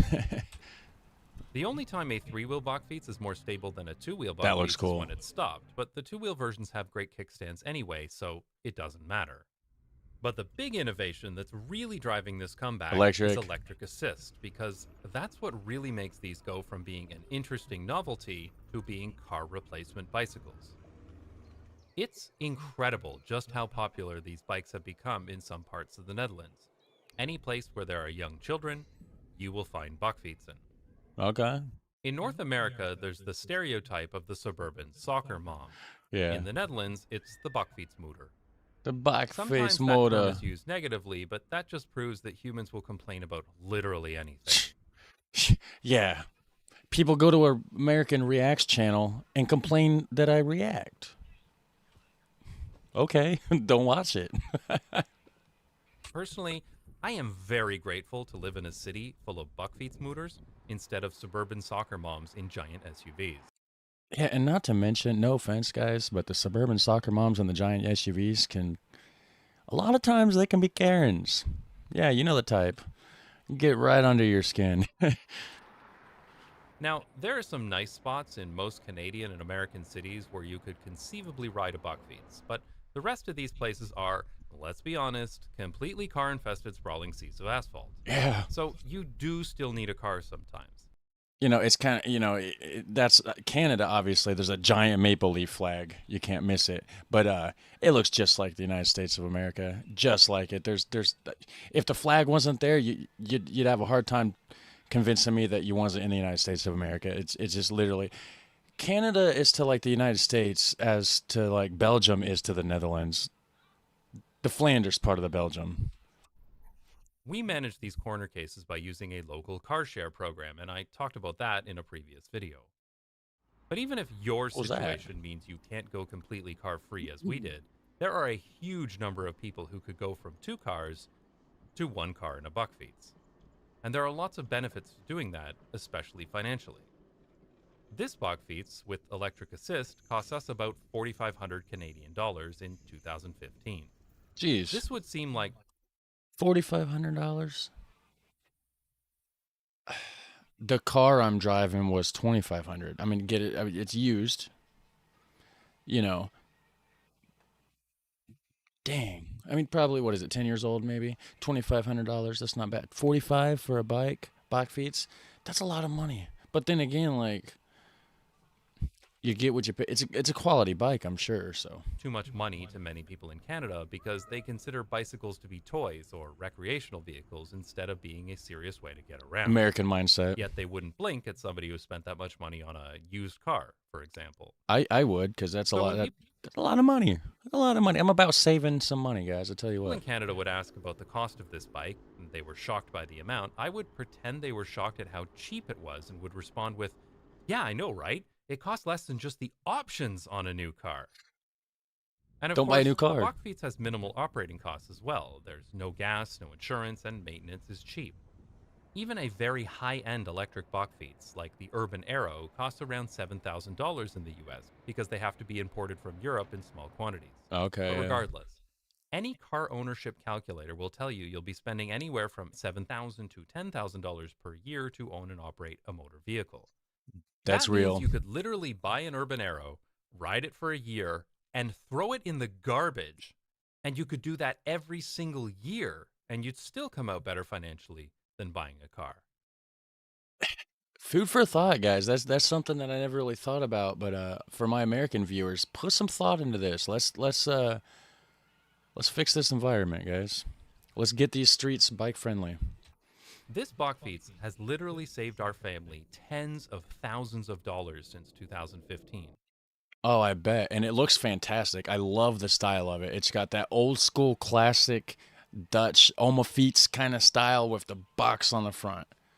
And it's wood. It just looks great. Black with wood. I love it. My desk is black with wood, although it's a different wood, but still, it's great. I am not exaggerating when I say that this has literally been the best purchase I have ever made in my entire life. I'd love to have one. Even better than the CuriosityStream and Nebula bundle that you Better can than sign that, up for by going to curiositystream.com. I'm all the people who skipped curious ahead just now about because that, they thought actually. this was a real ad. That Curiosity Stream, I keep seeing it all the time. This guy pushes it. He's sponsored by it. I think maybe he makes content on there. I don't know. Okay, yeah, Curiosity Stream / Not Just Bikes. It makes me curious. What do they got? I love stuff. I love learning about stuff. Like, I need to check it out, guys. You should probably check it out too. Just saying. CuriosityStream.com. All the people who skipped ahead just now because they thought this was a real ad are going to miss this clip of my cat going to the vet in a Bachfiets. I did the opposite of skip ahead. I skipped back to see it the second time, guy. Besides trips to the vet, we would also use this bike for large grocery trips, and of course, taking our kids to school when they were too young to cycle by themselves. We brought our Christmas tree home in the Bachfiets every year, which was way better than using a car because these bikes are so easy to clean. Yeah. We used it to take home a used air conditioner, an office chair, a TV, even planks of wood. And of course, the asshole Americans were probably pointing and making fun of him because that's the mentality around here. For some reason, that's just the general consensus. If you're on a bike, you must be poor. You must not have a license. There's all these problems. It's crazy. And I take our large recycling and hazardous waste to the depot in the Bachfiets too. In the Netherlands, there are Bachfiets available to rent if you need to carry something large. There are these old-fashioned kind big enough to move a couch. And there are newer app-based services which make it trivially easy to rent one as necessary. Here in the Netherlands, bikes like these are also very popular with daycares for traveling with large groups of children. Oh yeah, I bet. And I see Bachfietsen being used every day as commercial vehicles, delivering packages or groceries or mail or electronics. In the Netherlands, these have absolutely become truck replacement bicycles in cities, and you can understand why. They're cheap to operate, they never get stuck in traffic, and they never have problems finding parking when making deliveries. Commercial e-bikes are becoming hugely important for city logistics. Even Toronto has this Bachfiets delivery service called Nearby. Really? That does surprise me. But then again, I think Toronto is more worldly. Like, not Toronto, Canada in general, I think is more informed about the world than your standard United States of America. So you got Canadians, they're Americans too, it's part of North America. But most of the time when you think of Americans, you think of people from the United States. But yeah, Canadian Americans are more aware of the world than USA Americans. And there are all kinds of designs that are coming to market in the near future, but that will have to be a topic for a future video. Because, yeah, Bachfietsen can be used for so many trips that most people think would require a car. I asked for some examples from my followers on Twitter, and even I was surprised by the response. People carried kids, but also adults. Lots of plants, and Christmas trees too. Logs, and even more modern fuels. Lots and lots and lots of grocery trips. There were a lot of dogs, and you can even buy Bachfietsen specifically meant for dogs with a door at the front. Now, would that be a dog feets instead of a Bachfiets, right, guys? There were photos of Bachfietsen being used to move furniture, or to take out the trash, or any number of other things. I mean, look, if you try, you could dream up a scenario where you could use a car, yet couldn't do the same task with a cargo bike. But in my experience, the number of those scenarios that are actually likely to happen to most people on a regular basis are vanishingly small. And in almost all of those scenarios, you'd be better off renting a cargo van anyway.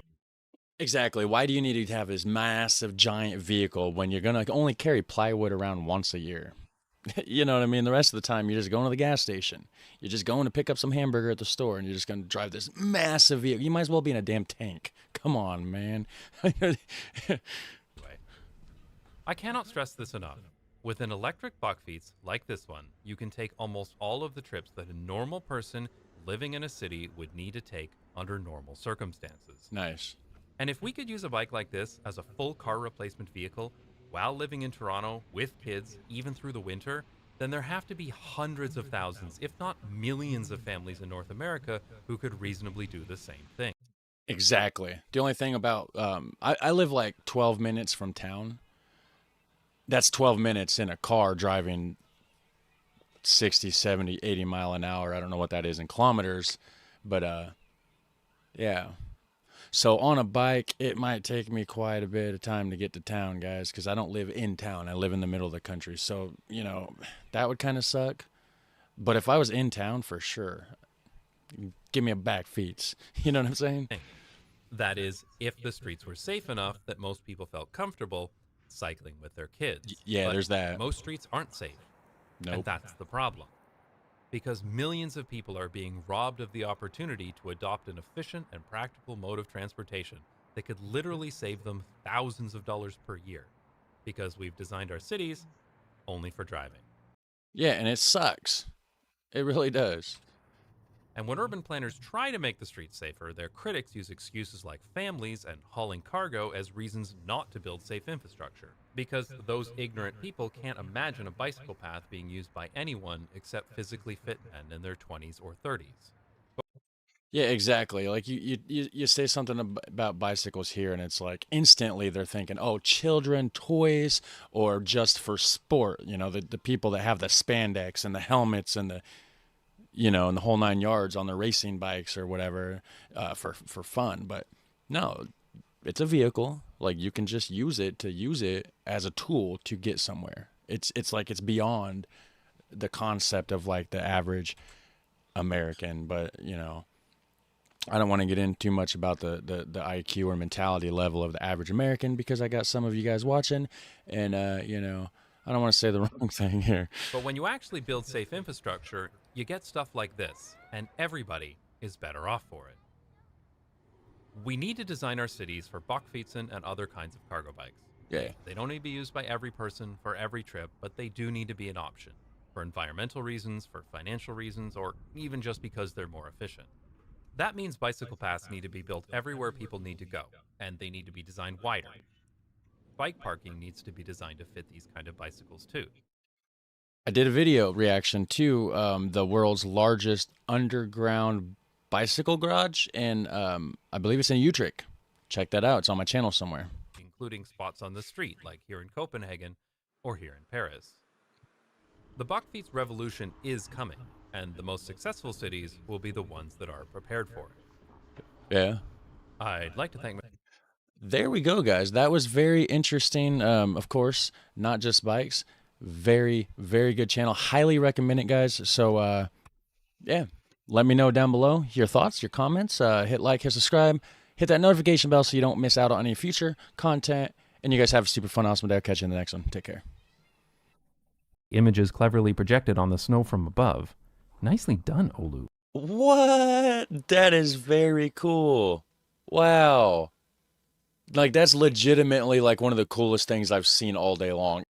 How's it going, guys? Welcome back to the channel. It's time. That's right. It's time for another Not Just Bikes reaction. And I've done a lot of Not Just Bikes reactions before, but I've not done this one. We're going to do this one right here. It's called Why Canadians Can't Bike in the Winter, but Finnish People Can. That is correct. And I don't know why. I'm pretty sure Finland and Canada have like a very strikingly similar... Like, Canada's cold. We all know that. And we all know Finland's cold, right? So, yeah, we're going to find out. We're going to find out, guys. As always, the links to the original video will be in the description section down below. So make sure you go check that out. And hit like, hit subscribe while you're down there. Drop a random comment. It helps the algorithm. I love this channel, by the way. Here in the Netherlands, our family routinely takes advantage of the network of safe cycling paths found almost everywhere. These are so safe that even our young children can cycle themselves to school, activities, and friends' houses, and they have become an important part of the high quality of life we experience here. Unfortunately, all of this is completely impossible back in Canada because there, we have winter. And of course, you can't cycle in the winter, or so I'm told. Okay, yeah, I was going to say, or so I'm told, the sarcastic part. Yeah, they got winter in Canada. We have winter here, too. But they also have winter in Finland, guys. That's right. Finnish people experience winter. I know, that's just crazy, right? Repeatedly, by people who've never tried it. This is the city of Oulu in Finland. It is considered the winter cycling capital of the world. This is a city where 22% of all trips are taken by bicycle, and where 77% of the population says they cycle at least occasionally. And yet, despite their harsh winters, over half of these people cycle all year round. And it's not just the young and the strong who cycle in the winter here. You'll see even very elderly people cycling in minus 20-degree weather. Now, do you have to have special tires for this?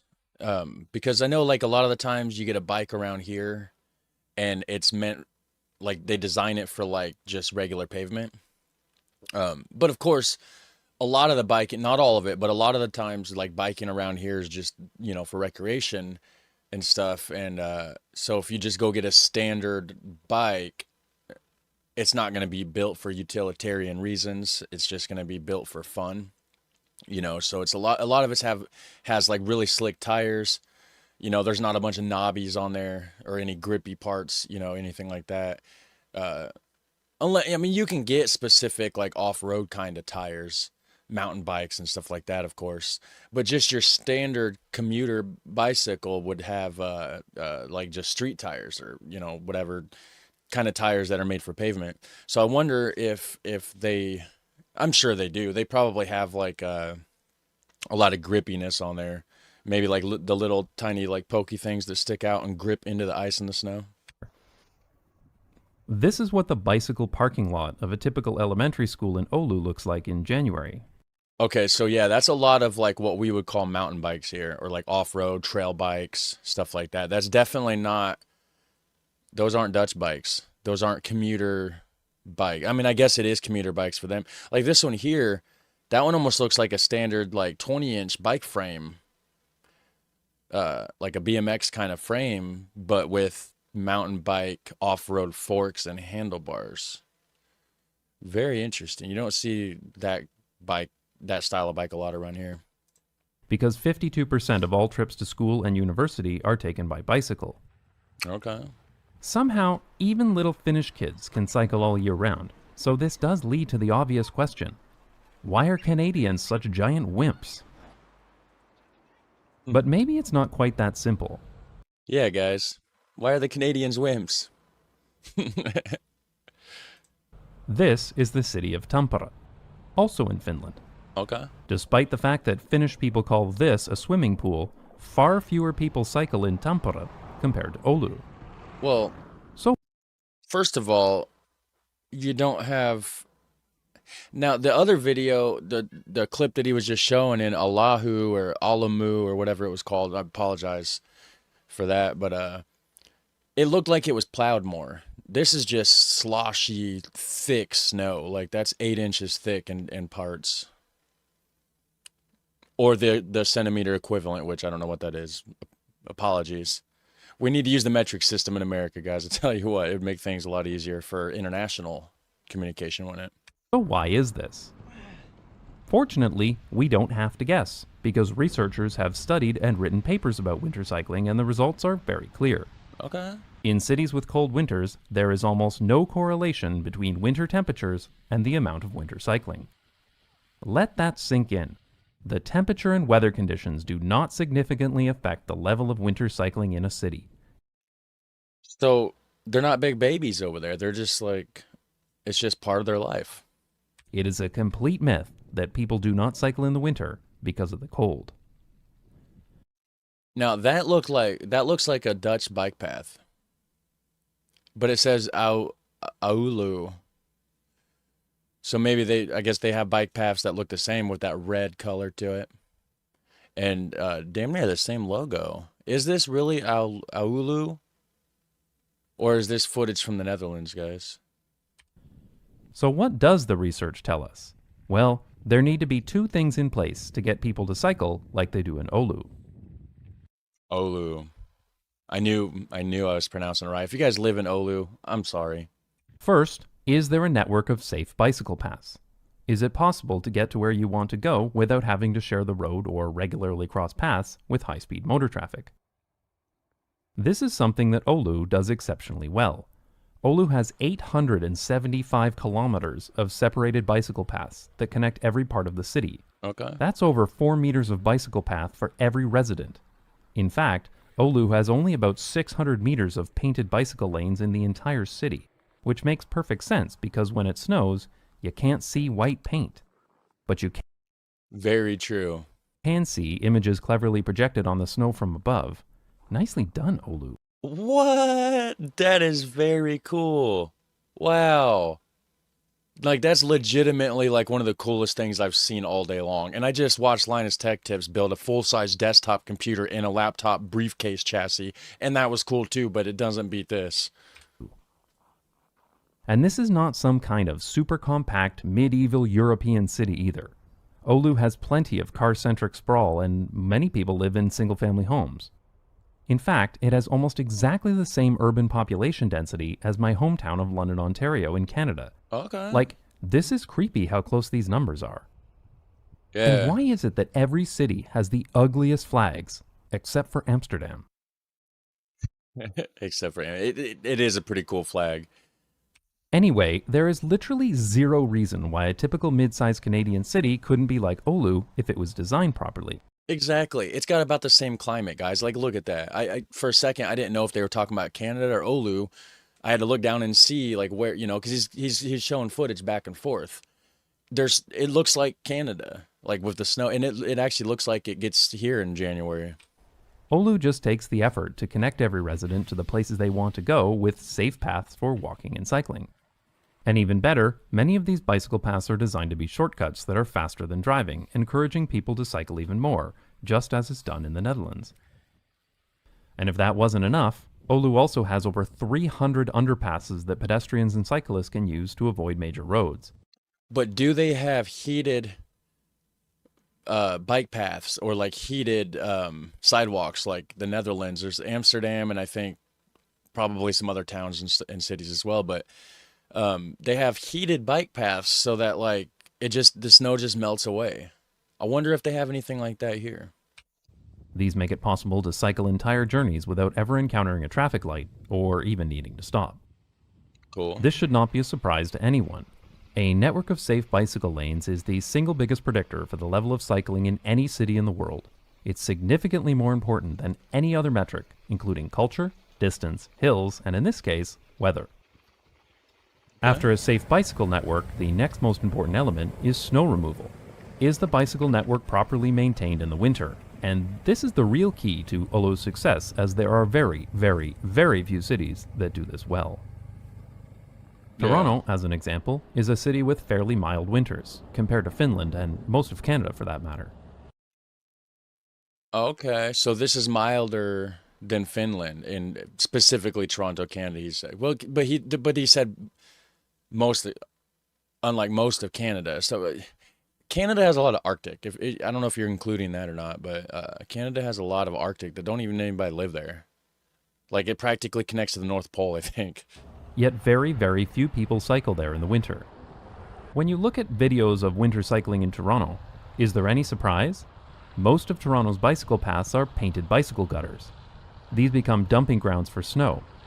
They're routinely driven over by drivers, leaving tread marks that melt and refreeze into impassable paths of jagged ice, Yeah, that stuff sucks. forcing cyclists to share the road with cars. You know, that's what they do here too. Like they plow the roads, which is great. You know, you got to plow the roads, but they plow it right into the little bike paths and sidewalks that we actually do have. You can't. People don't walk down the. It's hard to walk down sidewalks in the wintertime, guys, because, you know, yeah, you got the random person that decided to shovel the sidewalk in front of their house. Because usually you'll have like the road, then you'll have like 3-foot strip of land, and then you'll have the sidewalk, and then you'll have like the person's front yard, and then of course their house. Some people do take the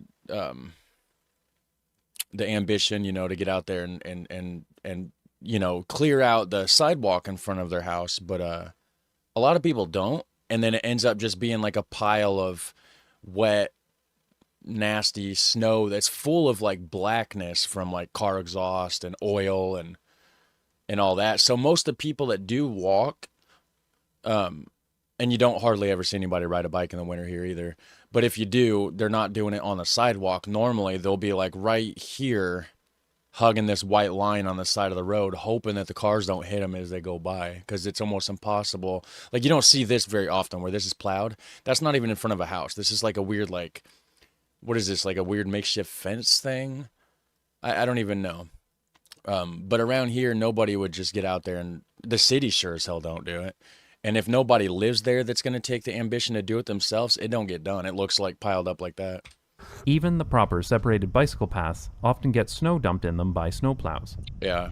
And only a fraction of the already minuscule bicycle network is maintained in the winter. The city says they don't even start plowing unless there's more than 5 centimeters of snow. This is the reason why few people cycle through the winter in Toronto, or any other Canadian city, not the weather. And just United States as well, I would think. In Oulu, the priority bicycle routes are all plowed within 3 hours of a 2-centimeter snowfall, and they will be plowed multiple times per day if necessary. Okay. Snow removal contractors guarantee that the depth of the snow will never exceed 4 centimeters. Wow. Guarantee it'll never reach 4 centimeters. Whereas in Canada, they don't even start plowing until it's after 5. Very, very different. And they maintain the paths with hard-packed snow that is free of ice and debris, making it easy to cycle on.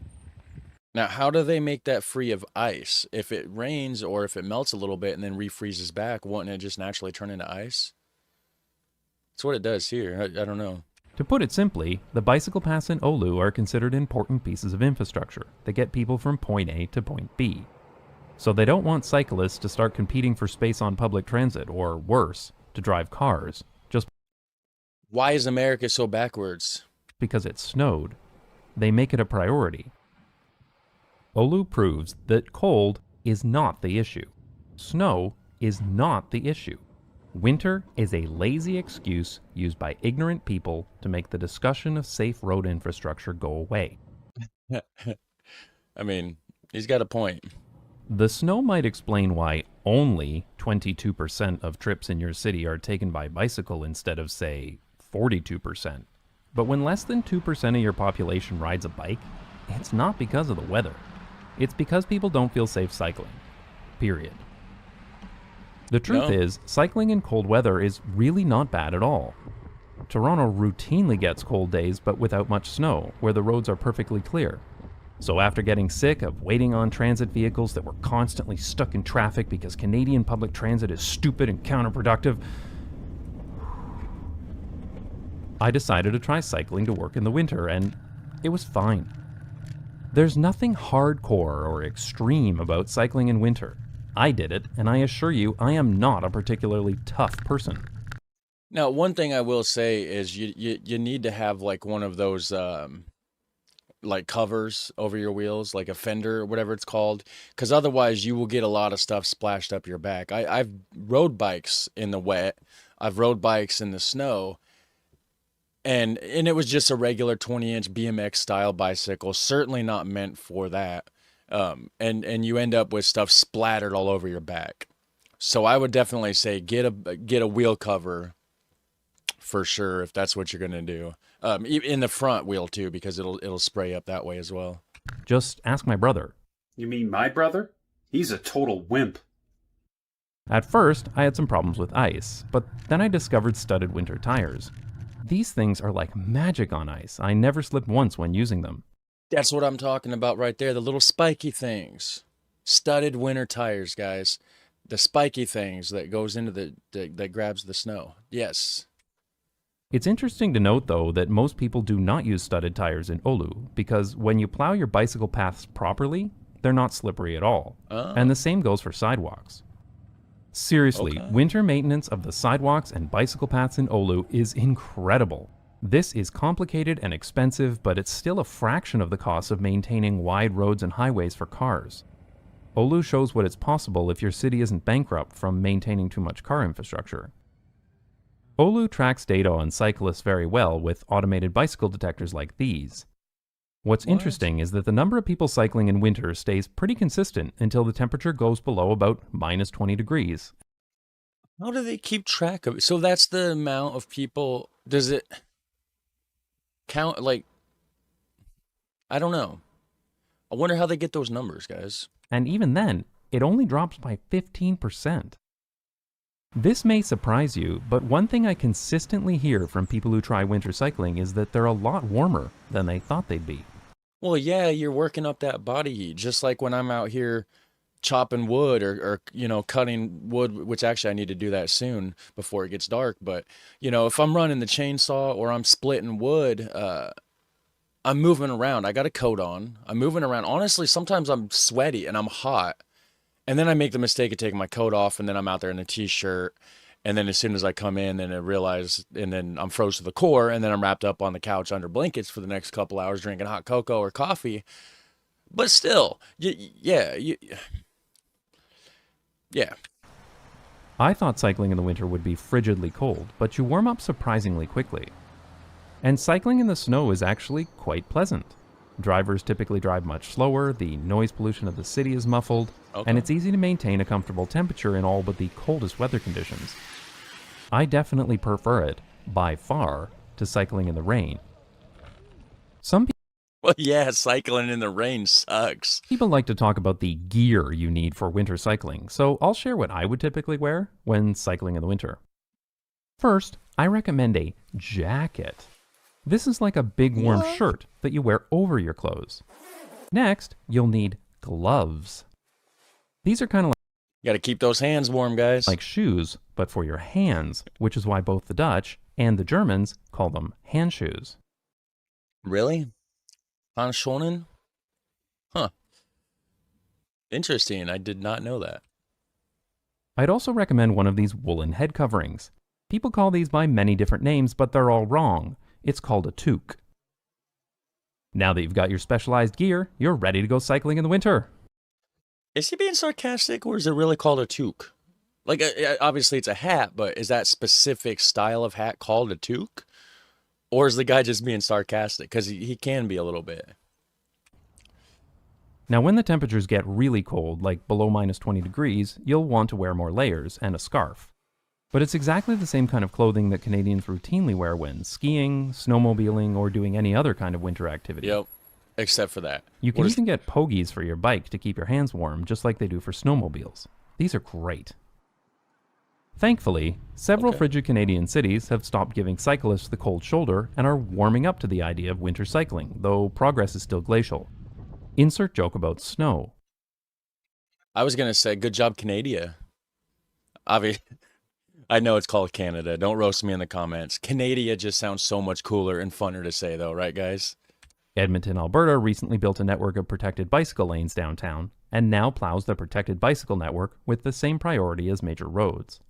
Oh. When I was in Yellowknife, which is here, I was impressed by the quality of the new bicycle infrastructure they were installing.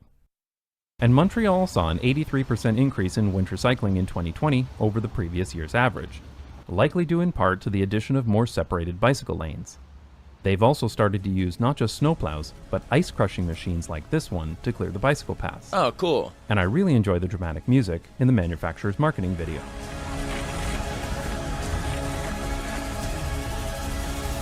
But while this is good progress, all of this pales in comparison to Oulu. Edmonton only plows a small 8-kilometer bike network downtown, and only within 24 hours. Most of Yellowknife's bike network is still painted bicycle gutters. And Montreal... Wow, I just snorted. I made a weird noise. But painted bicycle gutters. That's that's awesome. All puts away their bike share bikes for the winter. Unfortunately, winter is still used as the #1 excuse for inaction in Canadian cities. And American. Well, I guess Canada's part of America, but United States of America. You know what I mean. Even in cities that get very little snow in the winter. Meanwhile, Oulu gets more snow than almost any major city in Canada. Canadians also love to exaggerate about the cold, but most Canadian cities only get a handful of really, truly cold days per year. Yeah, we actually... I live in northern Indiana, and it gets pretty damn cold here. But we have, like, lake effect. Like, the air comes down from Canada and then goes across Lake Michigan. And there's another lake, like, up above that. Lake Superior, maybe? I don't know. The one I'm close to is Lake Michigan. And the air just whips across the lake and gets ice cold. And I'm only probably an hour drive from Lake Michigan. And I'm close enough that, it's colder in this region than a lot of regions, I feel like, and a lot of it's because of that air getting whipped across the lake and it just cools down. And then when it snows, they call it lake effect snow because it gathers up more like condensation and moisture from the lake and everything, and then it just dumps on us, and it kind of sucks. Just like Finland. Hold on. Really love to exaggerate about the cold, but most Canadian cities only get a handful of really, truly cold days per year. Just like Finland. Yeah. But when your only exposure to winter is the walk across the parking lot to your car, you never get used to the weather, and you get an exaggerated sense of how cold it gets. Yeah, because you leave the warmth of your home, you go outside unprepared, undressed, because you're like, oh, I'm just getting in the car. Well, on the way to the car, you're cold. So then you just, so the more you're in it, the more you're used to it, and the more you realize it's not that bad. Ultimately, like everything else with cycling, it just comes down to safety and convenience, and cold weather doesn't significantly change that. A great place to learn more is the Winter Cycling Congress that happens every February. This event brings together advocates and professionals with a goal of making year-round cycling a normal and practical activity. Okay. A viable transportation option for people of all ages and abilities, regardless of winter weather conditions. This year, the Congress is being held online on February 11th, so it's easier than ever to attend. More information on that is in the comments and at wintercycling.org. Go check out those comments, guys, if that's what you're into. But whether you attend the Winter Cycling Congress or not, we need more people to learn the truth about winter cycling. It's not the cold. It's not the snow. It's a proven fact that people of all ages will ride a bicycle in the winter, but only if the city is designed for it. Right. And more places should be designed this way so that cities can be as healthy, productive, convenient, and sustainable as Oulu. I just don't see how it's not slick. I guess that's just something my head just can't wrap around, because I've rode the bikes. I've rode a bike in the wintertime and stuff, and it might have just been because, like you said, if it's plowed right, maybe they didn't plow it right. Maybe they packed it down and turned it into more ice instead of getting it up, and we certainly don't have ice crushers, or at least I've never seen or heard of an ice crusher around here at all. And if it's a thing, it's not a thing they use on bike paths. I'd like to thank my supporters on Patreon who pay me to call out wimpy snowflake Canadians who can't handle a little bit of... Okay, so that's the end. That's the end of that video. I don't want to play the music or whatever it is there at the end because I'll definitely get a copyright claim, and I get those quite often. I enjoy doing the videos though, so it's not a huge deal, but there is quite a bit of videos that's not monetized. So anyways, I don't want to take the chance on that. But if you guys want to support the channel, speaking of that, there is links down below for that and everything. And let me know your thoughts on this, okay? And other than that, you guys have a super fun, awesome day, and I'll catch you in the next one. All right, take care, bye. The vast majority of people just want to get wherever they're going quickly and efficiently. Right. In Amsterdam, that best choice is often a bicycle. In Tokyo, it's often a train. But in far too many cities, the only quick and efficient way to get around is by car. Lack of public transport here, lack of bicycle lanes, cars have priority. It's just too dangerous to bike. The mentality against bikers is very negative. I could keep going on and on and on. How's it going, guys? Welcome back to the channel. We have a Not Just Bikes reaction to do. This one is more lanes are still a bad thing. Now, my last reaction that I did, second to last actually, I mentioned, it was like, what did Dutch Europeans think about Americans? And somebody in there was saying something about, mentioned Not Just Bikes. And I was like, hey, I've done a bunch of Not Just Bikes reactions. It's been a while, you know.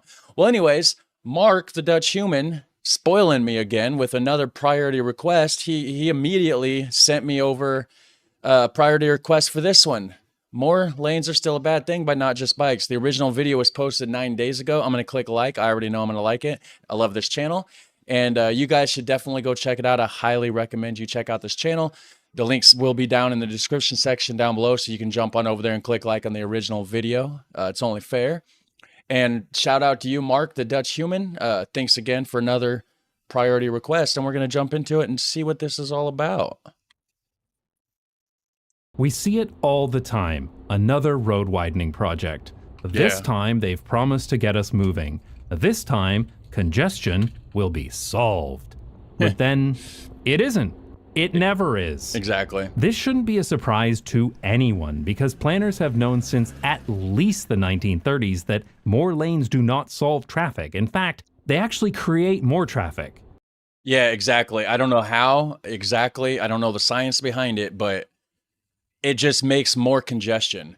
Just like, okay, think about if you had a tube or a channel, right? And it was yay wide and you're tossing marbles down it, right? The marbles are going to flow. They don't have enough room to go around each other, right? They're going to flow pretty good. Now widen that a little bit more and then toss marbles down there. They're going to get all jammed up. You know, they're going to get congested. It doesn't matter how wide you make it. There's always cars. There's always going to be cars driving down the road. So the more, it seems like the more you widen it, the more you widen it, the more it just kind of gets congestion. Just like two people trying to go through a doorway. What happens? You get stuck at the shoulders and you get blocked in the and neither one of them can get through. I think it's the same kind of concept as that. So I wondered, do I even need to make this video? I mean, there are already lots of research papers, articles, and videos about all of this all over the internet. Some by people much more educated on this topic than me, but apparently yes I do, because cities are still spending billions on road widening and highway expansions promising to reduce traffic congestion despite decades of evidence that it doesn't work. Yeah, I like how you put LOL above the greenhouse gases. No, the more roads, it's just more encouragement for more cars and more congestion overall, for sure. Plus, a recent increase in online urbanist content lately has induced the demand for more videos, and if this video helps more people understand the concept, then it will be worth it. Now, this right here reminds me of Chicago. You got roads on top of roads. You know, and there's actually some places, like, okay, if you look over here, you got, you know, all these traffic lanes, right? And then you got right here in the middle, I guess it's not the middle, but imagine if this was all flowing one way, right? There's places that the middle lane will just drop out and turn into an exit. Now you're used to it just being the right-hand lane. Almost always, anywhere you go, it's the right-hand lane, right? But I was going to Chicago one time, and I don't know how they did it without GPS back in the day with a paper map. It would just look like a pile of spaghetti. There's so many roads. But there's times where literally you'll be on a 6-lane highway and one of the middle lanes will just drop down and turn into an exit and then turn into, and go to one of these roads that's down below. And you're trying to drive straight, because you still got 5 miles till your exit. And then all of a sudden you're stuck in this lane and there's like a sign like half a mile, quarter mile away, and it tells you middle lane's dropping out, and you're like fighting to get, because there's so much congestion. It's so hard to get over into another lane. And there was times where I accidentally, I was forced to go on the wrong exit because there's so much traffic and nobody wants to let you in front of them. Even if you got your turn signal on or anything, they will just not let you. Like, some people are assholes to the point where you turn on your turn signal and you try to get over into the next lane because there's a big enough gap to, and they'll literally hit their gas and close that gap and not even let you in. And then the person behind them does. And then next thing you know, you're going off the wrong exit. Luckily, GPS reroutes. I don't know what they did back in the day with paper maps, but wow, I would have not wanted to drive at all anywhere near those roads. I still don't like to, even with GPS, but yeah. Let's talk about induced demand. Okay, let's do it. Yeah, it's been a while since I've done a Not Just Bikes reaction. When a highway gets filled up with traffic, the solution seems obvious. Make it bigger. Then there's more space for all the cars. Intuitively, that makes sense. I mean, if your water pipe is overflowing, make it bigger. Problem solved. But, and I know this is going to come as a shock to some of you, but cars are not made of water. Yeah, I was getting ready to say, water is malleable. Water moves and forms. Cars don't. Cars will not do that. It's the same thing as, like I said, two people trying to go through a doorway wide enough for one person. They get jammed up at the elbow and neither one can get through. Well, except this one, I guess.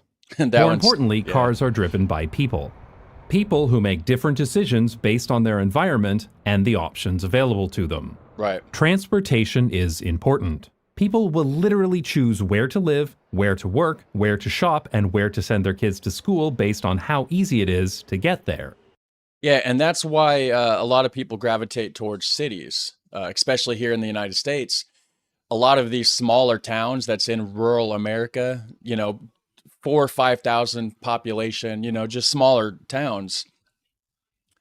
A lot of them they're dying out. Less people want to live there. More people are moving into the bigger cities because there's more stuff to do. It's easier, there's more options for stuff. All these smaller towns, another reason they're dying out is because big business.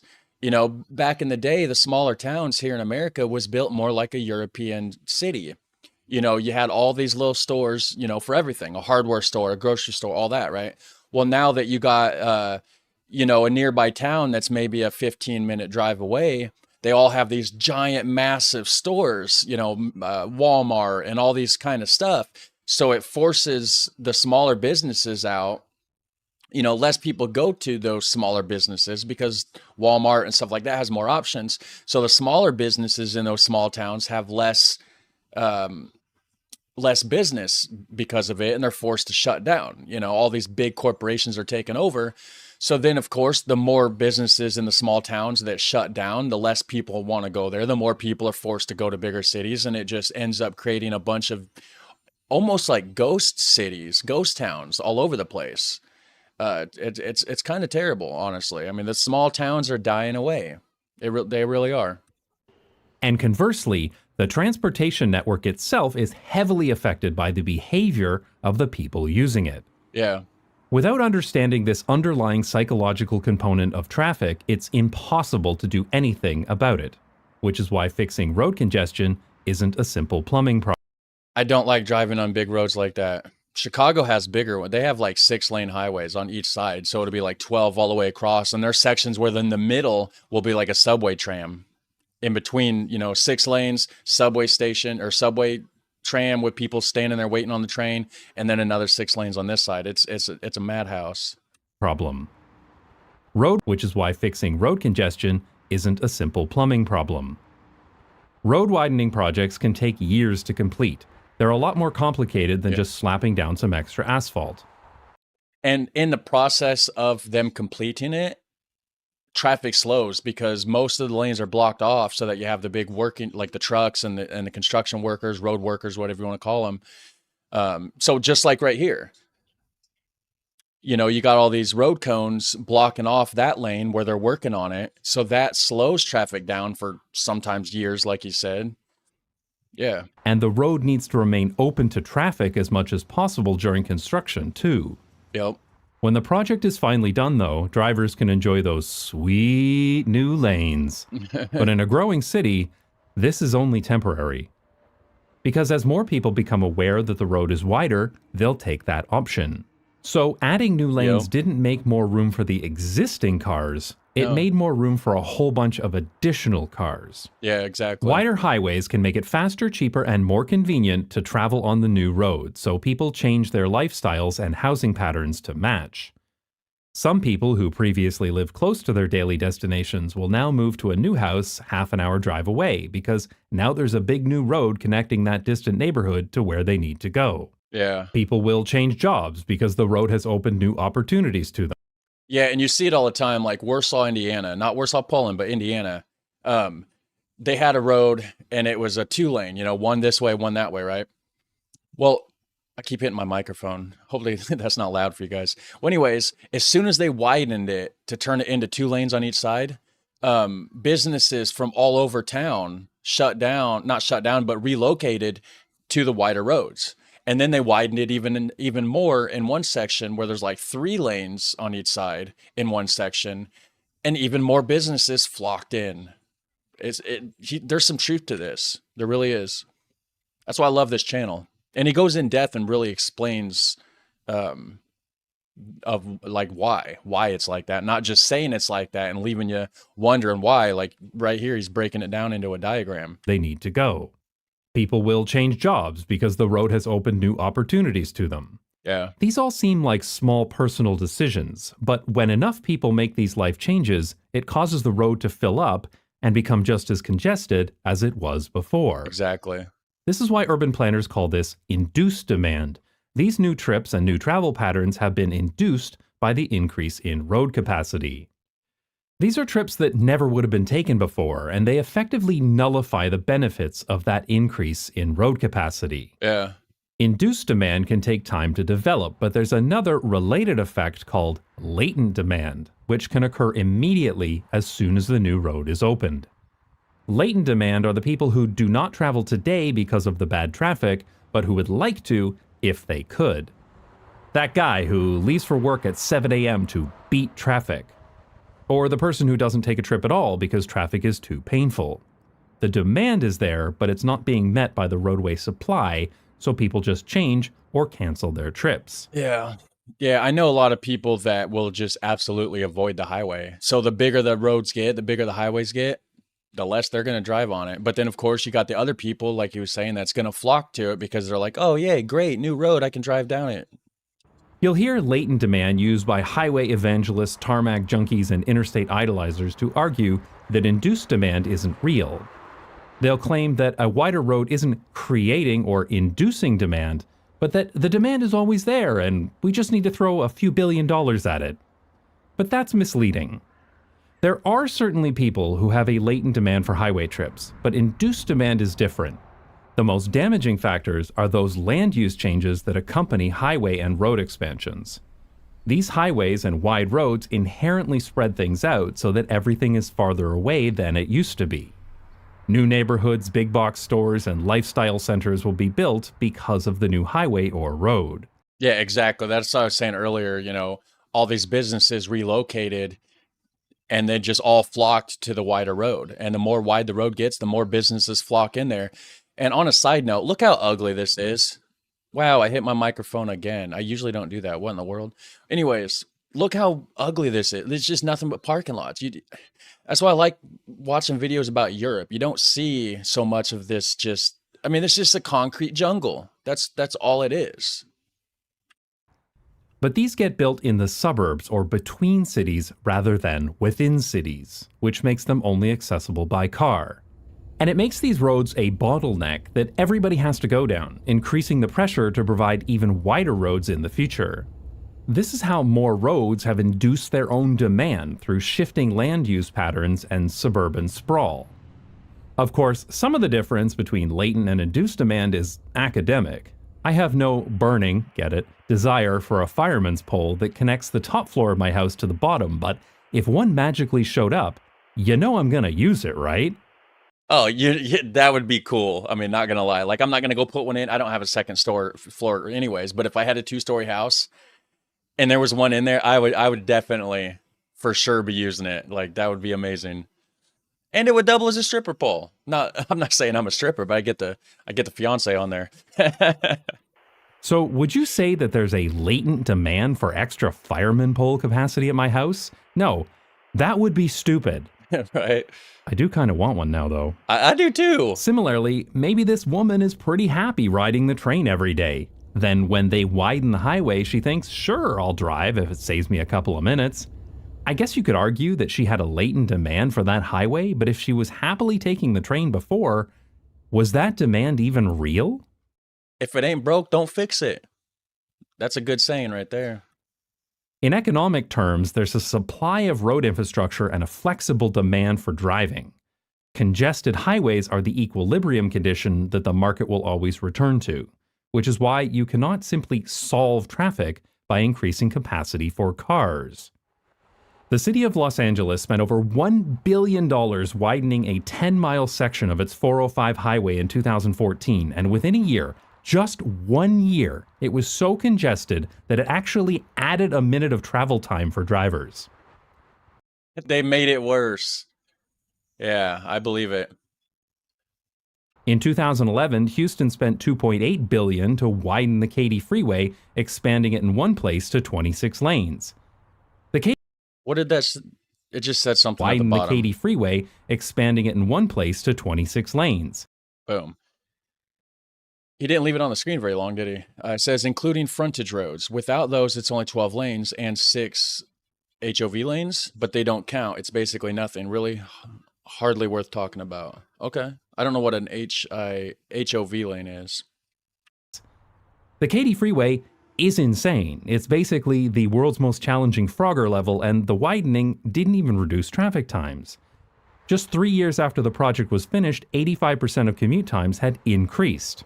Jeez. Incidentally, after Nicole wrote that Frogger joke into the script, I found this game online by an advocacy group protesting the expansion of I-35 through Austin.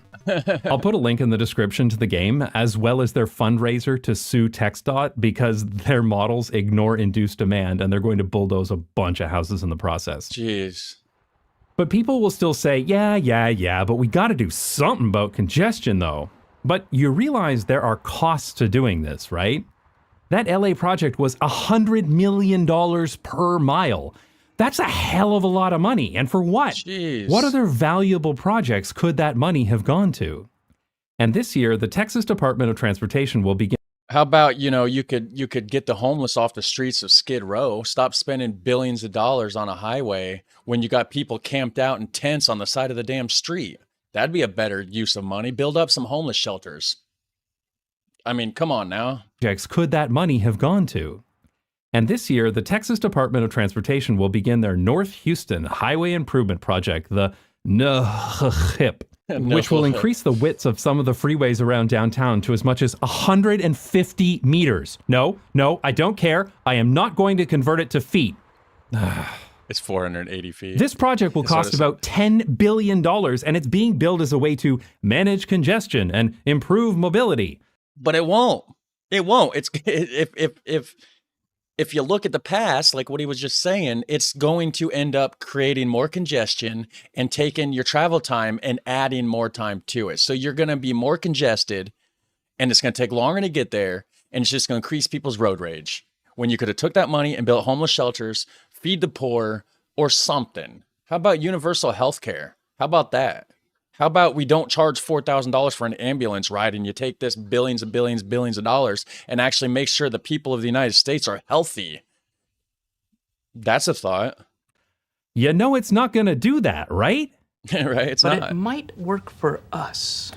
But it's not just the dollar cost. Literally 1,000 people are going to be forcibly evicted to I-69. I've been on that highway. That's in Indiana. I don't know what part this is, but I-69, I mean, it probably goes through other states too, but that certainly goes through Indiana. I've traveled it many times from Fort Wayne to Indianapolis. the dollar cost. Literally 1,000 people are going to be forcibly evicted to widen this. This is the neighborhood of Clayton Homes. It's gone now. Like, it's been bulldozed. All these people were forced to move because apparently this ridiculously wide highway isn't wide enough. Yeah, that's crazy. I'm going to check real quick. I-69 highway. Interstate 69. Where does it go? So I-69. Okay, it goes all over the place. Yeah, that's Indianapolis. So I've traveled from Fort Wayne to Indianapolis on that highway many, many times. Many times. But then, of course, it keeps going. It goes up into Michigan. Where else does it go? Where does it go?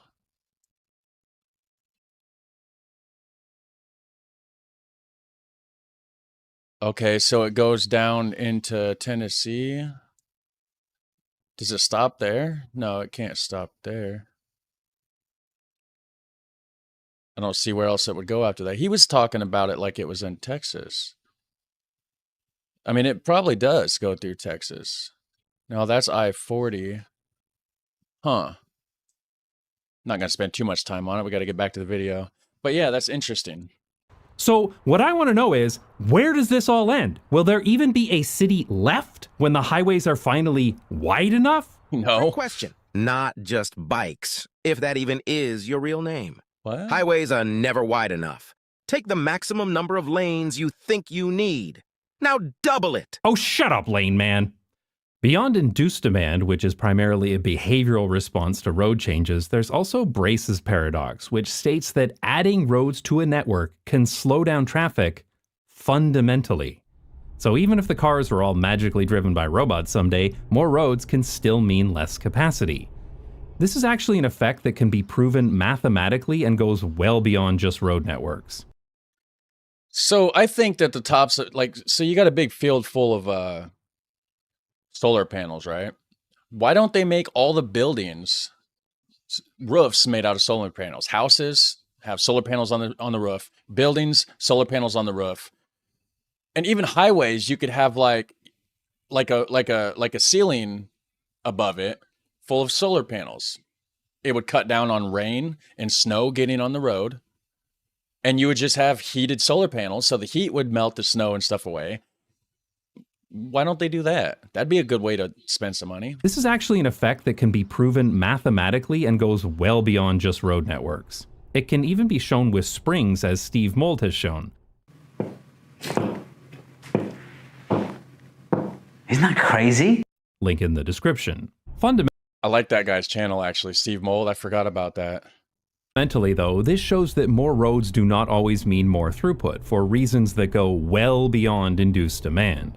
It really is painfully simplistic to think of road networks as if they're just water pipes, as if problems with traffic flow can be solved by just making everything bigger. Now you might think to yourself, now hold on a minute, Mr. NJB, if adding more roads can slow traffic, could removing roads speed up traffic? And I'd say, oh, aren't you clever?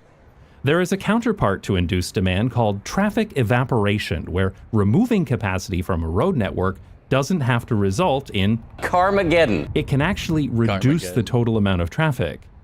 The most famous example is the removal of the Cheongjicheong Expressway in Seoul, where traffic actually improved after it was removed. Really? And this river they replaced it with is a hell of a lot nicer for the city than an elevated expressway. Yeah, that they looks made really the city cool. significantly better and improved traffic by removing a highway. Wow. With traffic evaporation, some car trips move to public transportation, but others just disappear completely.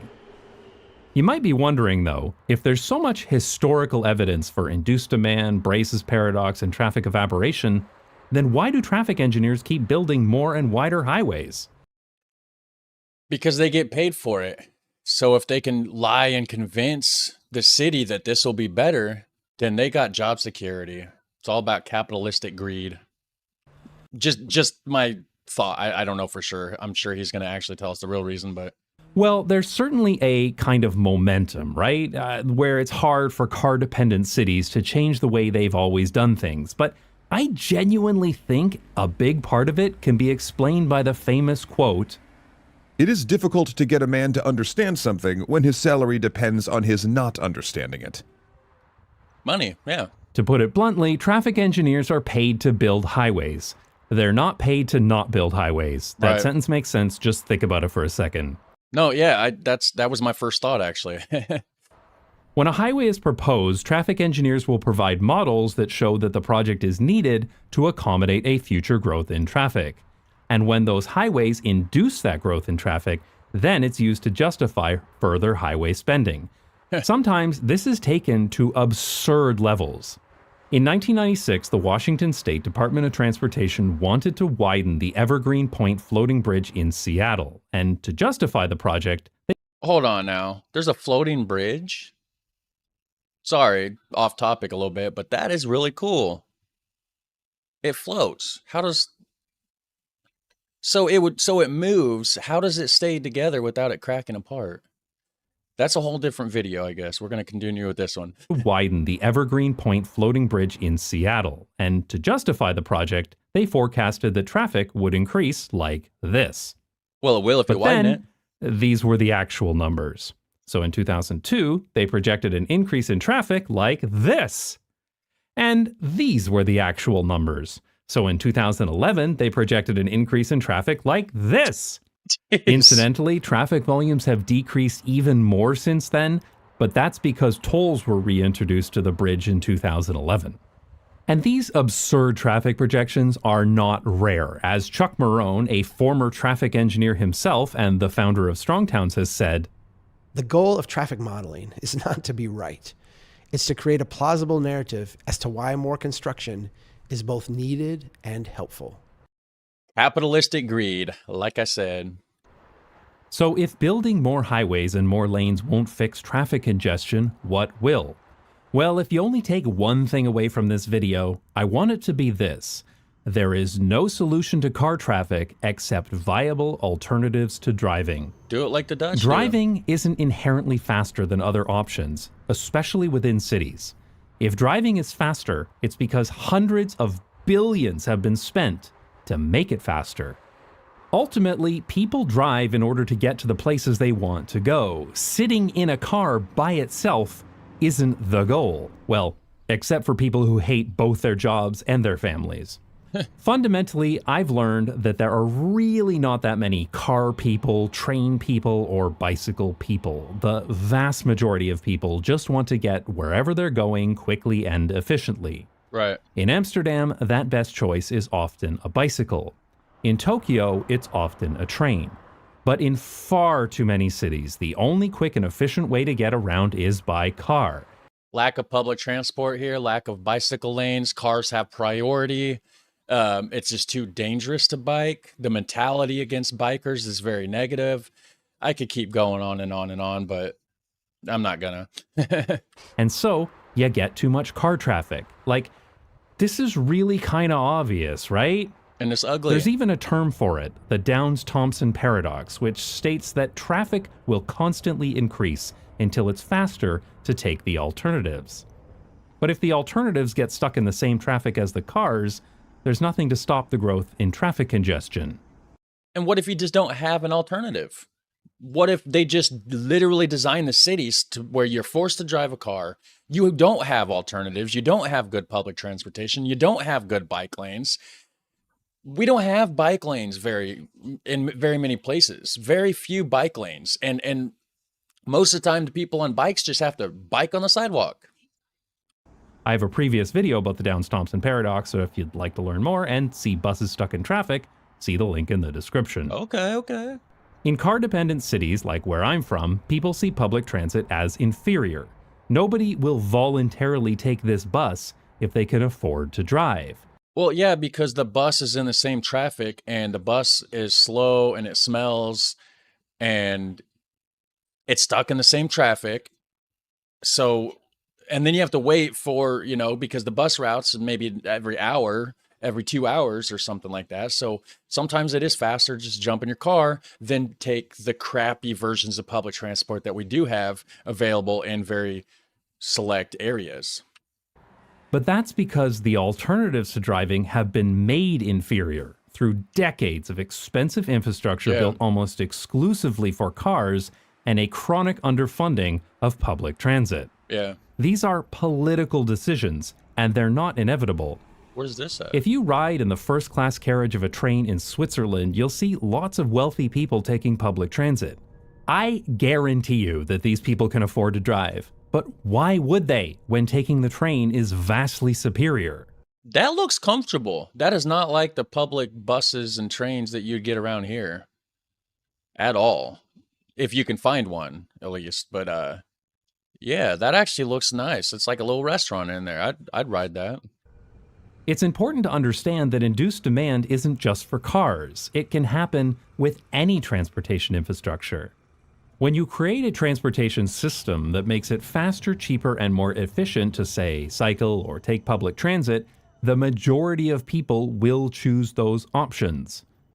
I used to live in Fort Wayne, Indiana. I used to tattoo up there at a place called MVR Inc. It's not even a tattoo shop anymore. But anyways, I lived probably,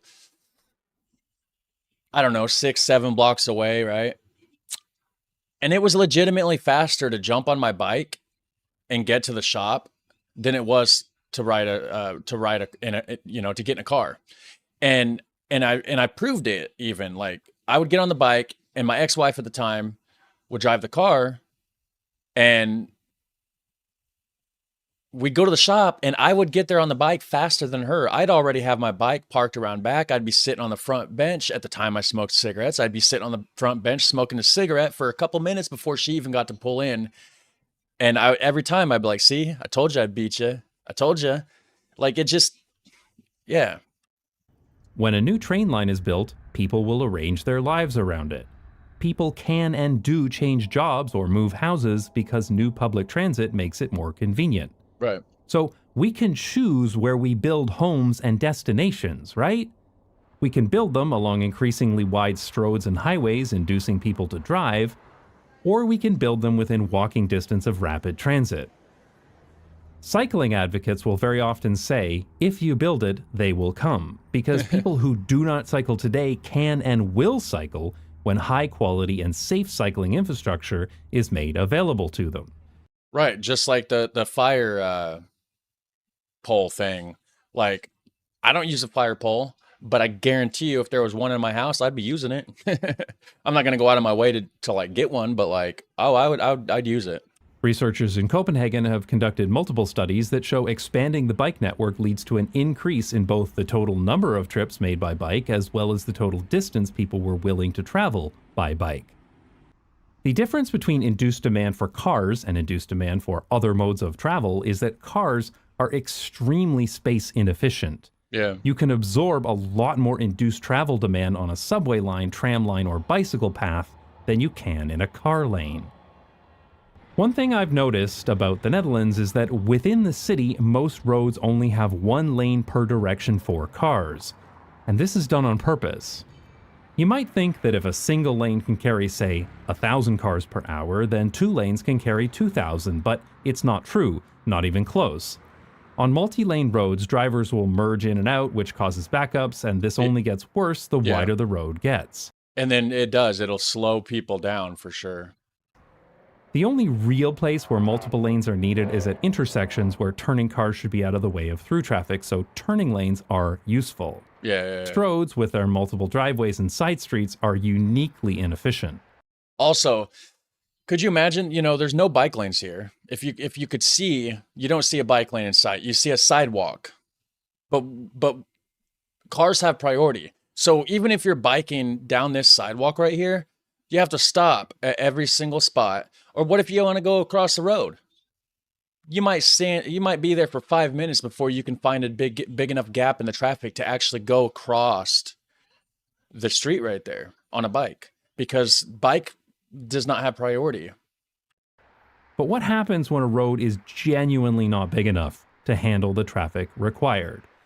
Well, this is a chart by the National Association of City Transportation Officials in the US, which shows the estimated capacity of a single travel lane for different types of transportation. Okay. This chart is oversimplified, but it expresses the first fundamental mindset change that's needed to actually improve transportation efficiency, moving as many people as possible rather than as many cars as possible.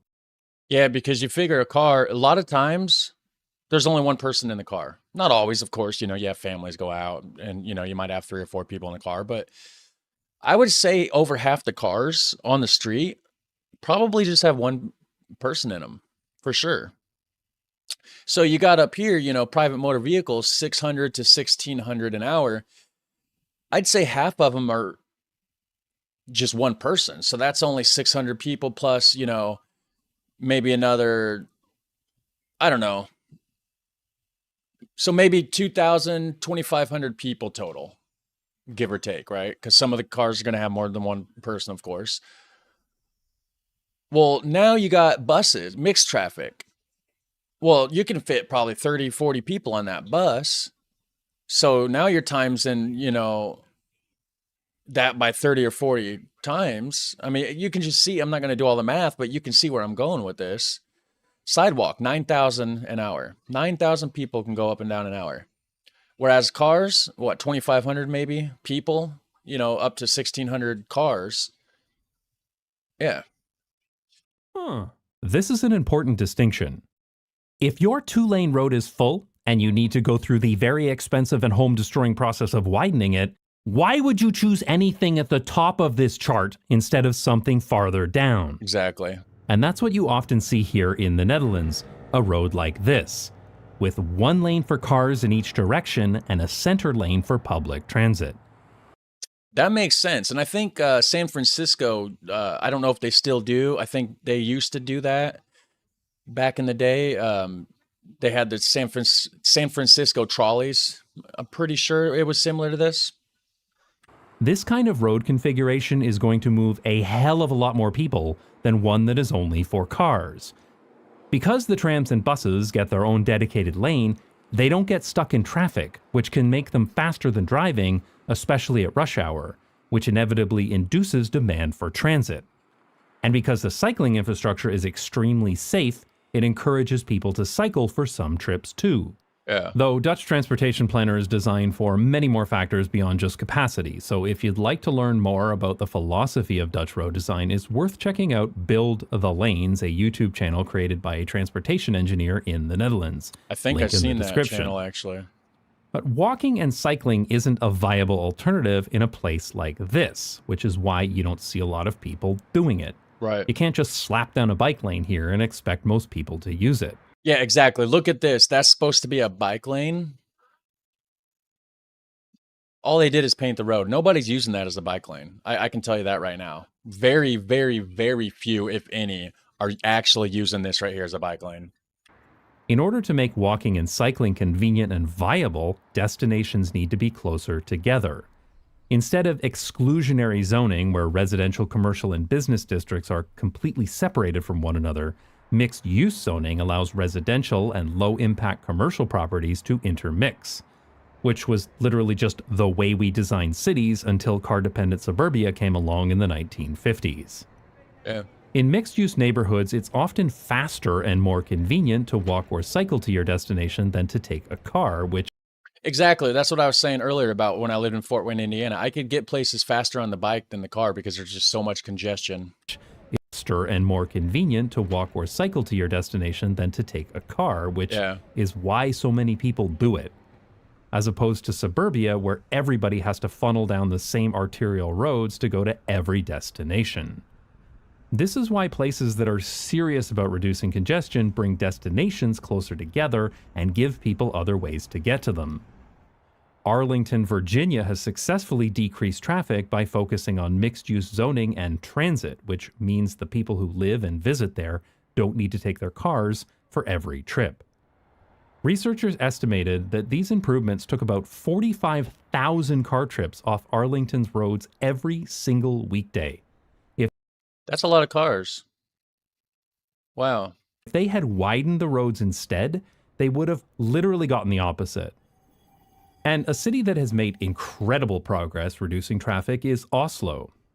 After electing a left-wing majority in 2015, the municipality created a plan to reduce car traffic by 1/3 by 2030. They did this by making it easier to walk, cycle, and take public transit. Nice. They separated tram and bus lines so that public transit wouldn't get stuck in traffic. They built out their bike network and bike share, which made it easier and safer to cycle, and many new people started cycling. They widened sidewalks, pedestrianized streets, and improved safety for people walking by adding things like bump outs and traffic calming. They moved and removed street parking to provide more space and to make the roads safer. And they expanded and increased their toll system to discourage driving. All of these things made walking, cycling, and public transit viable alternatives to driving. Oh, and they effectively eliminated traffic fatalities too.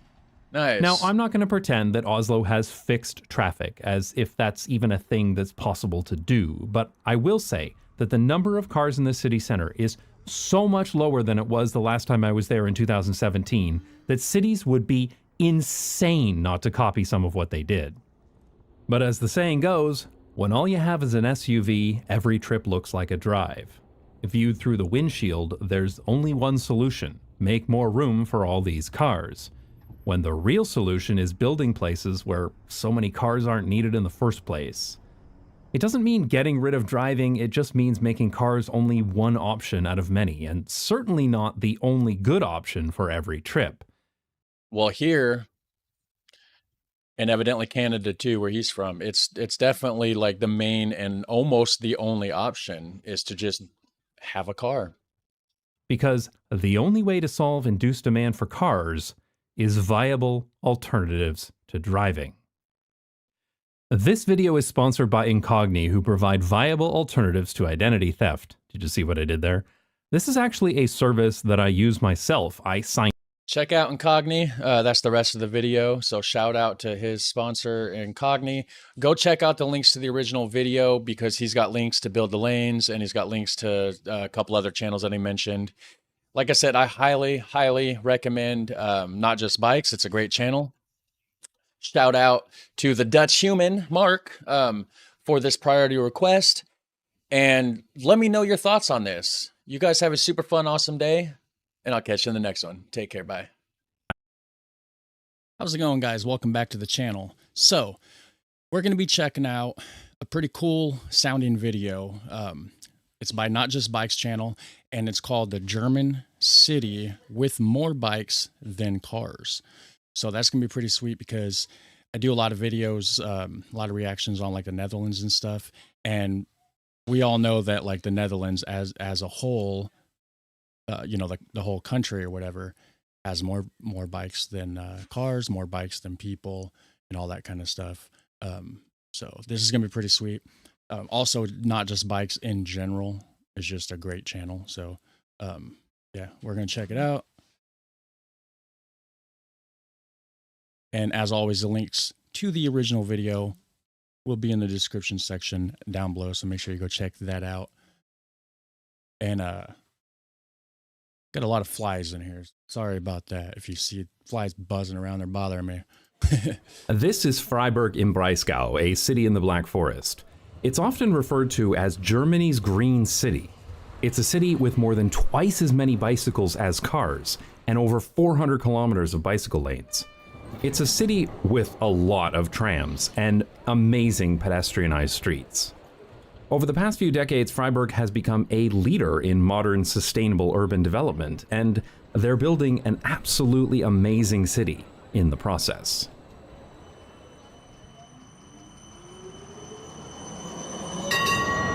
Nice. Germany is well known for its car industry and autobahns, but Freiburg is different. This is a city where cars do not rule. Freiburg is a university town and around 10% of the population attends the university, so obviously you see a lot of students cycling to and from school, and a lot of bicycles parked outside the university. But you also see a lot of cargo bikes and families, a key indicator that Freiburg has a very advanced... Yeah, right here. It even says backfees.nl. I don't know if I pronounced that right or whatever, but yeah, that's a Dutch bike for sure. Bicycle culture. The old town in the center of Freiburg is a wonderful place to be. There's old architecture alongside the new, and the streets are beautiful too. Isn't this amazing? I even managed to film 2 trams going through here at once. Appreciate my patience and good timing. Everywhere you look, there are trams, people cycling, and lots of people of all ages out enjoying themselves. There are nice, narrow streets and lots of outdoor patios. The city center is almost entirely pedestrianized, so of course, it's very quiet. Yet another reminder that cities aren't loud, cars are loud. And when you do see the occasional car, it looks comically out of place with so many people around. The city center has these open water channels, and it's said if you fall in one, you're destined to marry someone from Freiburg. But the best part is that kids actually make boats to sail on the water. Isn't this just cool? One of the most wholesome things you've ever seen? This is so much. What exactly is that for? Is that just to like drain water out of the city instead of, because like here in America or whatever, we have you know, like sewer drains, they call them manholes or whatever, right? They have, you know, they're circles and they have holes in them. You know, I'm sure you've seen them or heard about them if you haven't seen them, but you know, and it drains it and it goes into the sewer system. I wonder if this is just a different version of that without it going directly into the sewer system, so it channels down. I mean, it makes it look really cool. Much fun.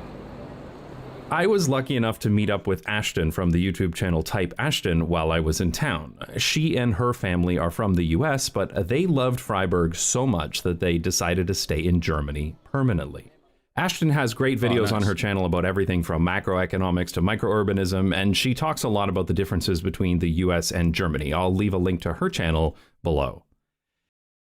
I think I've actually seen a couple of her videos. I'm not quite sure, but she looks very familiar. And of course, she's also an expert in Freiburg, which was great for my first trip here to this amazing city.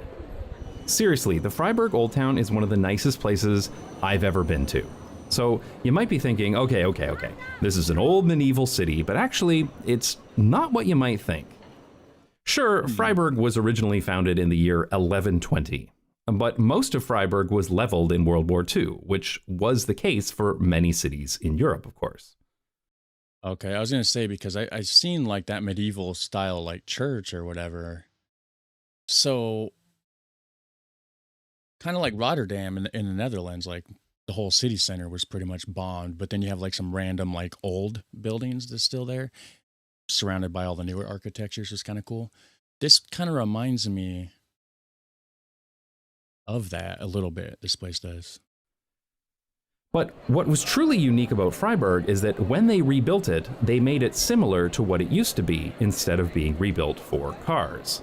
So, I mean, except for like the fact that Rotterdam, of course, is full of like crazy cool modern architecture. Like you don't have like all that in Freiburg that I've seen so far in the video, but just the fact that it was, you know, leveled and then rebuilt, I guess, reminds me of Rotterdam. So remarkably, pretty much everything you see here is less than 75 years old. Unfortunately, the rest of the city was not so lucky. It's commonly said in Freiburg that the war destroyed 80% of the city and cars destroyed the other 20%. Outside of the city center, neighborhoods were built with that car-centric vision of modernity that was common across the world in the 1960s. Okay. This road just outside of the city center used to be a narrow street, just like the rest, with several popular beer gardens and restaurants. But they were all destroyed to build the ring road. The 1960s really were the decade of destroy stuff to build roads, and we're still paying for those decisions today. It was only very recently that activists were finally successful in getting a car lane removed to build this totally insufficient bicycle lane. Okay, so he just kind of like glossed over that. If anybody knows what the ring road is, let me know. This area will likely never return to its original beauty, and it's entirely because of car infrastructure. Ironically, the center of Freiburg, though rebuilt in the style of the original city, was completely overrun by cars and asphalt. Look at this difference between this footage from 1973 and how it looks today. It looks way cooler today for sure. This pedestrian square used to be a parking lot.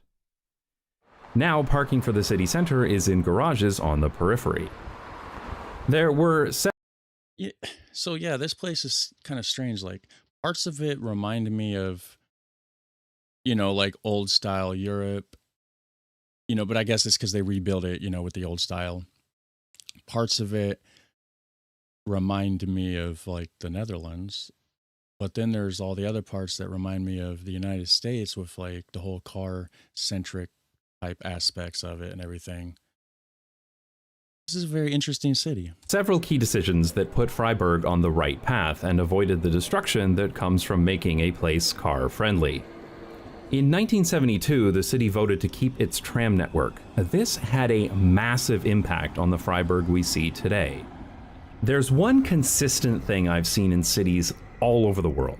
Every city that retained its tram network has better urbanism than any nearby city that didn't. But Freiburg went a step further and actually expanded its tram network through the 80s and 90s, while other European cities were removing theirs. The first part of the city center was pedestrianized in 1973, and once the cars were removed, the city center became a successful business district with a popular market that is still active today.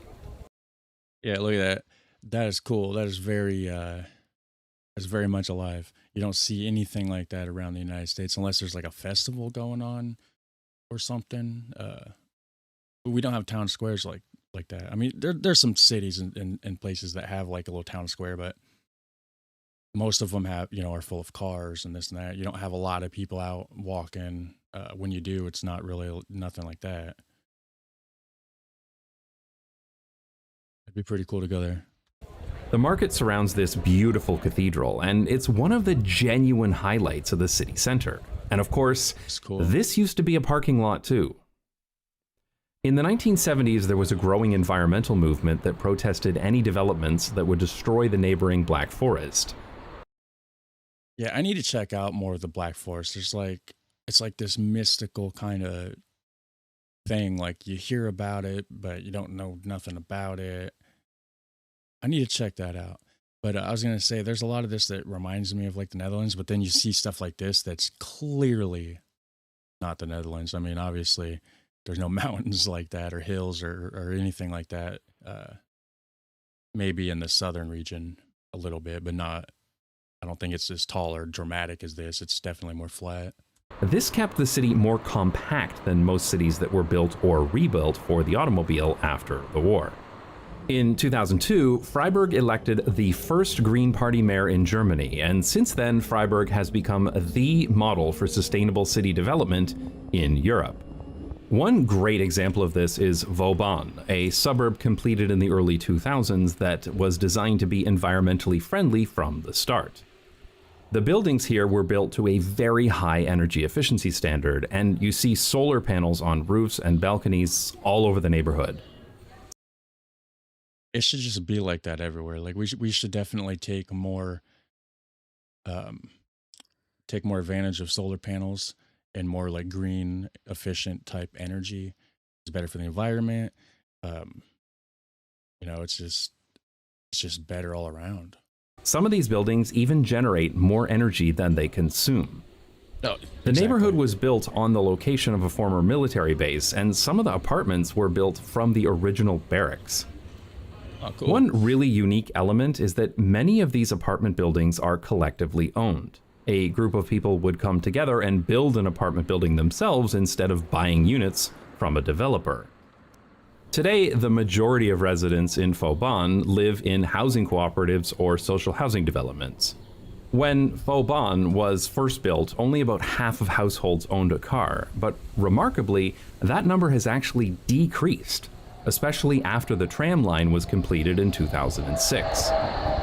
Today, Well, yeah, when you have good public transportation and everything, you don't have to be so reliant on the the automobiles and stuff like that. So like, why own it if you don't need it? And especially in Europe or somewhere like Germany, where there's a lot of like strict regulations on vehicles. You have to get them inspected all the time, so then that obviously is going to cost money. You have to keep up on that.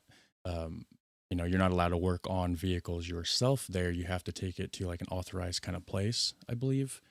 Whereas here in America, I can go outside and rebuild. I mean, I don't know how, but I could go outside and rebuild the whole engine or transmission theoretically if I wanted to. And then it's perfectly legal. I can drive down the road in the state of Indiana. We don't have to have the vehicles inspected. Some states you do, but here in Indiana, you don't. So like, I could drive a vehicle down the road that's not safe, and really there's nobody that would stop you unless it's just blatantly obvious that it's not safe. Then of course the police would pull you over, but yeah, so car ownership is just going to cost a lot more, I believe, in Germany in general. the vast majority of households in 2006. Today, the vast majority of households in Vauban do not have a car, and there are... Okay, so is this just like, because it's showing Amsterdam, so this must be like just Europe in general?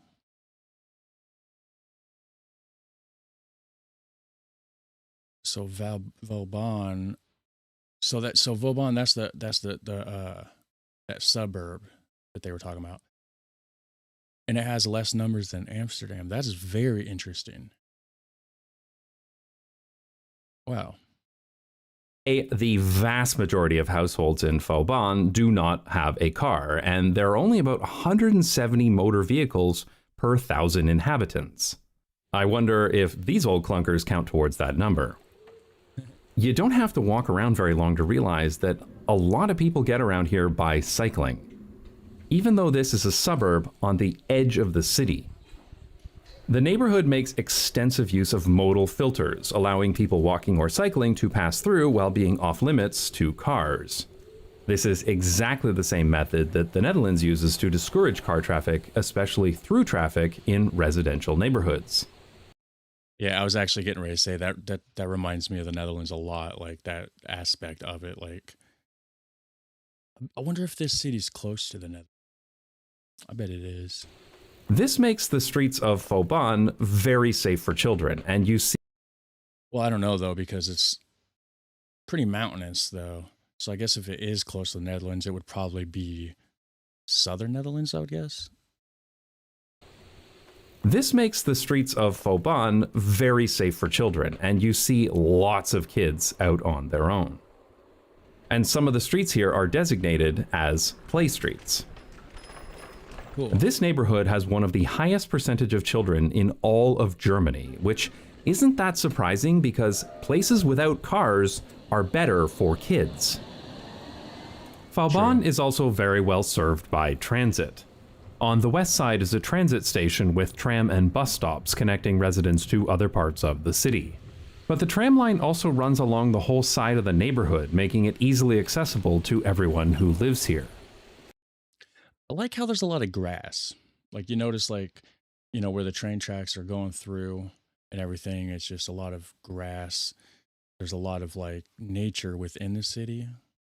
You don't see that a lot in a lot of cities. They would have replaced it with cement and stuff like that. I think that's kind of cool. This should be the model used to design new suburbs everywhere. Unfortunately, not all neighborhoods in Freiburg are as well designed as Vauban. So you'll see other districts with streets lined with parked cars. And it always annoys me when cars are supposed to be parked on the sidewalk. Because while Freiburg spent only a few... That's a real thing. You actually have signs that tell you to park with half your car on the sidewalk? What? I don't think we have that here. I think we'd get in trouble if we did that. Parked on the sidewalk. Because while Freiburg spent only a few decades building car-centric infrastructure, those places still remain, as it takes many decades to repair that kind of damage. But you can see some of those repairs taking place, with extra space being given back to people who walk and cycle. There is, of course, a lot of bicycle infrastructure in Freiburg, including many curb-protected bicycle paths. Unfortunately, even major intersections are totally unprotected, designed in the Copenhagen style as opposed to using much safer Dutch designs. And there are still many painted bicycle gutters. It's the Copenhagen style. So there's a difference between Copenhagen style bike lanes and Dutch bike lanes. Interesting. And dangerous merge lanes on busy roads. So clearly there are still opportunities for improvement. But many of the streets in Freiburg have so little car traffic that dedicated bicycle infrastructure is not required. And some of these have been designated as bicycle streets, where people cycling can use the whole street and drivers need to yield to bikes. And it's always great to see parking spaces converted to outdoor seating for local restaurants. Yeah, that looks cool. Now, there's a lot that's been written about the cycling infrastructure in Freiburg, but I actually think the tram network is one of the city's best features. Freiburg refers to its tram system as a Stadtbahn instead of a Straßenbahn, the usual German word for tram. This is because they consider it to be better, with separated tracks, traffic light priority, and a higher average speed than most tram systems. Okay, so it's kind of like a different version of the standard way that they do it. The trams in Freiburg are very modern, with level boarding at tram stops, making the system very accessible, though there are still some older trams that have yet to be replaced. The tram network covers most of the city and even goes out to several suburbs. And the current planning rules state that new housing cannot be built unless it's within walking distance of a tram line. Really, that's cool. So it has to be within walking distance. I wonder what they consider walking distance, like the actual like how close do you have to be to that for it to be considered walking distance, I wonder. I didn't even cycle while I was in Freiburg because if I have a choice between cycling and taking a tram, I will take a tram. I was able to get everywhere I wanted to go, and I never had to wait very long for a tram either. Because the trams have a signal priority and a dedicated lane for most of their routes, getting around by tram is extremely quick and efficient. And there are so many grassy tram tracks here. I love grassy tram tracks. That's what I was just saying a little bit ago. Like the grass, that's cool. Around here, it wouldn't be like that. It would either be like, well, I guess they wouldn't have cement in between the tracks or whatever. They do a lot of the rocks because you know how tracks, like, you know, it moves up and down with the vibrations. So cement probably wouldn't be the greatest option. But well, then again, they do have it when you have like a train track crossed on a road. It's got cement in between, but then there's like these rubber strips and stuff too. But yeah, most of it would just be like rocks, maybe dirt, you know, and then there's those like wooden crossboards under the tracks or whatever. This looks really cool. And then the fact that they have like the vines or whatever stretching up the poles just gives it more of that nature feel. It looks very nice. Also, I like the new tram and bus station at Europaplatz, with chargers for the electric buses. And the roof of this station is covered in... They got electric buses? Didn't know that. That's cool. Chargers for the electric buses. And the roof of this station is covered in solar panels. In fact, the entire tram network, as well as all of these electric buses, are run off of renewable energy because, nice. Of course they are. Freiburg is not a sprawling city, so it's very easy to get out into the Black Forest. Yeah, that looks really cool. So the Black Forest is just like surrounding it, or like, I don't know anything about it. I need to check out stuff about the Black Forest. That'd be pretty cool. we heard there was a great view from a cable car nearby, so we set off to visit. We took tram 2 out to the end of the line in the south, where we picked up a bus. We had to walk all the way from the tram right here. This is so great. I know this is just a silly, trivial trip to a tourist attraction, and this trip doesn't really matter at all, but this is the way public transit should be everywhere. Not just for the center of the city, not just for commuting, but for all kinds of trips that someone might want to take. Now, the weather wasn't the best, but the view from the gondola was nice, and when we got back, the tram was waiting for us. Freiburg's train station is centrally located, though not very pretty. We got here by train, by the way. And while the road directly outside of the station is not as nice as it should be, there is a separate area above the station where you can board a tram and go into the old town without interacting with any cars at all. Or you can pick up a bike share bike to continue your journey into the city. And there are clearly a lot of people who cycle here. And if you need to access the other side of these flies, oh, they're so annoying. It was just on the camera lens. Sorry about that. The city, this walking and cycle here. And if you need to access the other side of the city, this walking and cycling bridge will take you over the train tracks, which also used to be a car bridge until 1996, because of course it was. I prefer it like this. And now it leads directly to this bicycle parking garage for the train station. Freiburg is a highly desirable city that is sustainable both environmentally and financially, and with great public transport. It's a beautiful place that's safe for children, accessible to all kinds of people, and enjoyable to be in. And yet, it's not thousands of years old. Yeah, it looks cool too. Like I was saying with the nature, look down at the end right there. I mean, that just looks really cool. Like when you walk, it looks like when you walk down to the end, like when you get down there, like nature will like surround you. Like the Black Forest is like blending into this city a little bit. It's kind of cool. Every one of us probably knows someone who is older than the Freiburg city center, which really does make you wonder, why can't we build more places like this? It's not like it's lost knowledge. We know how to build like this. And that looks cool. Wow. You don't see stuff like that around here unless you're like at a theme park or something, you know? And we know people like being in places like this. This is what the sustainable city of the future should look like. Not a place with wide roads and self-driving cars, but a human-sized city with clean and efficient public transportation and streets that are safe enough for everyone. Yeah. Over the past few years, Freiburg has become very well known by urban planners in Europe, and many planners and politicians come here to learn about sustainable urban development, which is great because as far as I'm concerned, the more cities that copy Freiburg, the better. Probably, if you're a fan of car-free places, you might enjoy my video about Zermatt, a car-free town in the Swiss Alps. I'll put a link to that video down below, which you can watch now, but only on Nebula. So yeah, that's the end of that video. Yeah, that's a really cool place, Freiburg. Yeah.